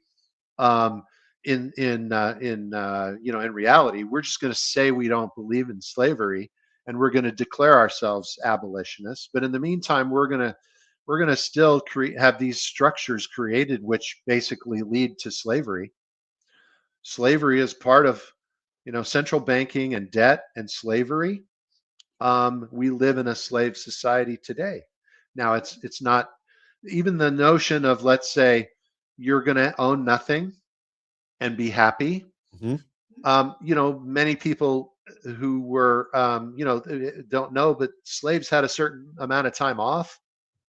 They were allowed to have creature comforts and things, and the nature of that. I'm not saying that slavery is good in any way, but kind of the way that we are being conditioned with the World Economic Forum and the IMF, the International Monetary Fund, and all of the central banking systems that we live in, and the globalism, is this idea of returning us to utter slavery, right? And it may not look the same as it did back then, and they may not whip people or do things like that, but economic slavery, keeping people within a small framework where you live in a smart city in a very small apartment with the certain amount of electricity, a certain amount of food, a certain amount of let's say CD printed crickets, right? So, or whatever you call that, 5D or whatever it is. 3D printed, not CD printed. So you have these kinds of things, and it's fundamental to what we're trying to achieve at any given moment in the periods of prosperity in our country. We're all about using man's creativity to produce solutions rather than empire creating artificial limitation instead. It's God-given. Our creativity led to all of the different inventions, and a lot of people look back to Tesla and some of the secrets that he might have discovered, and the fact that they were suppressed, right? Getting people to adapt to scarcity. You buy into, Rick, you see the stuff all over the world where they show things that people really can't explain, technologies, the what are they? The pyramids, for example, they have these certain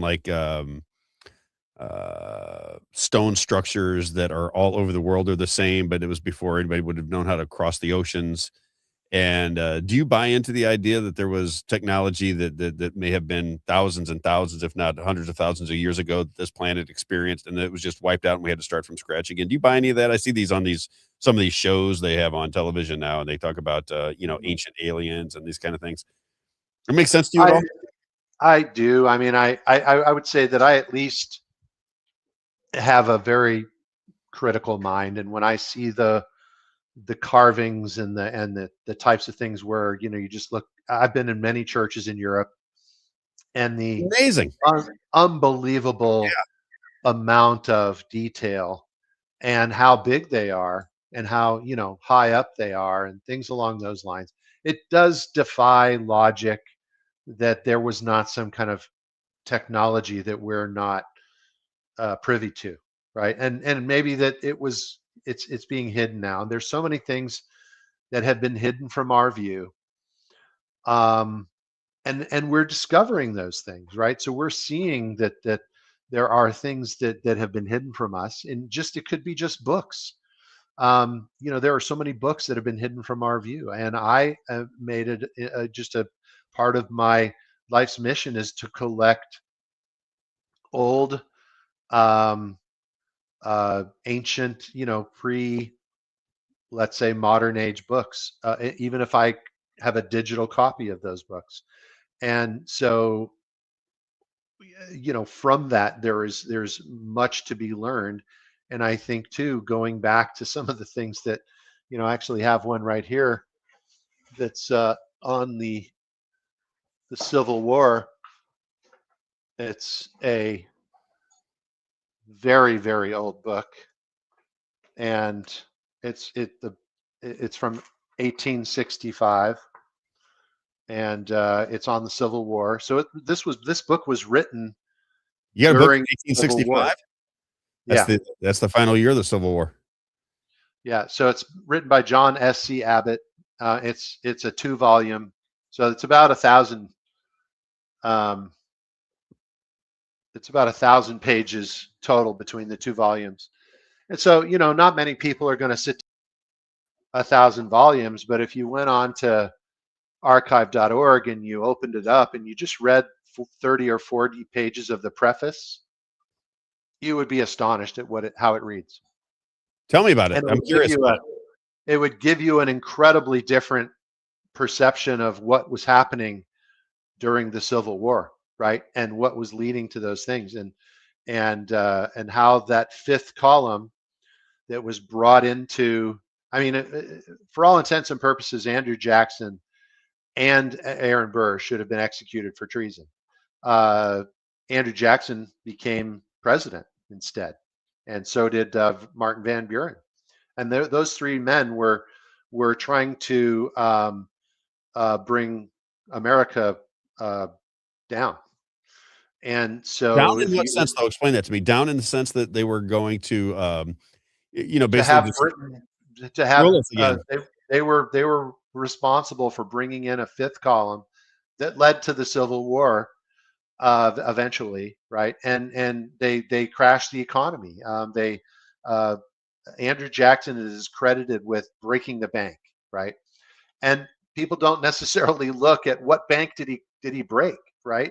He didn't break a central bank. He broke I should say Alexander Hamilton's idea of a national bank, which is completely different than a central bank, and it was really responsible for the idea of a national bank was responsible for the United States even being in existence, because we were broke in the years the 10 or 15 years after the Revolutionary War.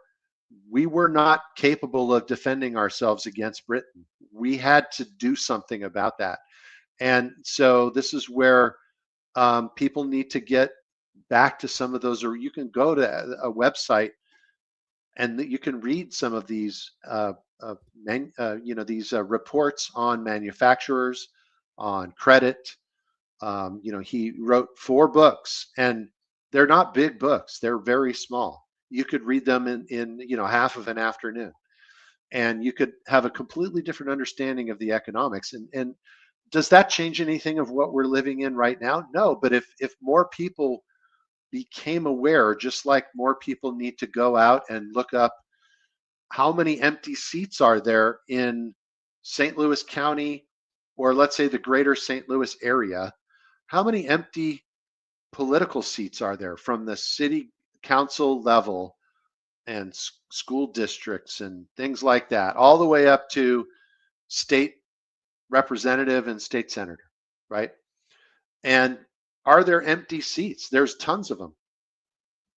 I mean, just in the city that I have my house, there's 3 empty seats in the city council. I would already be on one of those seats, but we decided to move up to St. Louis, so I decided not to take that. But I mean, I could have just basically put my name on the ballot, and no one would have been running against me. Mm-hmm. And then now there's a friendly patriot that's going to make a difference amongst the other 2 or 3 people. You know, maybe there wouldn't be any flock cameras. I heard you guys talking about flock cameras. Mm-hmm. You know, maybe there's so much money going into flock cameras now that I wouldn't have enough power on my own. But what if the other 2 seats got taken by people like me, right? And so these are the things that I, you know, again, I heard you talk about these things, and it gets exciting when you think about. There's another group that's doing the same thing. They've identified 31,000 empty seats in the United States among the 3,000 counties in the United States. There's 31,000 empty positions in our political structure. Empty. So where are those 31,000 friendly patriots, is what I'm going to call this, who are going to take those seats and go, you know, I think that I could spend some time. And it's not like it's an avocation. It's not going to be your job, right? You're just going to go and do that for a period of time to make a difference. And if we all did something like that, there's got to be 31,000 of us across the country that you know, I don't have any time whatsoever, and I'm literally willing to give up some of my time to do that, in the same way that I'd be willing to give up my time to help some little kids that don't have a parent or either parent at home, right? And have a different kind of a stigma attached to them because those people are in prison, right? Or whatever it is. I mean, the idea of being that way. And, you know, just to bring up another topic, they had a rule at that camp. There can't be any devices, right? So nobody could have devices because those kids, you know, could get a hold of those devices. So you had to keep those locked up in your car, you know. And they had a good time, I would assume, right? Back to old school. Old school, singing Christian songs, doing archery, horseback riding, burying one of the counselors in the sandbox up to his waist. I mean, just different, you know, just whatever fun things you could do with 8, 9, 10, 11-year-olds who have just, they don't have abundance in their lives. They think there's something wrong with them, right? They have an you know, very low self-esteem, and they need love and attention, and they need somebody to care about them, you know. And I mean, God gave us love as one of the principal things that we possess, right? As one of a fruit of the Spirit, right? Um, the fruit of the Spirit is all of the things, right? Not just the one, but the idea that we have that, and what has it been given to us for? It's to give it away, right? To give it to other people. And so I think that as we look at, you know, just what I do, it's just the way that I operate my business is on an open-handed basis, giving away this information and the other information that I have. And if a person likes me in the process, as I'm explaining things to them, maybe they'll decide to work with me. I don't obligate them to do that, but I would rather we have a good time learning about economics and learning about finance and having a communal relationship in that regard, and creating that and becoming friends. And then if they think at some point, like, gosh, you know, I really want Rick to be my advisor now that we've discussed all these things, great. If they don't end up doing that, that's okay too. But more people do than don't. And you know, at the end of the day, I don't need to worry about making a living. I really don't, because it's my living is not up to me, right? God is my source, and that's really where I focus my attention on the activity that God has positioned me in my life to do, right? Which is to teach people about finance. And so that's also why I'm so motivated and passionate about learning about economics and learning about what these underpinnings were, because there isn't an economic model that has produced more prosperity and more growth than the American system of political economy. It is why it's such a huge threat. And it's why I think um, we've got so much subterfuge. And I'm going to say in a white hat sense. I don't really like the term white hat, but the idea I that think we there's have good people working behind the scenes to get the system back to its original intent, which is a sovereign society, personal liberty, the ability to control your own destiny, which we really don't have anymore. I don't think people recognize that, but you really don't have that as much as you think. Ask Jeffrey Winehouse if he can control his own destiny, right? You Yeah. know, these are things that are obvious government overreach, government corruption. Nothing ever happens, and you should be able to fix that in a minute. And it doesn't fix itself. So we're in a system that needs some arranging, if you will. It needs to get back to the original intent of liberty. the original intent on liberty. And you know, again, if people remember, bottom up means individual sovereignty. Top down is empire has sovereignty, right? And you know, people might dispute whether I'm accurate about the fact that I see it all channeling up to the crown. You know, we could debate that if you want, but the idea that even if you just take Wall Street, and you know, I think that's one of the reasons why when you see all this stuff in the news, especially this last week, it's a perfect example where you know supposedly Iran violated the MOU, and now there's missiles going back and forth between places and things like that. And I think it's malarkey, right? I think that it's fundamental that one of the things that's happening is there is a focus. You know, does anybody know what a Gordian knot is? No, I don't. So the Gordian knot is an ancient Greek kind of like story, right? So Alexander the Great goes into Gordium, and there's this ox cart, and it's tied to a fence, and there's this very complicated, huge knot. And you know, anybody who could untie the knot was destined to rule all of Asia. That was basically kind of like similar to if you could pull the sword Excalibur out of the rock, that you would be the next king of Britain, right? So that's where the King Arthur legend comes from, is really the Gordian knot is a similar, so that it borrows from that, right? It's much earlier. This is from 333 BC instead of the Dark Ages.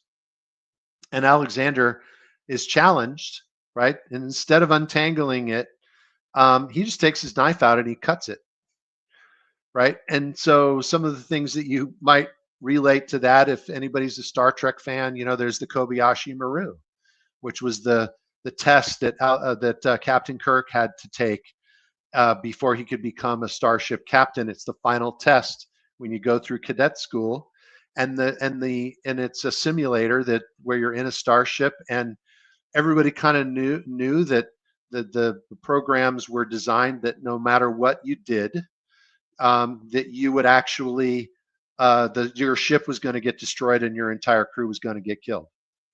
And Cadet Kirk knew that that's what was supposed to happen, and so the night before the test, he sneaks into the simulator, and he rewires the software or whatever to give himself like 30 seconds or something, a 30-second window where he could save the ship, right? And he goes through the test, and he's the first cadet in history to pass the test because he ends up killing the Klingons instead of being destroyed. And of course, Spock, who was also young at the time, realizes that he must have cheated because he knew how that he was the one that programmed the machine, and so they bring Cadet Kirk up on charges, right?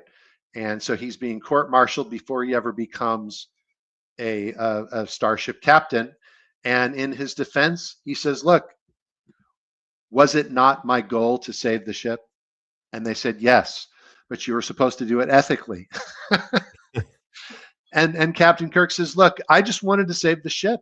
And so he he ends up getting let go, like saying, we find that you're innocent, right? Because he did what, his higher mission was to And try this to is work Star Trek? This is Star Trek, right? And so that's called the Kobayashi Maru. Huh. I lived my life on the basis of Kobayashi Maru, right? And so when you see this man right here, I like this picture of him. He's provoking the very crisis that he's saving us from, right? Is that true? No, I don't think it's true, right? I think that what he's doing is he's provoking all sorts of the provocateurs, and there's no way that you could go into a snake pit and not get bitten unless you have some sort of way of playing, whatever that is, the tune that will romance the snakes, right? Uh-huh. And so he's bringing people very close to him.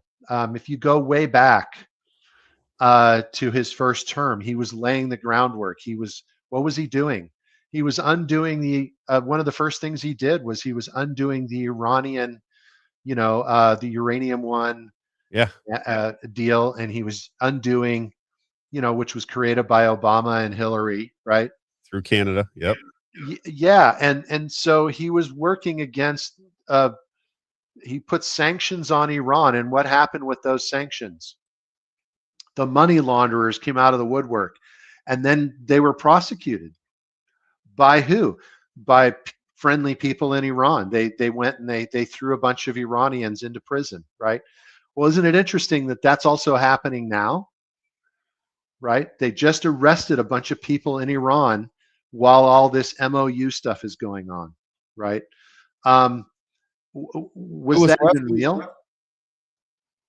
What's that? Who was arrested? I'm bunch getting of, better feedback people. by that. It's coming through your computer, I think. What's that? I said the sound, I think, is going through your computer and reverberating. Oh, can you hear me okay though now? I can hear you, but I can hear me like in an echo. Now it's gone. Oh, okay. So, these are some of the things that you want to understand about Trump is he's been laying the groundwork for a very long time. Let's just call it, 12 years. If you think, well, I mean, we're at what the 10th or 11th year, right? Of, and then he's got another 3 to go. So over this 15-year period, and you're like, but he wasn't president during, he was on vacation during Biden's, President Trump just went on vacation, right? He didn't go on vacation. The guy who works, there's 168 hours in a week. I know this because I used to run a schedule that consumed about 115 to 118 hours a week. For about 10 years, I ran a schedule like that. And so I think President Trump definitely beats me. If you took 168 and you minus out the 28 or maybe 25 hours that he sleeps weekly, that guy's doing 130 to 140 hour weeks. Yeah. Super sleep. And Need sleep. It's incredible. Huh? He's one of, I've only known one person in my life that they call them super sleepers. There's a name for these people, and they only need 2 or 3 hours of sleep a night, and they're fresh as daisies. It's amazing. And I worked with a woman that was like that at Cole Haan up in Manhattan. It's the craziest thing I've ever seen. She'd be sending me emails at 2, 3, 4 in the morning, and she'd be the first one in the office at 7:00 in the morning, fresh as daisy. I'm like, you do that all the time. How do you do it? She goes, oh, I just don't sleep. I don't need to sleep. She goes, and I was talking to somebody in the office, and they said, yes, she's a super sleeper. You ever heard that term before? And I said, no. So I looked it up, and apparently there is a very small group of people that don't need sleep. I don't know what it's bizarre. It's like 2 or 3 hours, and that's all they need. They take a nap. Right. And so he is maybe one of those people. There's also a time of the day that you can sleep. It's between around 8 to midnight or 9 to 1 o'clock. It's that range. It's like the early, it's like mid evening, Yep. and then you could sleep 4 hours and get much better sleep than if you slept 8 hours between midnight and 8 o'clock. Really? Or 10 o'clock and 6 o'clock. There's a much more powerful time to actually get sleep. Has to do with DNA and different things that I've read some studies on that stuff. But I violate it every single day. I stay up till 2 in the morning, but I can't turn myself off. But what I'm getting at here is, I mean, some people don't know the history of President Trump, his early history before he was president. They don't know his history in New York. They don't know much about him, in that sense. They don't know that there's a lot of evidence that he worked with the FBI as an informant against the mob. Like, how was he able to build these they look at his his casinos, that they were failures, right? That he went bankrupt, but there's a lot of evidence that points to the fact that he actually went to the FBI and asked the FBI's permission to do these casinos so that they could create honey traps for the mob. It's interesting you say that, because I even said on the show, I said, they say that he bankrupted the Taj Mahal. I'm like, how in the world? You can't possibly bankrupt a casino, not if there's people in it. Yeah, so it was a purposeful, it was an operation, right? And then they didn't need it anymore. Some people say that he's an informant with regards to Epstein. I mean, there's things that are going on here. Nothing that you see in the like in the mainstream parts of It's all theater. media is what it seems at all. None of that is true. And so if you have to look much more deeply, and you have to look at activity that the person is doing and the activity of the people around that person and what they're doing, and who are the people that person is keeping close. People fault him for keeping what's his face, Lutnick or whatever, or Witkoff. Witkoff or Kushner. or Kushner especially. But these are families. So I mean, if you look through his history, he trusts his family more than anybody else, and it's not like JD Vance is actually doing any of the negotiating. They're working out the kinks in the agreements and things, but at the end of the day, who did JD Vance give the credit to with regards to hammering out this deal? It was President Trump, right? And certainly he did a lot of work, and it was interesting that the Iranian leader who signed, it's funny how the Ayatollah didn't sign that agreement. Why not, right? Where is the Ayatollah anyway? Yeah, you don't know anything that's going on. That's my point. I'm like, when you talk about Iran, who knows what's true or not anymore? Probably dead, right? I mean, in other words, I think that we've seen throughout the period that Trump has been involved with, and we're going to take it back to his first term. He's been, and I told you about this months ago, and I think you thought I was a little bit crazy. What is it? Let me find it, because I actually committed it to. I had ChatGPT create a diagram for me so that I could show people. Hold on.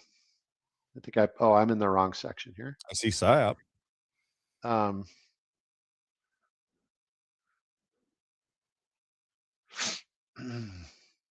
you got me wondering. Okay, here we go. So we talked about this via text, and then we had a couple pretty long conversations. And I mean, you were like, I don't know, maybe you believed me, maybe you didn't. You were at least a party to the conversation both times, or the few times that we talked about it. But I designed this. I mean, I created a prompt, and I said, I want you to give me a map that shows instead of that this is a war to destroy Iran and to eliminate them off the, the out of the Middle East. I want you to design me a map that would look like increasing the strength of Iran and creating peace through strength and cooperation that would reinforce the stability across the Middle East. So those were my exact words, and ChatGPT put them at the bottom. And what would that look like? Now you can see I dated this April 20th. So the war had only been going on like 6 weeks, and I was telling you that this is not about nuclear this or Iran is the evil empire or any of those things, right? Right. This is actually about the idea that if we could create peace in the Middle East, starting with the Arab partnerships that Trump started back in 2000, with the Abraham Accords, and I'm going to say many years before that, most probably, right? He had, but as these leaderships have changed hands, and you had MBS take over Saudi Arabia, and those guys are best buddies, right? He did the sword dance, if you remember, and everybody made fun of him, and they said, "Oh, he's a traitor, and he's looking at this globe." But he made, it's like blood brothers now, right? He went one of the things about persuasion, and I think that Trump is a master of persuasion, and you might know this being in the shoe business. People do business with people they like or they are like. Mm-hmm. That's a very common saying in business, right? Yep. And so if somebody likes you, they're going to buy shoes from you. If somebody is like you, or they look at you and they think he's just like me, right? Actually, there was a tell in what I've been talking about today, which I just realized. I said to you, there was something about you that I really liked, right? That's what I was drawn, was the things that you talked about, and they were like the things that I talked about. Right. And you had your finger on information that most people don't have, that most people just gloss over. They read the GOP talking points or the Republican, National Committee talking points, or they're reacting to what the Democratic National Committee talking points are, right? Or people are watching Sean Hannity, right? One of the biggest tools on the planet, right? I apologize to anybody who loves Sean Hannity, but you're listening to the wrong person, obviously. Right? And so and those types of things. The reason that guy makes so much money is because he's a tool, Right? Right? He'll say whatever they tell him to say, or really whatever they pay him to say. Exactly. And so Republican mouthpiece for whatever the establishment wanted him to say. That's what he does. I gotta ask you about this thing though before you get off target here. So one of the questions was, what is Rick's thoughts on Trump being controlled by Israel, especially Adelson? So as I'm looking at this, the rising regional partners in the Middle East, right? It's got Turkey, Iran, and Saudi Arabia being, the power players in the region. How does Israel play into that? What do you think is going on with Israel? Do you think there's good things going on between the United States, Israel, and the Middle East? Do you see them as people that are expanding this greater Israeli project we keep hearing about? Because I'm critical of the bombing of Lebanon, of what goes on in Gaza. And I see those as human beings. So for me, war is ugly. I get it. But I see those as very negative things, which get, that and COVID, which is kind of recoils me from, or keeps me from fully jumping in bed with what Trump is doing, because those things have not been answered in my mind. And I'm trying to figure out if there's a plausible explanation and I can't get to it. How do you see it all playing out? That question, I think that's a good question. How does Rick see this playing with Israel? Are we being controlled by Israel? I don't think we're being controlled by Israel. Not a lot of people do. I don't believe that for a second. I just think we're in bed with Israel and our intelligence agencies. And I think that's been going on for a long, long time. Right. I think that I think that in a general way, there's a very big misunderstanding from most people's perspective. And I think that this applies in a lot of different ways, right? That certain either concepts or institutionally based ideas are monolithic in a sense. They're cut from one big piece of stone. And Israel's like that. It's like people think all you have to say is the word Israel, and people think that this monolithic impression or belief system that if you say one thing about, let's say, critical of one part of Israel, because it's one piece of stone, you're critical of the entire piece, right? Exactly. Yep. And I don't believe that that's the case. I don't think these things are monolithic in any I respect, don't either. and I think that there are bad actors in every single respect. I mean, there are bad actors in United Arab Emirates, and and even in to some extent in Saudi Arabia that are against Trump, right? You know what? They're I gotta throw something in there because you made me think of something I want to get out because she'll be listening to the show. So I have a friend of mine who is very big in I don't want to give her away, but a religious beliefs. And I said, well, what about this? What about that? And she goes, well, Rob, there's evil people in all organizations, even my belief system, even in my church, there's evil people. She goes, but that doesn't really dissuade from what the Lord says. You know, she was basically saying that just because the church has these nefarious people in it doesn't mean you throw away the church. It just means there's nefarious people, and wherever there's power, there'll be nefarious people, which I think is what you're saying, which is kind of what I agree with, right? I say that about Israel. I said, listen, there are people in Israel that are fighting against what their government is doing. You know, that doesn't, when I say that I'm not happy with bombing Gaza into smithereens and building condos on top of it. I said, I just don't think that's a Christian way of looking at other human life.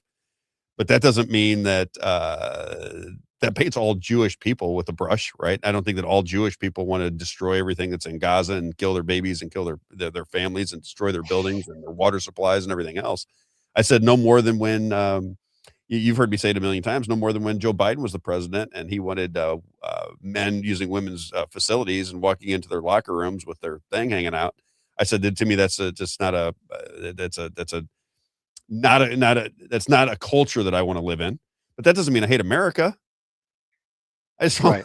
don't like this guy and him being in charge and the things that he's doing. I'm not down with it. So if I'm critical of Joe Biden, it doesn't mean I hate America. It just means I don't like the people running. Yeah, I mean that's just heretical in the sense, like the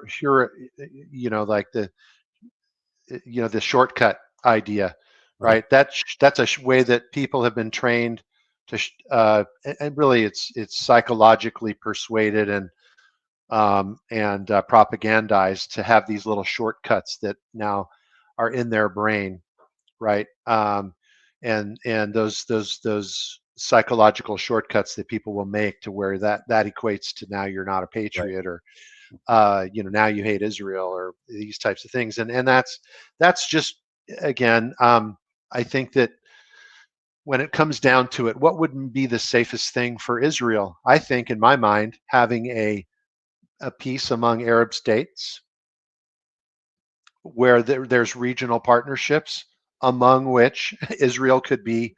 Israel doesn't have any resources. I mean, they're dependent on their completely. outside, completely dependent. They're isolated like an island in a sense. So even though they're not an island, but if you had the connectivity, if you had the logistics, if you had the regional leadership and the diplomacy, and you had a strategic depth, and you had all of these things, the mediation, and you add that and understand that peace through strength and cooperation, you're not going to have countries that are interested in attacking their lesser neighbors. It's just it's fundamental to realism, to the geopolitical strategy of realism, that larger, more powerful partners create safety for the people that align with them, right? The smaller, lesser, or weaker nations align with larger. Iran is most significantly the most powerful country in the Middle East. There's no question. Anybody who thinks otherwise just doesn't know enough about the history or any of the stuff that it's been going on over there. And did you see them as bad actors all this time, since the overthrow of the Shah of Iran in 1979? Because they keep saying, they've been they're the world's largest sponsor of terrorism for the last 47 years.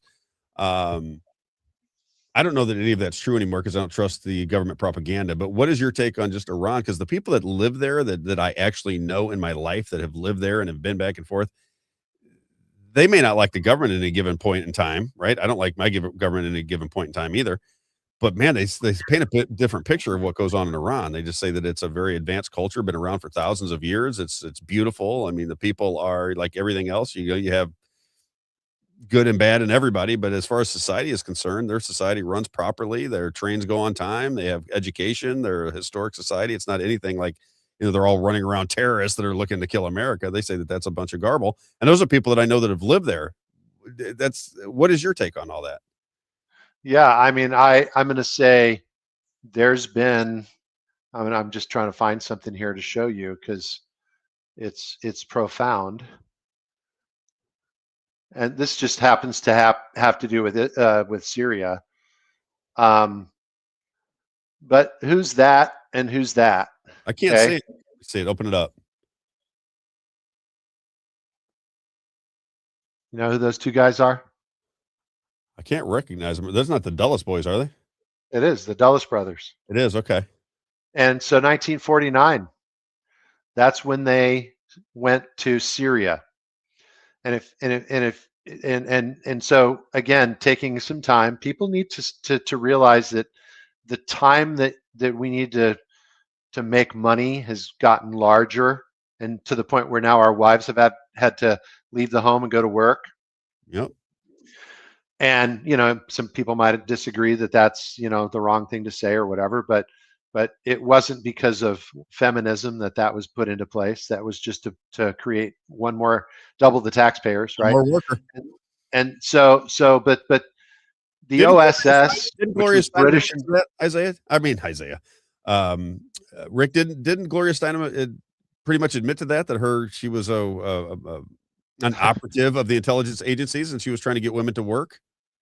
I couldn't actually Look comment at to that because I don't know that, but it sounds like it would be true if she was, aware of the information at the time, that she would have easily said that because she spoke her mind.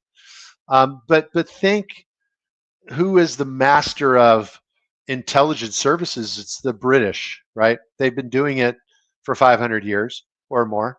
The British Empire was created by the Venetians, so they're subjects of the Venetians still to this day. So the Venetians, think about all the subterfuge and all the secrecy around the Vatican and the Venetians, right? So now fast forward to where they bring over the OSS after World War II. They kill off Franklin Roosevelt. And just assume he's poisoned. He didn't die of natural causes. Truman takes over, and they import all of the OSS secret agents into the CIA, and they bring in the Dulles brothers, who are Anglophiles, which, if people don't know what an Anglophile is, British loving people. And we have a lot of Anglophiles in our country that were patrons of Britain rather than patrons of the United States. They were not patriots of our country. And they were working here as a fifth column.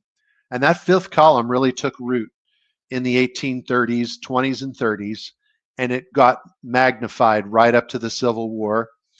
But it might even go back as far as the War of 1812 to some degree. But it really took root in the Civil War, in the lead up to the Civil War, and actually instigated the Scottish Rite. And you've heard of some of these things.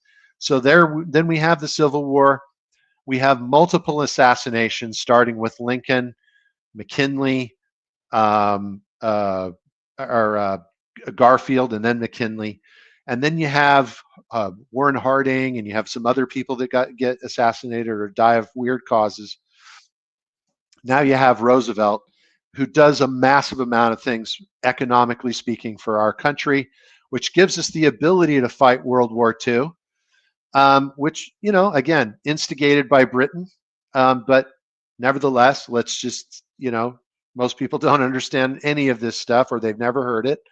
And it might be offensive to your sensibilities for me to say things like that. But I apologize if I'm offending your sensibilities. But I'm not speaking about things that I haven't put my finger on documents that have convinced me to that of that information. There's a And lot of now people that believe guys, that, by the way. You're not the only they one. are. I mean, British Petroleum was in Iran from the turn of the century. So you've got to understand that the British Empire's influence across the globe and including Iran has been there forever. And these are all money laundering enterprises. That's what they do. They get some kind of access to resources, or they create some kind of crop that they use slave labor to develop the crops, whatever it is, or they build like a water system or an oil rig, and then they start tapping into that, and it's VIG.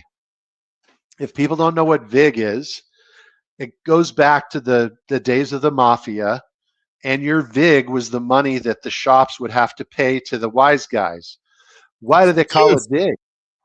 VIG is very important guy. That's what it stands for. The very important guy is the wise guy that comes to collect the protection money. That's right. So there is so much VIG that's being placed places all over the entire planet. It all funnels up to the big octopus of the fount of honors, which is what governs the crown, right? And it bestows the honor on the king or the queen. How do I get? So when you understand that and you go back to these, I mean, now we're talking, a century and a half later, right? And we're looking at all of these countries.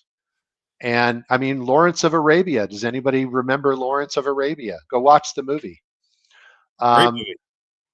Great movie. But remember, some of these older movies are interesting to watch if you watch movies pre-1960.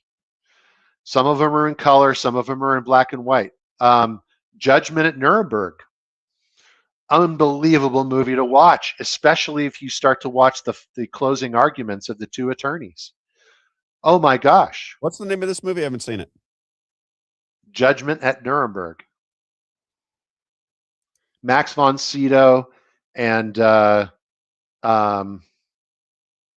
Spencer Tracy. I get chills just thinking about it, because they literally betray, because Hollywood hadn't been completely taken over yet. And so that's the part that you want to understand about some of those earlier movies, is they talk about some of the things that we're talking about right now, and they just say it in a movie. Mm-hmm. Right? And so you'll see Max von Sydow as a young man arguing. He's basically trying to keep the Nazi guys from getting executed that were up on charges. And they were talking about experiments and different things like sterilization, which I'm not defending that in any respect, and don't take this the wrong way. But one of the things he says in his closing arguments is, who gave Hitler the money? What American industrialists were responsible for the buildup of Nazi Germany? Well, the Bush family, Prescott Bush was giving money through his bank in Connecticut to the Nazis. So, there was. I mean, he's one of 10 people that were funding that. Ford, Henry Ford, one of the biggest Nazis on the planet. Practically speaking, a member of the Nazi Party. We gave those same banks gave money to Mussolini to bail him out in the 1920s. $100 million bailout in the 1920s. Keynes, John Maynard Keynes, the father of our current economic policy and theory for the last 125 years, who won a Nobel Prize, literally said, fascism is good to have in a country because those people are controlled more easily. The society that lives under fascism.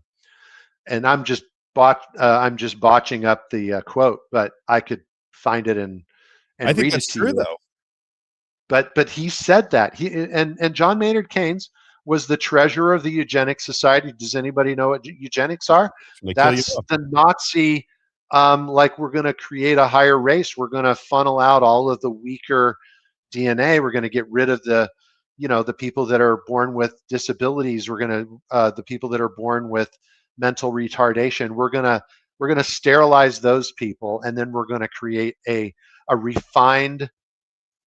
Some people refer to it as a Hyperborean fantasy, which is the northern Hyperborean is like ultra north. So if you think of Aryan, that's where the term Hyperborean comes from. It's the northern, like Nordic and Viking, the tall, blonde-haired, strapping, lots of strength. That's what the ideological goal was, right? That's what eugenics is all about. Well, eugenics is still in our society today, and it started like getting a very strong foothold when John Maynard Keynes took over, right?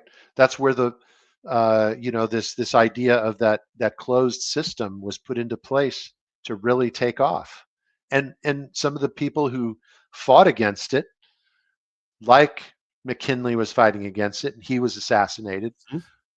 James Garfield was assassinated in 1981. 1881. Abraham Lincoln in 1865. You had in 1881, you had the Alexander II in Russia. You had Benjamin Disraeli was poisoned, and he was in the British hierarchy of foreign policy. All that happened in 1881, and then you had Warren Harding died of mysterious causes. You had Roosevelt, who he served for. He was elected 4 times, right? He had 3 full terms, and he got a lot done. He got more things done in his first 100 days than most presidents do in an entire term, right? And then in his 4th term, his vice president was replaced against his will during the convention of 1944, and that's when Truman was put into place. And then he mysteriously dies 3 months into his 4th term, after having put into place all of these restrictions on banking and on Wall Street, and after he had built one of the most profound infrastructures the world has ever seen. The Tennessee Valley Authority was just a gigantic rural area of utter squalor, and he turned it into one of the most powerful economic manufacturing centers, probably the most powerful economic center in the entire globe, in just a few years. And the Republicans, the conservative side of the fence, think that he's a terrible president. They think he was a terrible president because of what happened with how he went about creating the emergency and he froze the banks for a week. And the whole gold thing is another conversation, but it's not real. It's a fallacious attachment. And there's reasons why it was better not to have the gold standard at the time. In a nutshell, I'll just say it like this: having the dollar tied to gold, which was based on a fixed amount, was not as powerful as having the dollar attached to our manufacturing base. And what made the dollar become so powerful, and why did it become the world's reserve currency, was because we were the manufacturing center of the universe. And so that was a much more powerful way for the dollar to expand. And it is responsible, the reason that it became as powerful as it did. And then the British came in the 1970s and got rid of that system, and then that's when the petrodollar was put into place by Kissinger, and they forced it on Nixon as well. So some of what Trump is doing is almost like the revenge of Nixon. So when you think of some of these things, there's a lot of information. I think they were buddies at some point. Pardon me?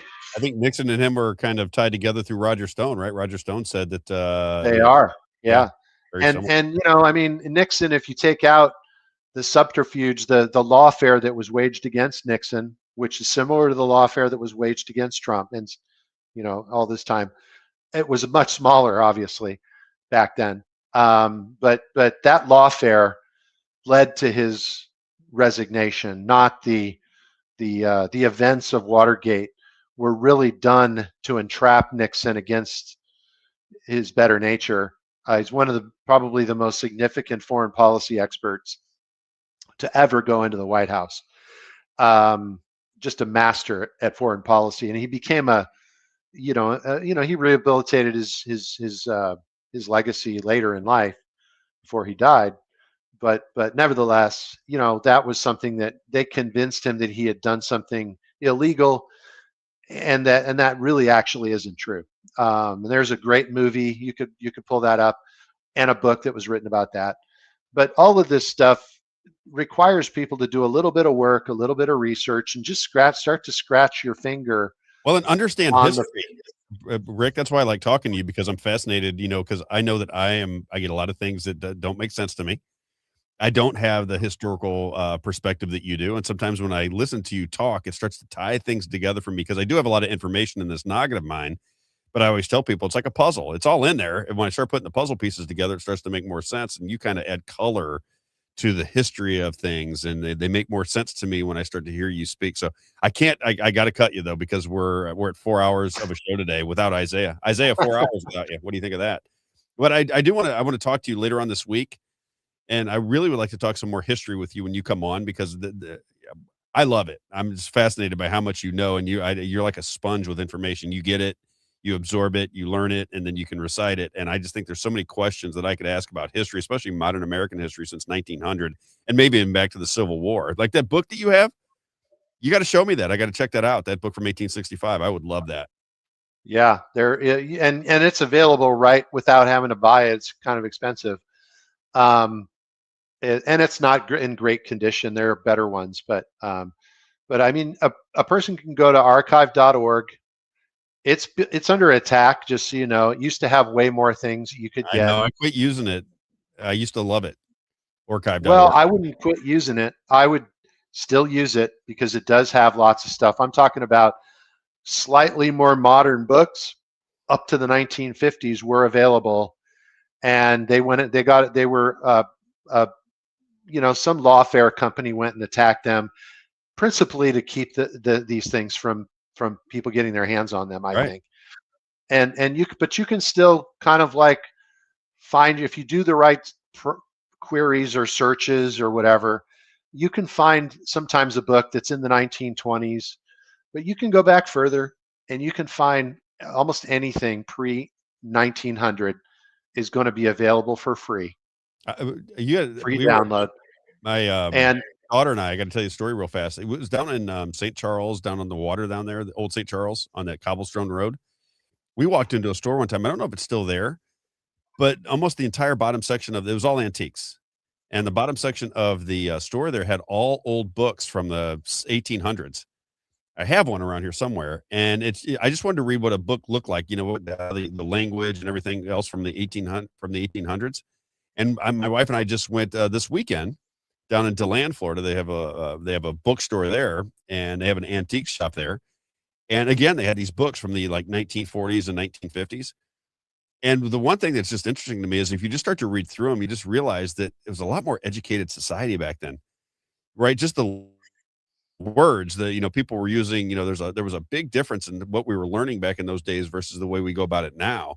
And it's eye-popping when you start to just read through the book. I'm like, man, just the language, the words, the way they're describing things, and it just seemed a little bit more, I don't know, it just seemed more like the society must have been a lot more educated back in those days, because they didn't have the TV and the distraction, so you could really books were, that's how people communicated. That's how they organized history, was through these books. It was really important back in those days. Now this just doesn't seem to be the same. Well, and it's a natural way to understand information is to hand somebody a book, they read it, they hand it to someone else. Yep. And it persists in society, and it's a way to absorb, right? The internet is kind of an unnatural, and it's too highly controlled. But what I was going to look up is a book called. Last thing, because I got a By the doctor. way, this picture right here is Jeremy Bentham. Who's he? He's a British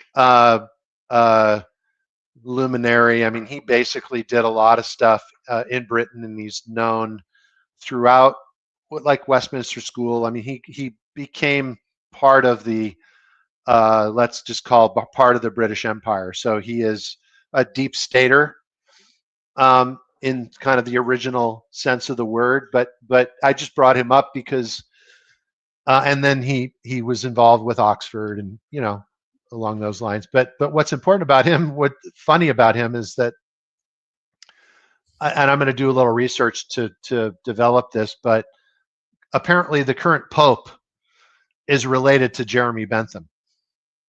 Really?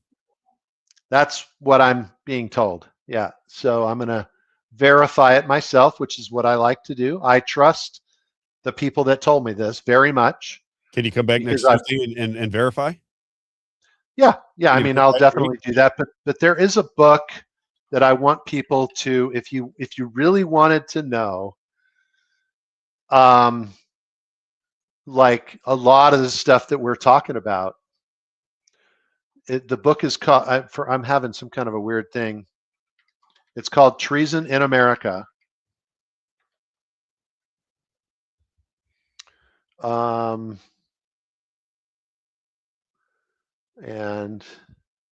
Treason in America. What year was it written? About 1984, I believe. Oh, okay. But the guy who did the research, Anton Chaitkin, I'm going to pull it up so you can see what it looks like. Well, you're doing that. When it's time for lunch, where do we go to lunch, Rick? Where do we go? We go to Moe's Pizza, or Moe's Pizza. We go nowhere else. Moe's Pizza. When it's time for lunch here in Washington, Missouri, or in the surrounding area, always remember Moe's Pizza. That great salad and pizza bar. Pizza always sounds good to me. I got one piece of pizza down there. I might have to go get that as soon as this is over because I got to run to the doctor here in just a bit. But as we always say, every time we talk about Moe's Pizza, family environment, great people, delicious food. And if you have any kind of banquets going on or any kind of gatherings for birthday parties, anniversaries, political meetings, or Bible studies, it is Moe's Pizza, a landmark in Washington, Missouri, at the corner of Grand and 5th Street. As he tells me every time I bring up his business, he goes, Rob, just remember, God owns the place. I just work here. Great people, great family environment, delicious food. When you're in the area, get out to Moe's Pizza. Check them out. Support our advertisers. Have a great lunch. Enjoy yourself at Moe's Pizza in Washington, Missouri. Don't forget, when you have gatherings together, again, as always, anytime you have a gathering, a birthday party, or something going on near Washington, Missouri, get out there and check out Mike and Brenda Johns. Great people. Moe's Pizza in Washington, Missouri. Get there. All right. Finish it up for us real fast, Rick. Yeah, just you can see, here's the cover. This is not a free, this is a unavailable to borrow. That's what's been going on. But this book, it is available on if you do just take your time and do a little bit of a search, you can find a PDF copy.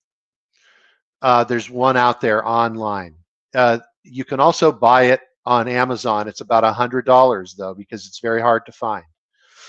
But look at the Treason in America from Aaron Burr to Averill Harriman. So Averill Harriman and the Harriman brothers are around the 1940s. They're around the creation of the CIA. And so if you can imagine the history of Wall Street and the history of Jeremy Bentham and the history of what went on, during the Civil War, during the War of 1812, and all of the players, this guy, Anton Chaitkin, anything this guy does, you could, if you find this guy writes anything or has any kind of like video, watch it, because that guy is one of the most significant historians you could ever find for the hidden history, the esoteric. That's what I think it's referred to best as the esoteric history of America, which is the hidden history that was put behind, let's say, a barrier for us to see, right? And so, take it upon yourselves. If there's anything that people get from your show, Rob, or from anything that I ever say, it's the secret to fixing the money and fixing America is in learning about how things should have been today. Like they should have just kept going.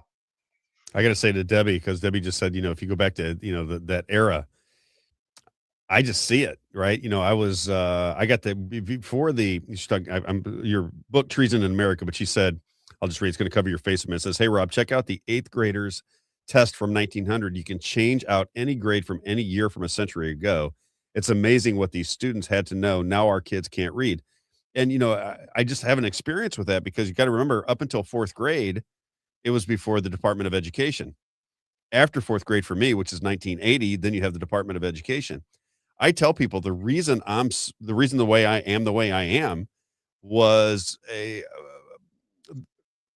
with propaganda and understanding propaganda and just being kind of in tune with how people can be manipulated into doing crazy things was a fourth grade class that I had. Fourth grade, I was 10 years old, and Mrs. Moore was on a projector showing what was going on in Nazi Germany, right? And they were showing the way they were bulldozing bodies into ditches and this and that and the other. And it made such an impression on me. I started talking to them like, how in the world could humans do that to one another? And fourth graders or 10-year-olds, questioning. And she said it was through the art of propaganda. And I said, well, I didn't know what it meant. I said, what is propaganda? And she said, basically changing the perception of people through organized lying, is what they did. And I remember I get a book. I think I read a beginner's version of Mein Kampf when I was in fourth grade. And I'm thinking 10 years old. That's the way because we read books back in those days. People read books. I mean, a lot of kids did anyway. Again, not everybody. Now, people don't talk about those kind of things, history and how we got to this position. And I agree with Debbie. I think the world has changed so much. Our attention spans have been so sped up that it's hard to really understand things at a full level and really contemplate what's going on in the world, because it's like, what am I doing this minute? What am I doing in 2 minutes? What am I doing 5 minutes from now? What's for dinner? Let me start my day over again and just roll through my scroll all the time. I think it's a real problem that we have to address as a society. People do not have, and I'm talking about the masses, not everybody, obviously, but the masses do not have the ability to really think through things and use history as a guide to where the world is heading. It's very strange. Yeah, I mean, like Ayn Rand, who is kind of the godmother of libertarianism, right? The individualism. Yep. And then Marx would be, the godfather of Marxism. And unless you've read the material of those two people, you can't really compare the two, right? Yep. You can't say I believe in one versus the other. I mean, and libertarianism is and I think too, you also have to read the stuff that's in the middle, which is really what our country was founded on, which is Henry Clay, Henry Carey, Matthew Carey, Benjamin Franklin, which was the harmony of interests, which is very much a blending of those diametrically opposed, that diametric fallacy that it's either one or the other. It's either Marxism or libertarianism, anarchy or, just mediocrity, right? And so, you have those two sides, but in reality, I mean, people they have to start educating themselves, educating their children. Yeah, it's kind of a legacy we have to leave. We have to pass down to generations is, how did we get here? What does the country stand for? How do we get to this moment in time? That used to be just natural in life, I would assume, throughout the centuries, is people passed on traditions and passed on stories and passed on history. So people understood how they got to that position in the world. I'm not so sure we're there anymore. And then I gotta go. I have no choice. But Debbie says, Rob, I don't agree with you on everything, but I do enjoy watching you and Isaiah. I'm 73 years old, a white woman who loves God, country, and our President Trump. Please check out some of these tests. Love you. And I would say, Debbie, if you agree with everything that I say, you're going to be wrong often, right? This is my whole show. My show's about my opinions. You don't have to agree with them. I sometimes I might even oversell them just a little bit, but the idea is to get people thinking. I mean, if you're a teacher, if you know how, you got to inspire people to. Sometimes people learn by being frustrated by what you're saying, so they go research to prove you wrong, and they learn and they bring stuff to my attention, and I learn from it. So that's what the whole show is about. It's not for me to jam my opinion down your throat. It is for you to get involved. Rob's got a flashlight, basically. He's in it. We're both in a dark room. We each have a flashlight. Always. That's the way it. it is. All right, brother. Great to see you, Rick. I really, man, Love you, man. I don't know how everybody likes it, but I absolutely love when we talk because I just love your vast knowledge of the things that are important to the world and things that I'm interested in. So I love it when you come on. We should talk a little bit about what we should organize for next Tuesday when we have Rick on. So we'll get it together. My man Max is in there. Going to get Max on the show. Max is brilliant. Debbie Genus is one of the advertisers with us. She said, Rob, you have some great people surrounding you. And I said, yeah, that's the way this has to work. I'm not a one man. I know that I can't do this on my own. I try to bring really bright people that I've met in life into the fold. I try to get people that are interested in the world to talk to me. Whether they like me, don't like me is irrelevant. So long as we have conversations, we can learn from each other and we can have a little bit more of a society that's worth living in. That's the way I see it. Anyway, that's all I got for everybody today. Don't forget, Isaiah, I'm hoping we'll be back tomorrow. We'll see you at 9 a.m. What does Max got to say before I go here? What are you saying here, Max? The systems count on time compression. The systems count on the time compression within the speed of society to lock people in and keep them from being able to even look at what is going on. Well, that seems to be the system we're in right now. Max, I got to get you on the show before too long, brother. Have a great rest of your day, everybody. We'll see you tomorrow morning at 9 a.m. on the Robb Carter Show. See you then.